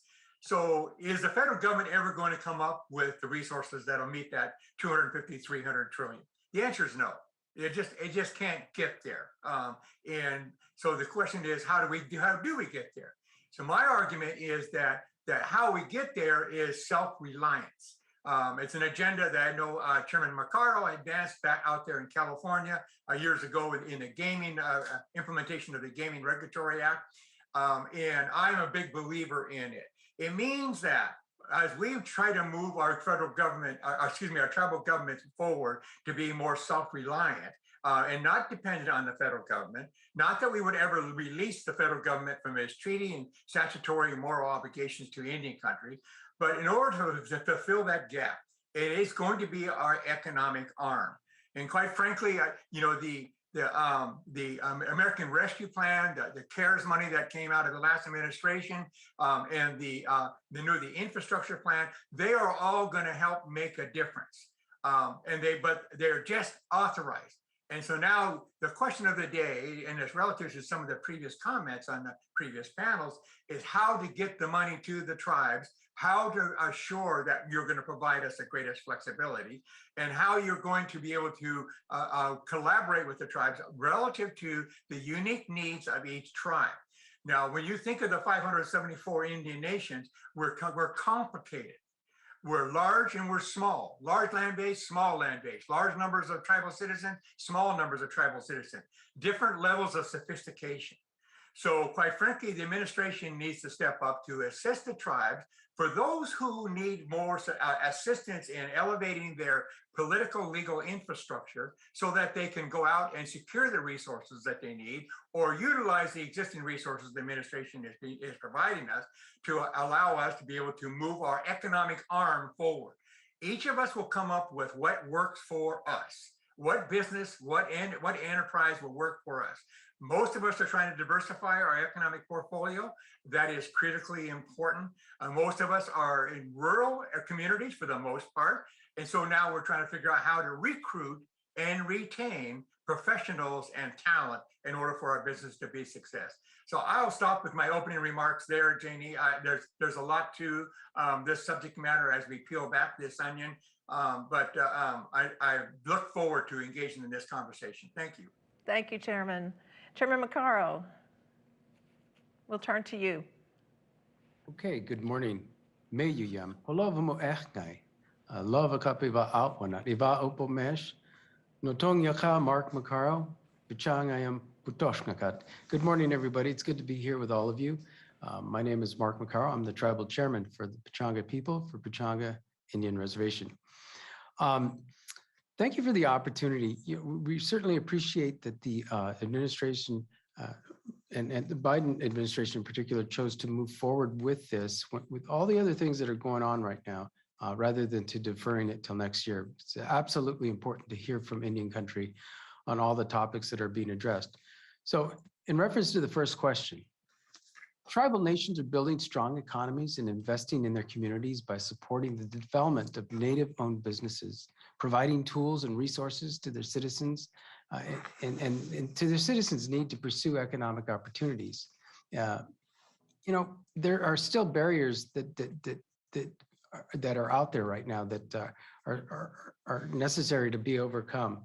And so I think that as a result of engagement in consultation with Indian country, we can overcome these things.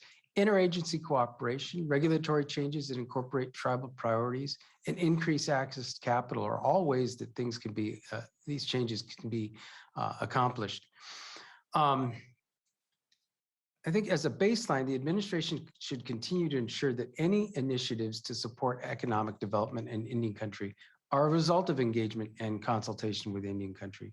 Interagency cooperation, regulatory changes that incorporate tribal priorities, and increased access to capital are continuing ways to be accomplished. So while many of our policy priorities are familiar, let me say that the pandemic has placed our tribal governments and enterprises on shifting sands, forcing all of us to be nimble and flexible as we find new paths forward to support and protect our communities. So while Indian country has found some success in building our economies, there are key actions that can be taken to foster our efforts and remove remaining impediments. So first, we're hopeful that the administration will continue to support the modernization of tribal governmental bond issuances that, on a par with state and local governments, facilitate tribal infrastructure development and financing of tribal projects. You've heard much about the need to both fund and incentivize the development in Indian countries to telecommunications infrastructure, particularly access to broadband. This infrastructure is critical as we seek new opportunities in the changing economy and modernize our access to healthcare and education. Critically, all of these priorities and others outside of Indian country will involve permitting processes.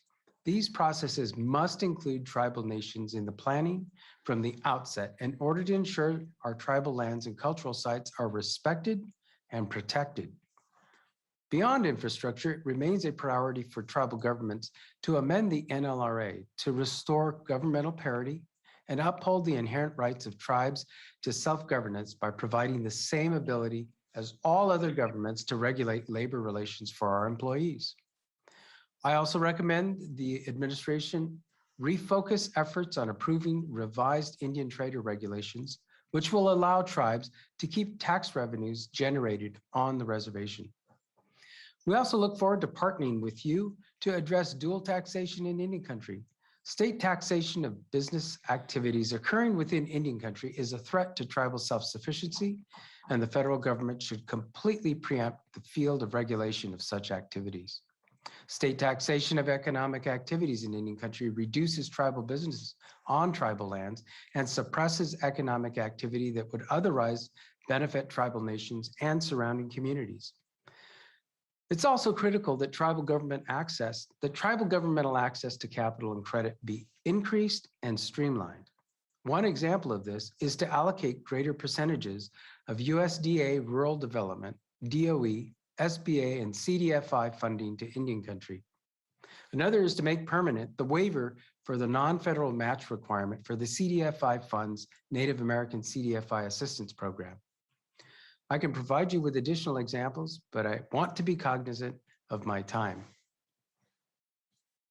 Thank you. I think at this point, I'll go ahead and yield that right now. Thank you, Chairman. Secretary Walsh, do you have some thoughts to share with us today? Yeah, thank you, Janie. And I want to thank my panelists, Chairman Allen, Chairman Macaro, Administrator Guzman, my friend Gene Sperling, thank you very much. This is a great panel to be on. I want to thank all the tribal leaders who were present today. I had a chance to listen to the last session, and I just want you to know you are vital partners to our work to bring economic opportunity to every community of our nation. At the Department of Labor, we're committed to investing in Indian country and addressing longstanding barriers to economic inclusion. Equity for Indigenous Americans is fundamental value that we hold.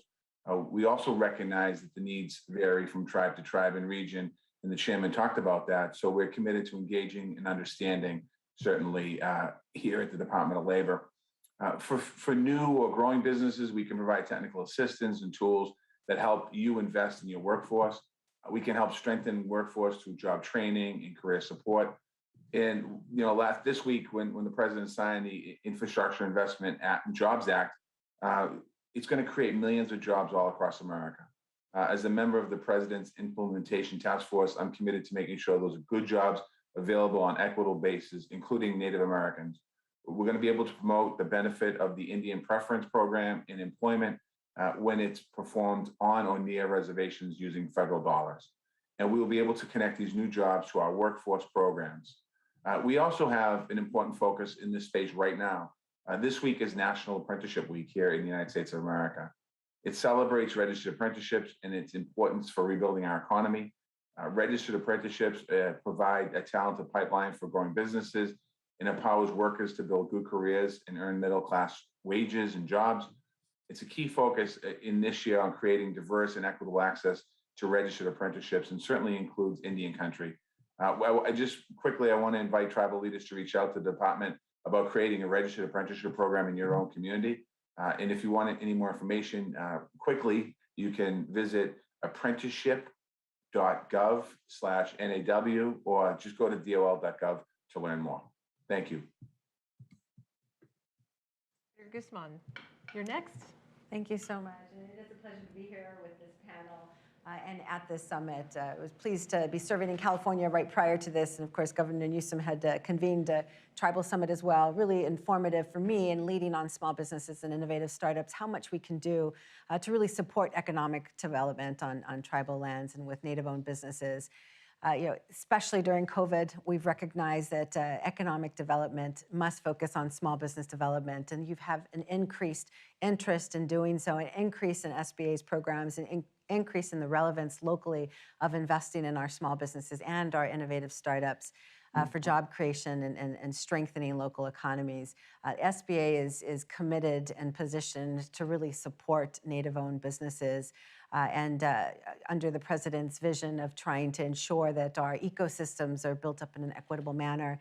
The SBA is trying to design programs at the onset with all of our entrepreneurs in mind, and that includes having frank conversations to understand what some of those challenges and longstanding barriers are, so that we can overcome them and truly create equity for our Native-owned businesses.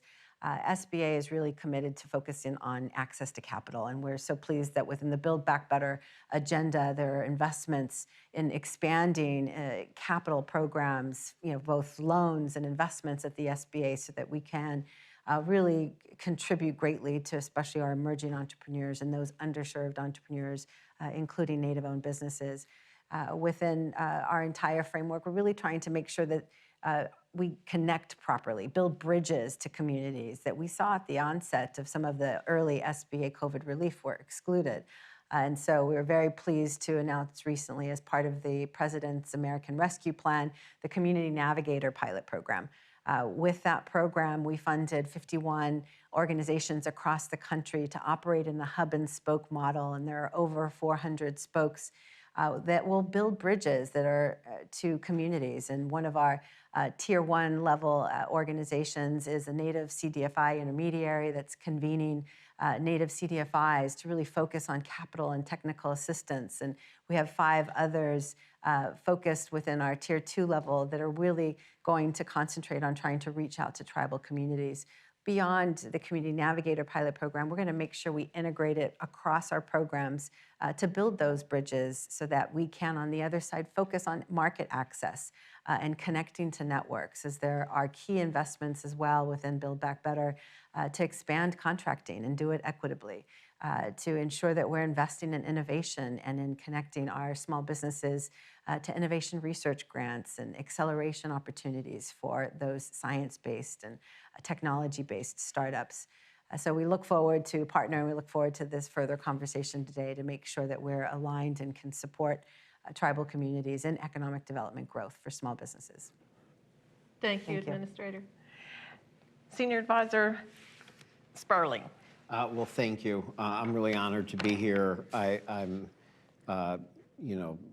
so strongly support, as you said, with everything going on, that nobody ever thought for a moment that this would not be as important. This summit would ever not be emphasized. And obviously, you've already had the President of the United States here, so in the midst of everything. So. And really virtually the entire cabinet and senior White House leadership. Let me just make a couple points. I mean, I don't need to tell anybody here that as the coordinator of the American Rescue Plan, that $32 billion is for tribal governments, for Indian countries. It is the largest single investment ever. But, for President Biden, what he really understands, and I mean, he feels this in his gut, and he hits us on this every time. How is it going to work? Are people going to get the money? Is it, what are all the issues of implementation? And it's not because he's an implementation nerd. It's because he understands that government is about actually delivering benefits to people, to businesses, to families, to tribal governments, to communities, so that they can improve lives, improve opportunity, improve security. So implementation is just an absolutely critical part of all of this. Now, the state and local plan is like, and tribal plan is like nothing we've ever seen in this country. If you look at the CARES Act, it was like 50 states and maybe 120 local governments. There are 30,000 local and state government, tribal governments who are receiving this funds. It's unprecedented. And it is not just tribal governments who may be feeling a little overwhelmed at times. Believe me, the overwhelming amount of those local governments appreciate the funds that they're getting, but it's a challenge. And we recognize that challenge. And so, when we consult, we don't consult for just that sake. We listen and we ask, are the rules we have, however right or well-intentioned they are they actually serving the purposes that we want? And so we have heard and listened, and we've made adjustments. November 5th, we made clear that if your state local grant was and tribal grant was under $30 million, that you'd be annualized, not quarterly, that you would have a few months more until April 3rd. We made clear that you would have 6 months more before you could be subject to reallocation on the all-important emergency rental assistance that can make such a difference in preventing evictions. We listened about whether it was really necessary for tribal governments to need to prove compliance with certain civil rights laws that would just slow down assistance and not serve the purposes that those laws were intended for. And that, again, decision was just made on November 15th. The other thing that we've done is make sure that the funds are there. We're not taking a chance, as we saw at the beginning of the PPP program in 2020. We're not taking a chance that some people could be left out because they got put at the back of the line, or other people were more sophisticated or could hire more consultants to help them applying. If you look at things, whether it's $100 million in broadband in the capital project, or the funds for EDA, or for the state small business credit initiative, all of them have funds set aside to ensure those funds will be there for the tribal governments. And I think we just have to keep talking because, as I've learned in this job, it is the last mile that matters the most, and it is the last mile that is the hardest. You can do a lot of planning, you can do a lot of design, but how do you actually get those funds into people's hands? The emergency rental assistance is working much better now because of the realities of just making documentation simpler, relying more on self-attestation, getting more people to do that. The child tax credit, which could make such a huge difference in economic security and child poverty. We understand many people are not signed up. How do we get people signed up? We understand that there are places in the country where getting online and doing is not as easy. So we got to look and ask, why are people not signing up? Do we need more physical locations? Do we need to fund more navigators, more trusted messengers? This is the nitty-gritty, but it's the nitty-gritty that changes lives, because a family with 3 children that can get $9,600 this year, we know that can make a big difference. So on things like the child tax credit, we expect Build Back Better to pass. We expect to be doing this year and the next year, and that's something where we want to work and work and work on the implementation side till we get those funds into the families and homes of those in Indian country who need it most. So thank you. Thank you, Mr. Sperling. I'm going to turn very quickly to a workforce development topic. And I'm going to go ahead and use my prerogative as the moderator to collapse this question with some ideas about tribal colleges and where they fit into this whole workforce development arena. So the question really is, what new workforce initiatives should the administration focus on in the next year and beyond that, but also how can we better partner with tribal colleges and universities to promote workforce development? And so let's go back to Chairman Allen. Well, thank you, Janie. I'm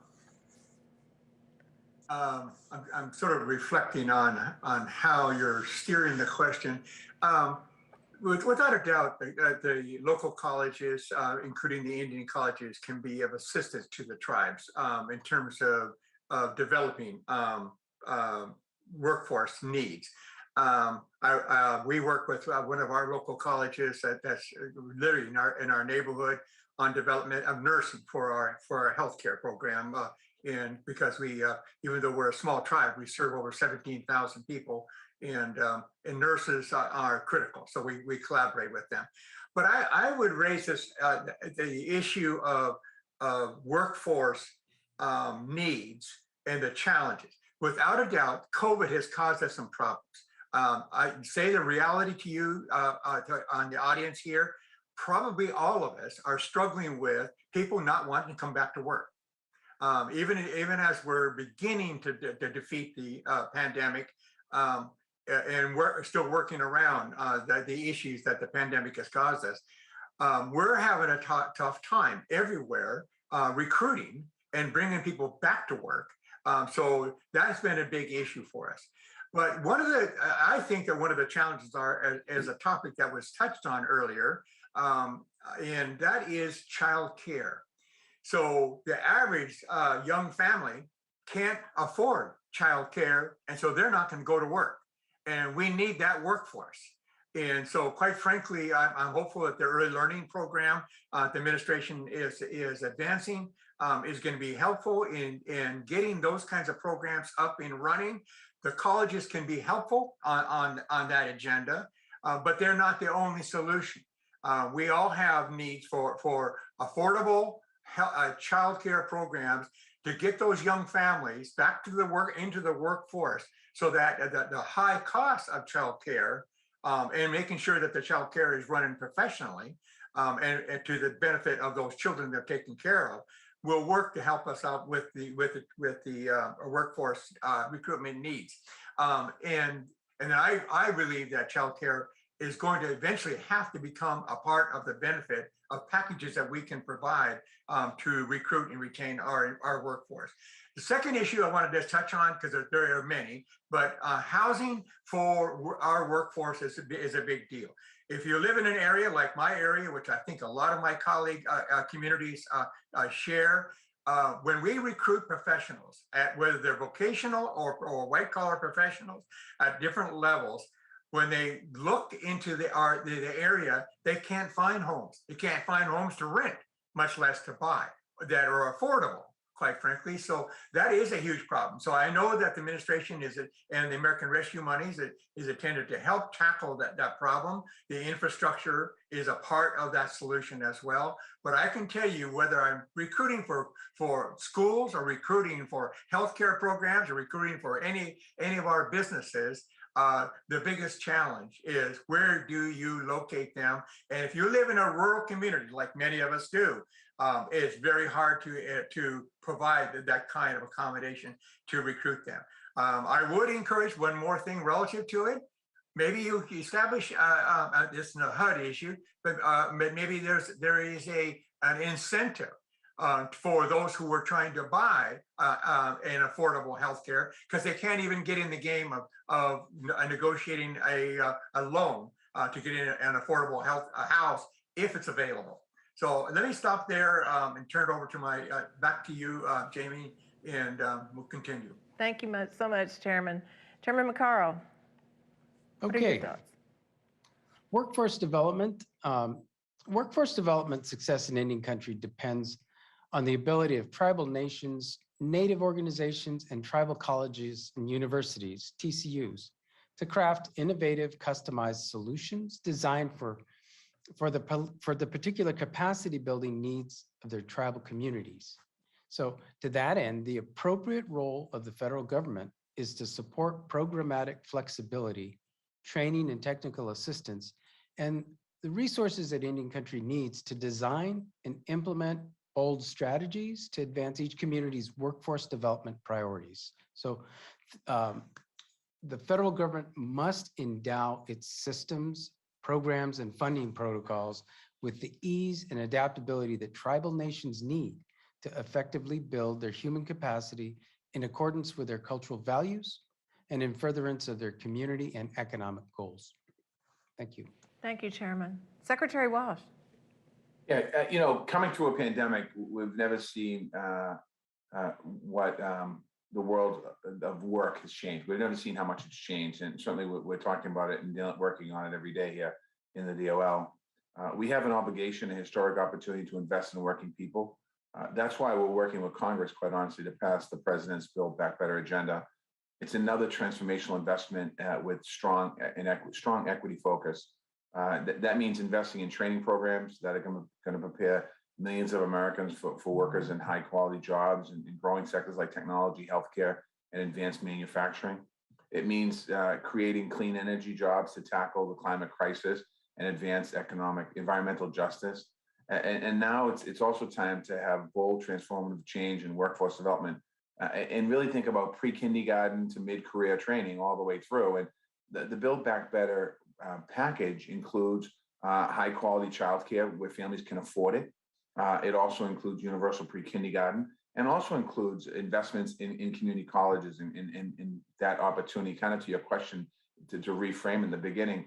These jobs that we have to train for, we're going to need to be able to leverage and work with on a daily basis our community colleges that have the students and people's ability to get into those schools, access those programs, to really think about educating and transforming and preparing the workers for the new jobs, and quite honestly, in educating younger people.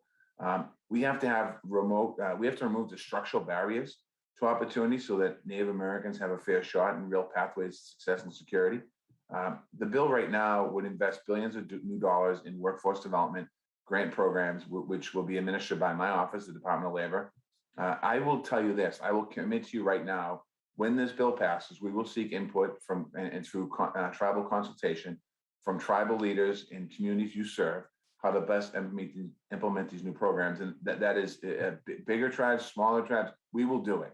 I'm also grateful to receive advice and recommendations from the Native American Employment Training Council, and we're going to be seeking their input as well. So we're all in when it comes to the Department of Labor, because a lot of what we do and what's been discussed here on this panel, but also on the last panel that I listened to, is really creating pathways and opportunities, and we're committed to that at the Department of Labor.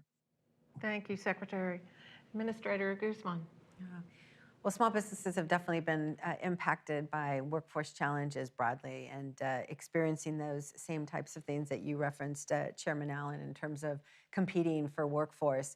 The SBA, through its resource partner networks, which we have over 1,000 centers around the country, working with small businesses to figure out how to navigate these workforce programs and develop strategies, that are useful for them to compete in the marketplace for workforce.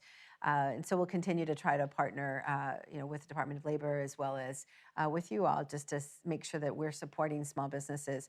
Our small business development centers are often the ones located at universities, and we've been pushing across our women's business centers and our small business development centers to locate at minority serving institutions broadly. And they've expanded within our WBC program to HBCUs. Our SBDC programs are working collaboratively at least 4 TCUs, and we need to grow that, and we need to focus on trying to expand the support network. Interestingly, a lot of our programs through the SBDC and WBCs lately have been focused on childcare businesses in particular, and trying to develop more childcare small businesses to support workforce issues. And so we'll continue to lean in on that area to try to help more businesses access workforce. But from my perspective, when we talk about workforce, I also just think about those solopreneurs. 80% of the 32.5 million small businesses are solopreneurs. They've created their own job. And so just in terms of workforce and how I view workforce, I do consider all those new startups who have oftentimes left a job because they didn't have childcare or they had other challenges, and they're trying to do a business. And so we want to make sure that we're working with all of those individuals as well, so that they can grow and cultivate their entrepreneurial spirit and have an opportunity to thrive with that, with access to capital and growth opportunities with the SBA. Thank you, Administrator. Mr. Sperling. Let me just make a couple points, respond to both of the chairmen. When I said, $32 billion as from the American Rescue Plan is the greatest single one-time investment in Indian country and tribal governments, $20 billion of that $32 billion is the allocation to the tribal governments. That is close to the most flexible funds that you can have. Now, there's some restrictions in there, but when you're talking about helping people get the workforce development they need, or any type of the outreach, the transportation, anything that gets people back in job, that is about as square down the middle as you can get. And so, I think that, like Secretary Walsh, I believe, and Administrator Guzman, I believe the Build Back Better plan will pass. But there's a lot of ways that you can use that state and local funds as your bridge. You can have full flexibility in designing those labor market job programs, workforce development, apprenticeship programs. And I would encourage more people to look at those funds and then to think how you can, those things can also be a booster, to use a common word right now, to getting you started with the additional funds that can come through the Build Back Better plan. So I really, agree with the flexibility and really want to stress how much that state, local, tribal grant program, the $20 billion, really is flexible and can be designed. And secondly, on childcare, obviously childcare, we get 2 wins from that. When you get childcare, you could create jobs, and you can allow more parents the opportunity to choose career and job. So it's a double win. Now, I'm calling governments across the country and asking, what are the issues here? Because we want to be ready when Build Back Better plan. Now, I'll be honest, what you hear a lot is we're afraid to invest a lot in full-time workers. We're afraid to really increase our pay scale, to do all the career mobility things, because we're worried the money's only there for 2 or 3 years. If the Build Back Better plan would pass, and we knew that support was coming in for childcare, and we knew it was coming in for pre-K, it's not just that you would have more assurances of the support for childcare and pre-K. I think then you could start to get more opportunity to commit to those high quality jobs. And this is what, you know, the president has talked about. I like to call them double dignity jobs, because you're giving dignity to other people by giving them the care they need to work, but it's got to be dignified work with career paths and ability to move up, have decent pay, health care. And I'll be honest, when I'm talking, it's a lot that cliff, that fear that the money might only be there for 2 or 3 years. So I think once you get the Build Back Better plan, our ability to get childcare going, not only to give childcare for parents to go to work, but start using that as a high quality, high contribution job is going to go up. And that's really why we need this Build Back Better plan to pass. Thank you, Mr. Sperling. We're going to switch now to a tribal leader question from someone in our audience. And we're going to shift to Gila Hoseth from Dillingham, Alaska, Tribal Chief of the Currayung Village. Thank you. My name is Gila Hoseth, and I'm a Tribal Chief for Chilligan Tribal Council here located in Dillingham, Alaska. And I'm also heavily involved with EPA, National Tribal Operations Committee. So a lot of the stuff that is in that infrastructure bill, we're really excited about what is coming forward. Kind of, I guess, going with the questions, I had some comments. You know, it's really important to protect our economic resources that are already in place as well. Living here in Bristol Bay with our commercial fisheries and our wild sustainable salmon, it's really important for us to protect that. And I guess it leads into my question. As we get into this process of infrastructure and building infrastructure, it's really important to listen to the people on the land. And here in Alaska, we have 229 tribes. And just to remind everybody that, you know, of the 574 tribes, we are the survivors of the survivors. We are the caretakers of our lands. And with this bill coming out, the major thing that we have seen is that broadband is a real problem here in rural Alaska. And if you're looking at economic and workforce development, there are really no jobs in rural Alaska that we have up here. And so with broadband connections, it will be able to have people connect virtually like this and also work from home. So I mean, that's something to also consider. For jobs, we also need to have basic needs. People need to know how to do home maintenance, boilers, how to maintain construction. We need to start training our youth of these jobs. These are jobs that are going to sustain our people. When you look at the economics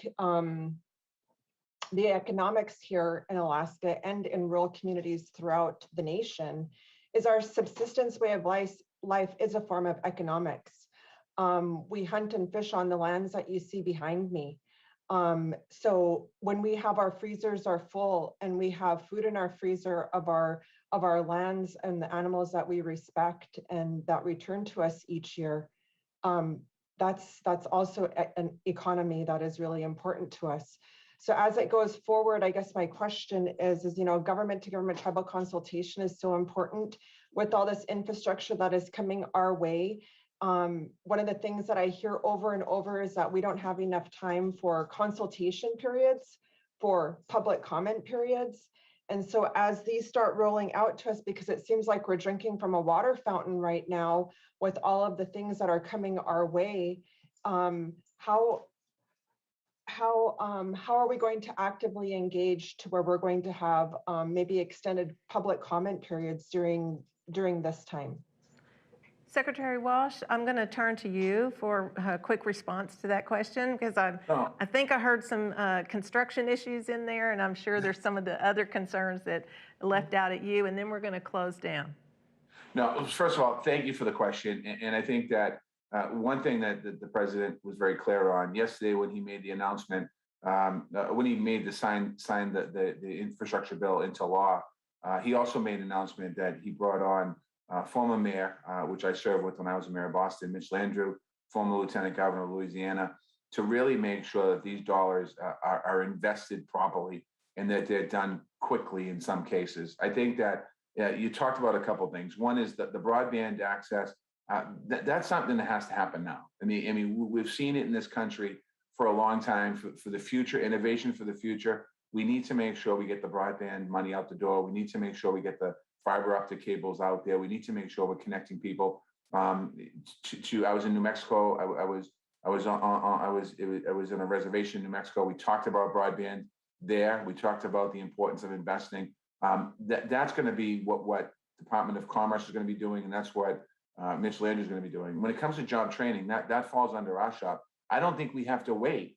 We don't have to wait for this money to be implemented. We don't have to wait for this money to be out there.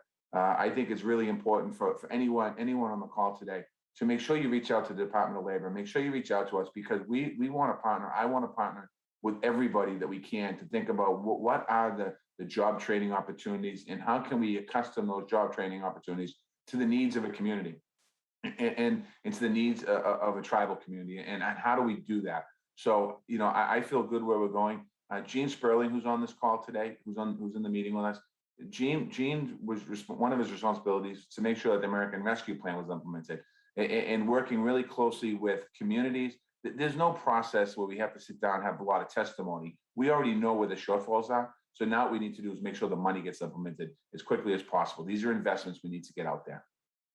Thank you. Thank you, Secretary Walsh. And with that, we're going to close down this panel. Janie? Yes, Chairman Maccaro. Yeah, I have one last quick comment, because the second question was skipped over. But, there's been a number of developing legal issues here so far in this administration. And I think Treasury resolved one just recently regarding the applicability of civil rights. But the underpinning of economic development for tribes takes place on a foundation of tribal sovereignty. And we've had many fruitful discussions with various agencies on these issues. So while we appreciate the diligence of these efforts so far, I need to recommend and strongly urge the appointment of a tribal legal advisor in the Attorney General's office at the Department of Justice. This appointment and leadership would streamline the learning curve for many who are unfamiliar with the legal foundations of tribal sovereignty, so we can do the work necessary in all these arenas and move things efficiently forward. Thank you. Thank you, Chairman Maccaro. Thank you, Chairman Allen. It's very nice to see both of you all today. Thank you, Secretary Walsh. Thank you, Administrator Guzman. And thank you, Senior Advisor Sperling, for all joining us today. Thank you.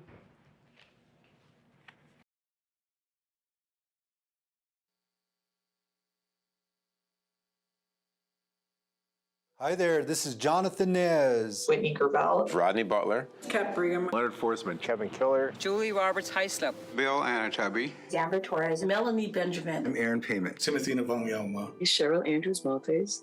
As the nation recognizes Native American Heritage Month, it is important that America understands historically what First Nations have endured. This is a time of year when tribes and Native people can proudly, boldly, and unapologetically celebrate our rich and diverse cultures. For enrichment of all Americans to understand how they benefit from the indigenous people welcoming immigrants, no matter what century. Building a way forward together. That means honoring treaties and other agreements with Indian nations. We still have a lot of history that needs to be shared, talked about, and dealt with. And we are still continuing to practice our traditions, our culture, and our way of life. We are the first people of this country, and we have a right to have our voices heard at every level of government. For the first time in the history of Indian country's relationship with the federal government, we have a Secretary of the Department of Interior who is also a Native American with deep understanding of tribal sovereignty, our complex issues, and the federal trust responsibilities to tribal nations. Secretary Holland represents the best of us. This was an historic moment that many of us thought we would never see in our lifetimes. I am so excited that the Biden administration has reinstituted the Tribal Nation Summit. The work you are undertaking today will carve a future where we as Indigenous people can thrive and flourish. And we look forward to continuing our relationship built on respect as we chart an effective path forward. Thank you, Mr. President. Thank you. Thank you. Thank you. Thank you. Katapatash kwa Wuyamu, thank you and be well. As a Pueblo woman and the first Native American Cabinet Secretary, I'm so proud to join all of you tribal leaders for this amazing Tribal Nation Summit, the first Tribal Nation Summit of this administration. Native American Heritage Month means to me, it's an opportunity for all of us to share with the nation our tradition, our culture, our languages, and our food. I am very grateful for the opportunity to celebrate Native American Heritage Month with all of you.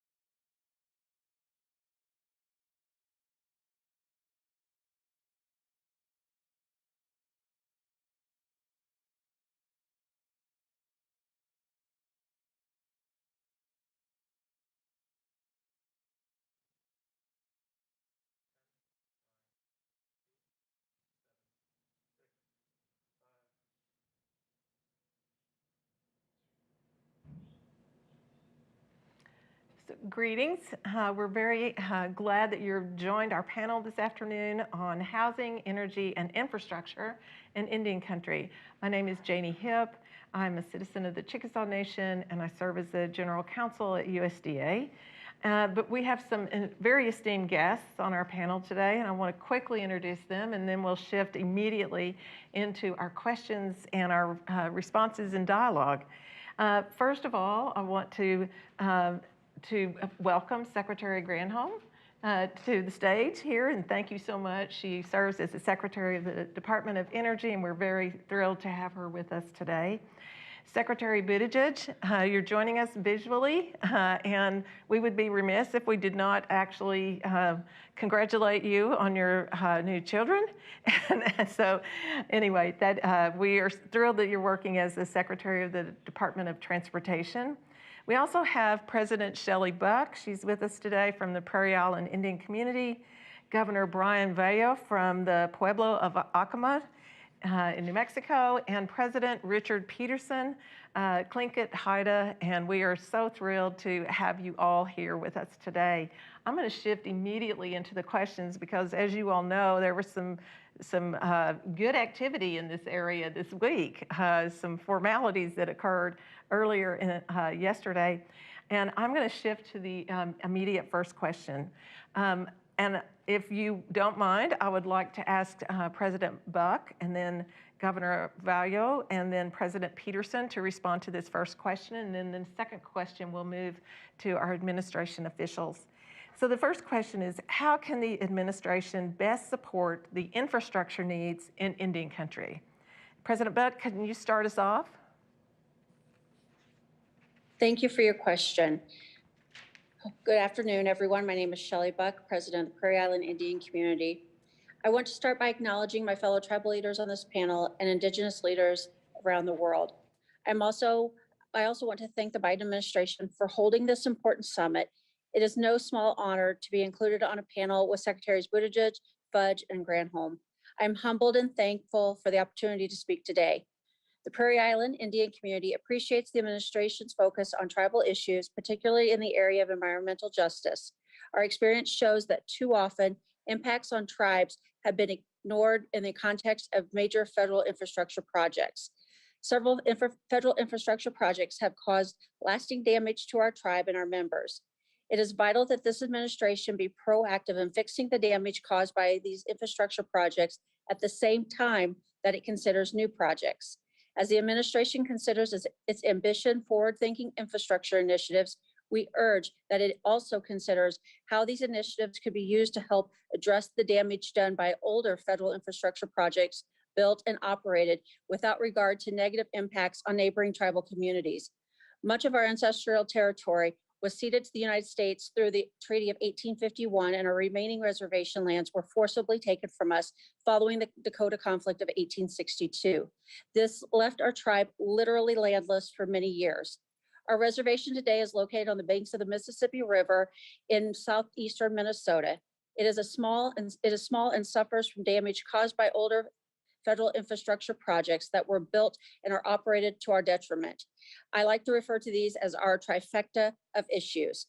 The first issue is the constant threat of flooding. In the 1930s, Interior illegally authorized Army Corps of Engineers to build a dam on the Mississippi River that routinely floods our small reservation for the benefit of non-Indians up and downstream. This dam threatens our homes and our livelihood, has destroyed burial mounds and village sites, and destroyed traditional medicinal plants. Climate change has worsened the severity of the flooding.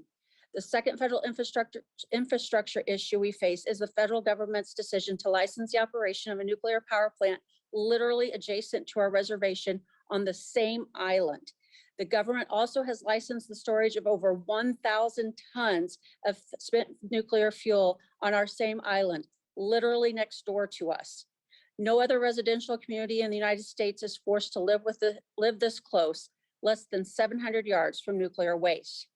Finally, to round out the trifecta, Prairie Island is also home to a railway line on which long trains regularly transport hazardous materials across nearly the entire length of our reservation.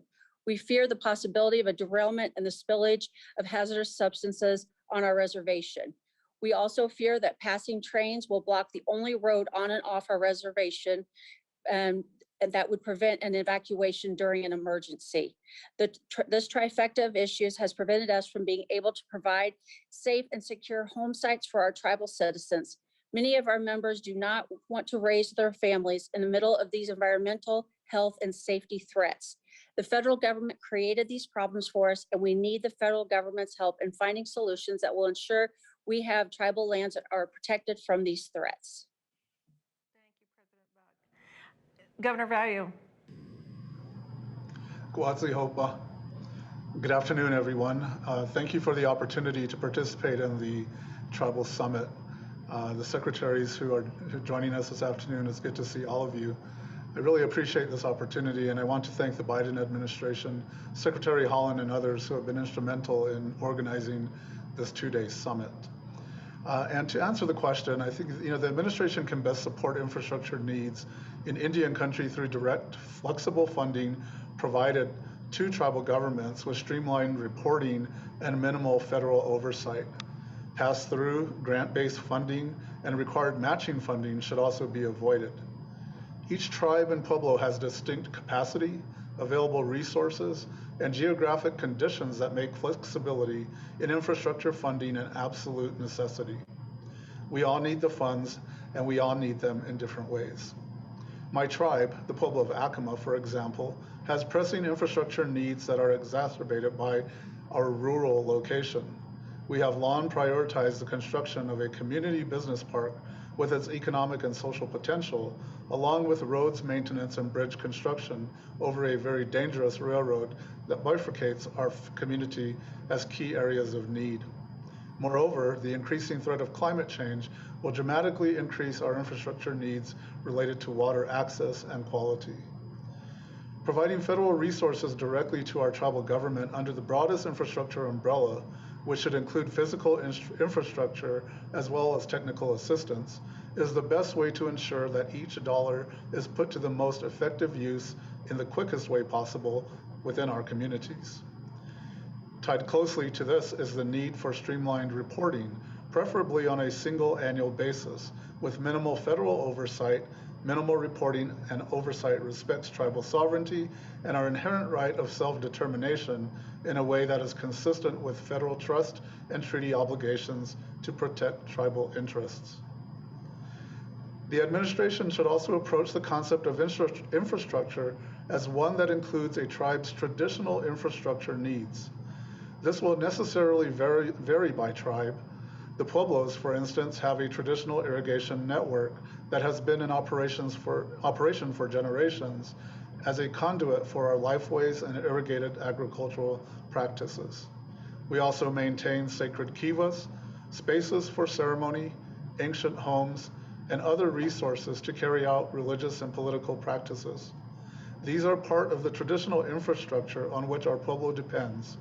Other tribes have other forms unique to them. The administration must make infrastructure broadly available to tribal governments to define as they deem appropriate to their community's needs. We encourage this approach in all infrastructure and other funding streams going into Indian and Pueblo country. Thank you. Thank you, Governor. President Peterson. Chief Hawa for the opportunity to participate on this panel and share some of Tlingit and Haida's priorities. Holding a White House summit like this is a promising move, but only if it is followed by big-scale action. Enactment of the bipartisan infrastructure framework and the Build Back Better package offers a truly extraordinary moment of opportunity for each of us to make a mark in our time in our leadership. However, the acute housing, community development, and infrastructure needs in much of Indian country are worsening. The Biden administration must go even bigger if it is to have any lasting positive impact on Indian country. The great intentions and good works of prior presidential administrations have not been enough to turn the tide. And the pandemic has made the growing gap between Indian country and America even worse. It will take a focused federal effort at the scale of a moonshot to restore and liberate Indian country from the growing burden of many decades of accumulated unmet need. Substantially more money must be paired with more nimble management authorities. The latest technological innovations must be coupled with smart global marketing models.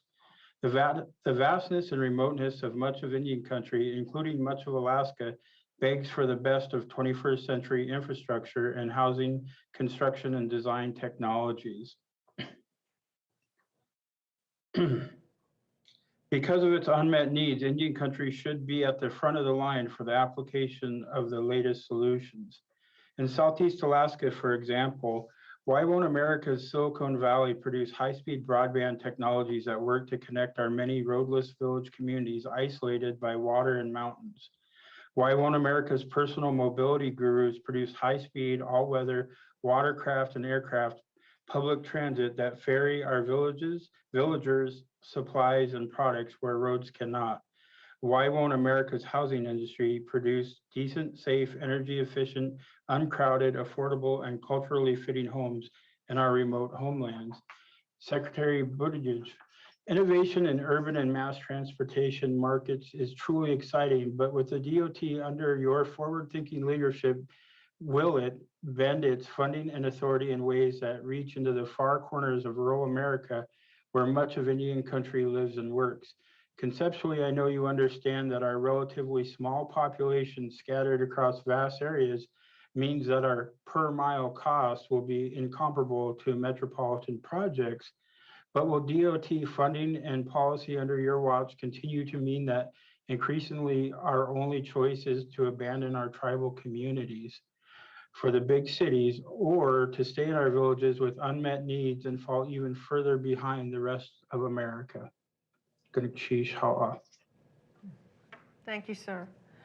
I'm going to turn now to our two administration officials, Secretary Buttigieg and Secretary Granholm. Given the once-in-a-generation Infrastructure Investment and Jobs Act recently signed into law by President Biden, how will the act benefit Indian country? If you all could both take a moment to address that, and we'll start with you, Secretary Buttigieg. Great. Well, first of all, thank you all for participating in the summit. It's such an important step, and we recognize the importance of making sure that these consultations are matched by action. We are so pleased by the engagement that we've had really from day one with tribal leaders, and the great news about yesterday's signature by the president on the bipartisan infrastructure law is that it gives us an unprecedented body of resources to put to work around our priorities.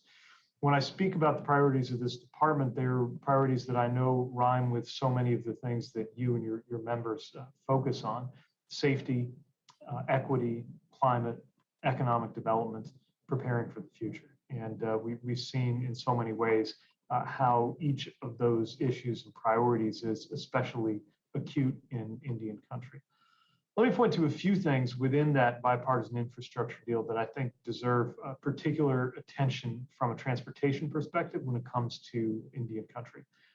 First of all, this establishes the Office of Tribal Affairs. We are proud already of the team that we have, but this elevates tribal affairs leadership within our department to the rank of Assistant Secretary. And with that comes, I think, an opportunity to further reinvigorate the kind of consultation that we're committed to undertaking.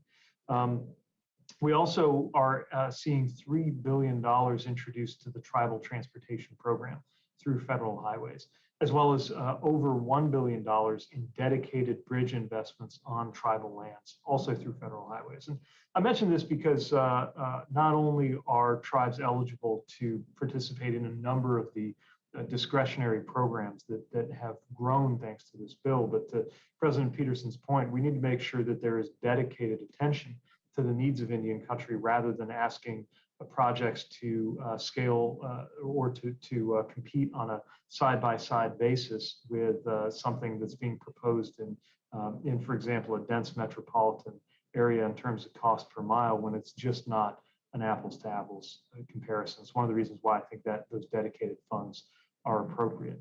There's $150 million set aside for the Tribal High Priority Projects Program, also through federal highways.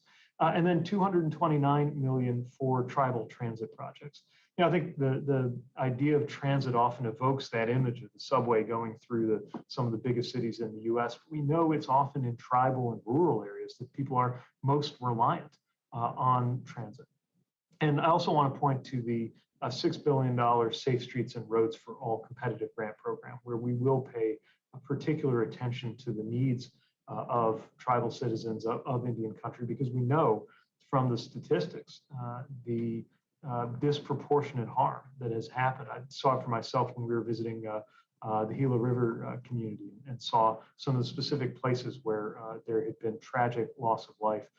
We cannot accept as normal either the level of roadway fatalities that we have in America in general, nor the disproportionate impact on Native Americans in particular. And so in partnership with NHTSA, which is leading a multi-agency effort right now to address highway safety in some of the impacted areas, we're really excited about the additional resources that we're going to have to work with. So I can tell you our department has been gearing up for this moment in hopes that we would get to yesterday. Now that yesterday has happened and it's the law of the land, we are underway making sure that we are putting those resources to work, and we will welcome and candidly depend on the insights and inputs that you and other tribal leaders will offer so that we can make the most of these dollars for your citizens, our fellow Americans who often have unique needs. And that's where we are committed to being helpful. Secretary Granholm. Yeah, thank you so much, President Buck and Governor Vallow and President Peterson, for your comments and your pushing us, really. It's a great honor to be on here with Secretary Buttigieg, who's been such a tremendous champion, and especially a champion for, like we all are, for making sure that the environmental justice $40 are equitably distributed. And certainly, as was said, that the tribes should be at the front of the line instead of at the back of the line because of historic injustice. So from my perspective as a Secretary of Energy, I want to point out a few things, but there's a couple of other things that are not necessarily in my column, but I think that are really relevant, particularly to what you just said. One is the money that is going to be put forth in every state across the country for broadband. Every state is going to get $100 million. We want to make sure that that money is distributed in the right way, but there's $2 billion that is set aside specifically for broadband in tribal communities, which is great.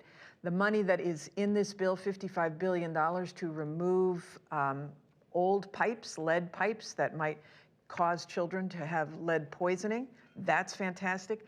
Climate resilience, there's actually some money specifically set aside at the Department of Interior, $216 million for tribal climate resilience in the face of these extreme weather events, which is, again, very exciting.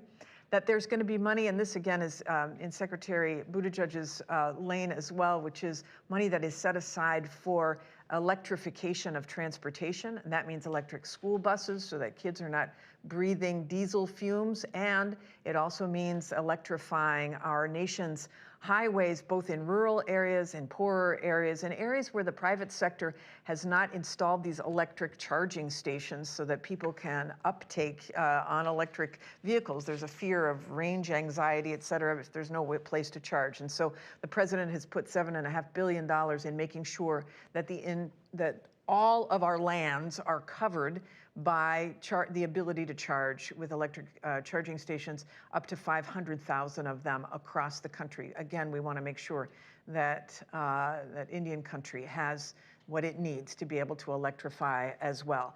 With respect to the Department of Energy, just very quickly, really excited about the fact that there is money in there to extend the transmission system. For some areas who are very remote, it might mean microgrids. For some areas that want to be able to deliver, use your vast land resources to either provide solar or wind to get that on a grid and allow it to be taken to load centers as well as using it for yourself. That's really exciting because we have to have a national grid to be able to get to the president's goal of 100% clean electricity by 2035.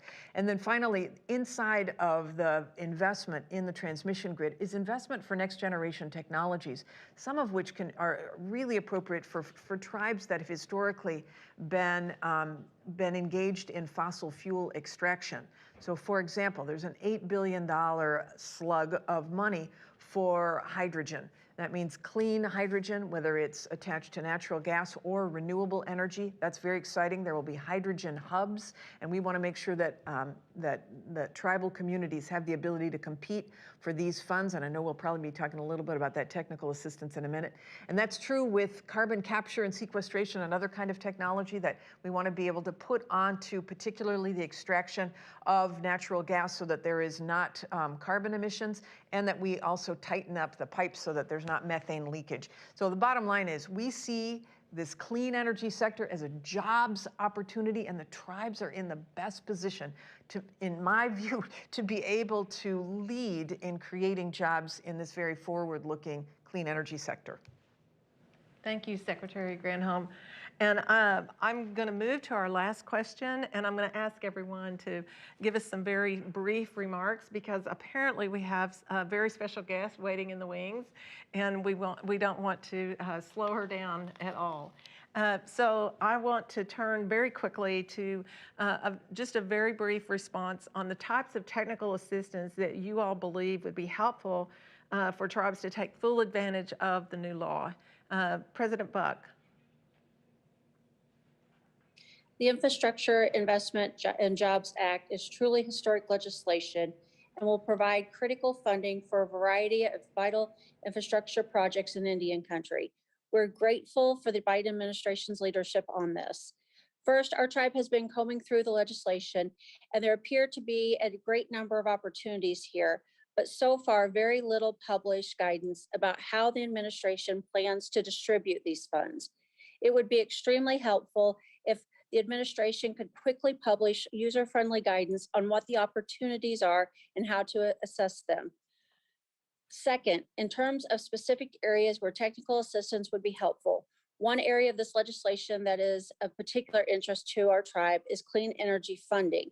For 50 plus years, our tribe's energy story has been linked to the nuclear power plant and stored nuclear waste and the damage it has done us.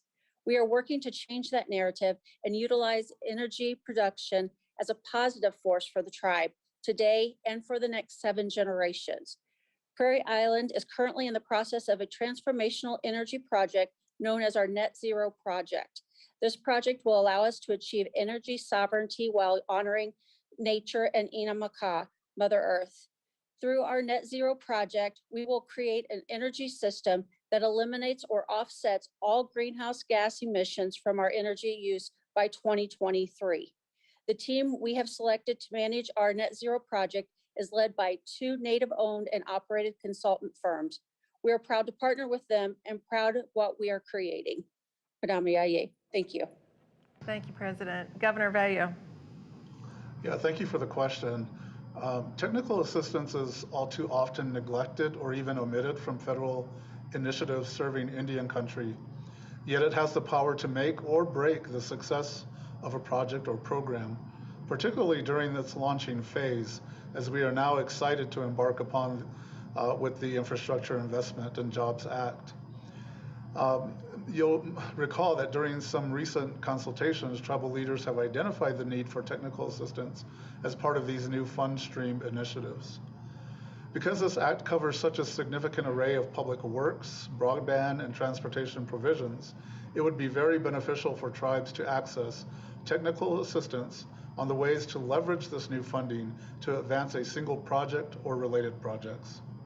By this, I mean the agencies appropriating the new funds should ensure from the beginning that their technical advisors are actively collaborating across accounts to identify ways that the funds can complement each other to fill gaps around a project, such as design, maintenance, access, adjacent land development, etc., so that it is fully funded and seamlessly integrated. Tribal project leads could work with a federal team of technical advisors to make the best use of the new available resources. Navigating these on a piecemeal basis is burdensome, creates risk for funding gaps and lost opportunities, and does not serve the ultimate interests of tribes. In any instance where coordination across federal agencies can be advanced, the administration must seize this opportunity. Thank you. Thank you, Governor. President Peterson. Thank you. More than just technical assistance and training, our tribes and many other tribes simply need the federal empowerment that comes with complete authority, full funding, and robust technological tools to apply the latest and most appropriate innovative ideas. Tribes are fully capable of running very complex governments and enterprises, but what we still lack is sufficient funding and full authority to build out the last miles of transportation and infrastructure systems so that they actually reach tribal communities and interconnect us with the rest of America.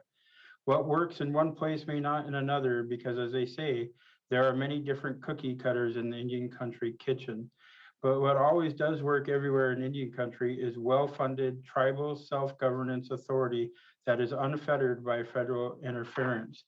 And I would say lastly, Secretary Buttigieg and Secretary Granholm, we invite you to Alaska. Come to Southeast Alaska and see how difficult those last miles are with our vast mountain ranges and the Pacific Ocean at our door. And again, Secretary Buttigieg, congratulations on the expansion of your family. Secretary Buttigieg, your final thoughts? Sure, and very briefly, first of all, thanks to each of you for laying out concrete ways that we can support this. We take very seriously the responsibility to be user-friendly and to make sure that as we're offering these resources, we're also creating a clear pathway for how to engage us in order to get those resources to you. So we will definitely be working to release a fact sheet that summarizes the opportunities, gets that in writing. And we really want to look at shovel-worthy projects this time, not just shovel-ready projects.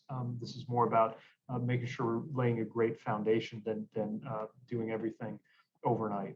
So we will make sure to continue to be in touch with you about the shape of technical assistance that would make the most difference. And I also want to mention, in addition to engaging with tribal governments, we're excited to engage with tribal businesses, and our OSDBU, our Office of Small and Disadvantaged Business unit, will be collaborating with BIA on ways to make sure that we're rolling out a good red carpet on that front.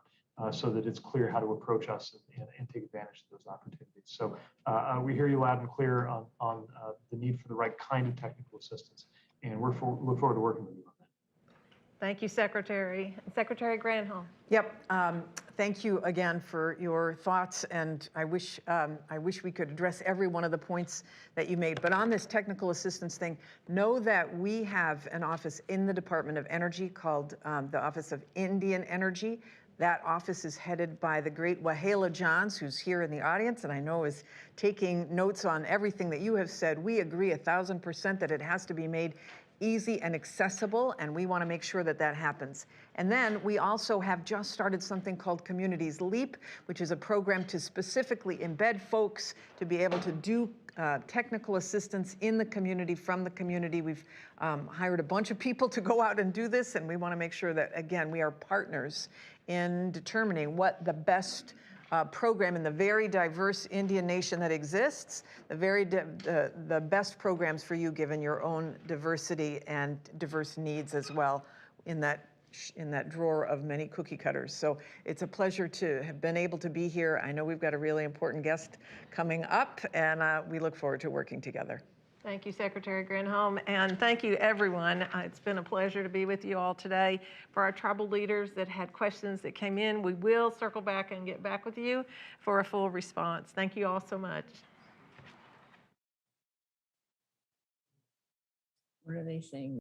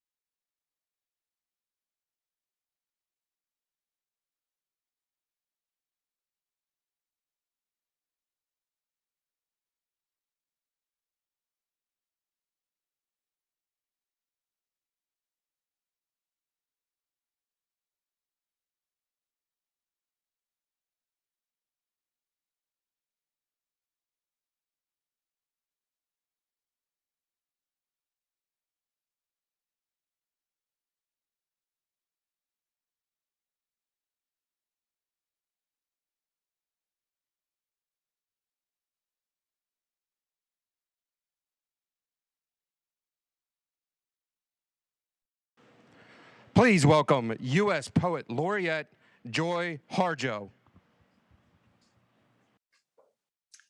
Henje Stongo, everyone. There is so much to consider. Many stories have been shared in the last few days. Many stories have been shared.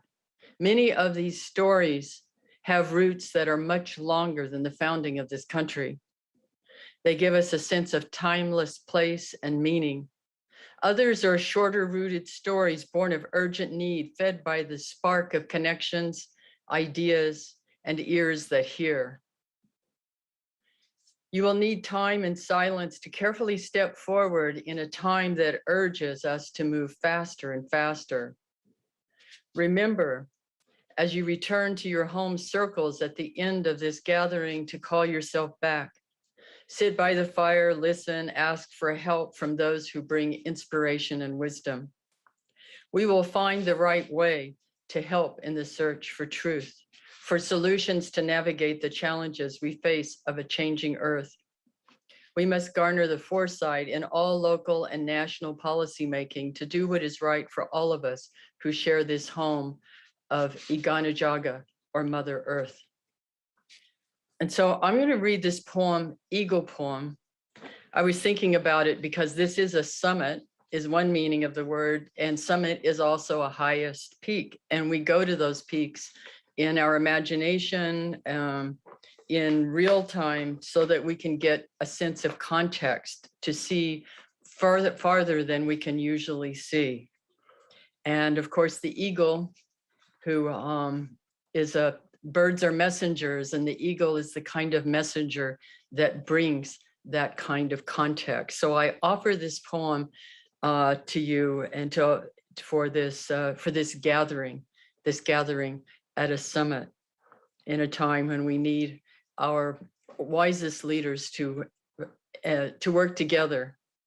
And I think everyone is ultimately a kind of leader. That's what we're working towards. Eagle Poem. To pray, you open your whole self to sky, to earth, to sun, to moon, to one whole voice that is you. And know that there is more that you can't see, can't hear, can't know, except in moments steadily growing. And in languages that aren't always sound, but other circles of motion. Like eagle that Sunday morning over